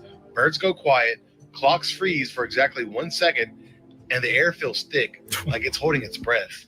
Researchers Sorry, who guys. looked into it noticed something even stranger. Global data spikes on Tuesday mornings. Servers reboot, security cameras glitch, GPS systems drift by a few feet. Nobody has an explanation, but it always happens around 4:12 a.m. So pretty much the world ends every Tuesday, but the simulation reloads us into the closest stable version of reality. That's why things fell off lately. That's why people I'm not buying that completely, but they might be onto something. I don't know. remember different details. That's why nothing feels the same as it did a few years ago. Because technically, we're not in the same world we started in. As always, stay weird. Okay. We knew that. I mean, we knew that. And I'm looking at money bags back here, and I said that before, and I was looking at a different screen. But there he is, no monocle. Wow, kind of weird. Cool, but he does realize there's different time zones, right? Like my 4:12 is California's 1:12. So does it restart every Tuesday at 1:12 over there? Like, you see what I'm getting at, guys? Next. This right here is a Krampus celebration going on in Norway. I'm not trying to ruin Christmas for you. I'm just showing you how other people celebrate Christmas around the world. By the way, credit to that guy right there. So this right here, Krampus, is actually a half demon, some other kind of monster that's supposed to come and punish children. And he comes on behalf and with Saint Nick. This story gets a whole lot stranger and a whole lot darker in 1 second. That second is now. You're probably wondering, what does Krampus do to adults? He comes to put people in the chains of bondage. You can't even make this up. Which brings us to Saint Nick. Had y'all ever thought it strange that Santa Claus lives at the North Pole? He sees you when you're sleeping. He sees you when you're awake. He's all-knowing, omnipotent, always there to give someone according to their works. He punishes the children badly with birch rods. And the North Pole, where Santa lives, being omnipotent, they also have the aurora, which the colors mimic that of God's throne. You see what I'm saying? They're trying to make Santa in the likeness of God and an anagram for Satan, just for fun. And the North Pole, home to Rufus Niger, the great magnetic mountain of the North, also on all the maps before the 1700s. I would even argue more protected than Antarctica itself. Wonder why? Let me know your thoughts in the comments. Yeah, but like, who are we to judge? We got Fat Man who lets young.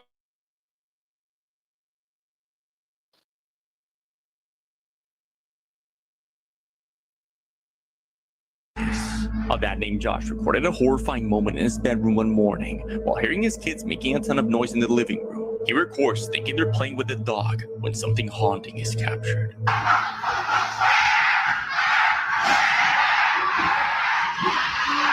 Oh, hell no.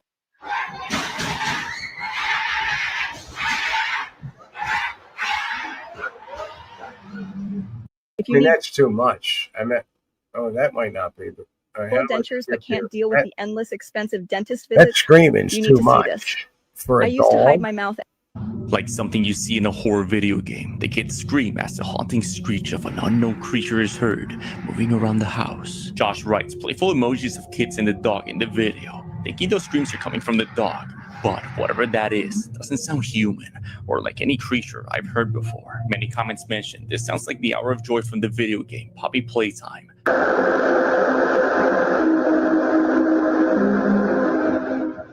But as to what this is, if this isn't a prank scaring the kids, I have no idea what the hell's going on in this video.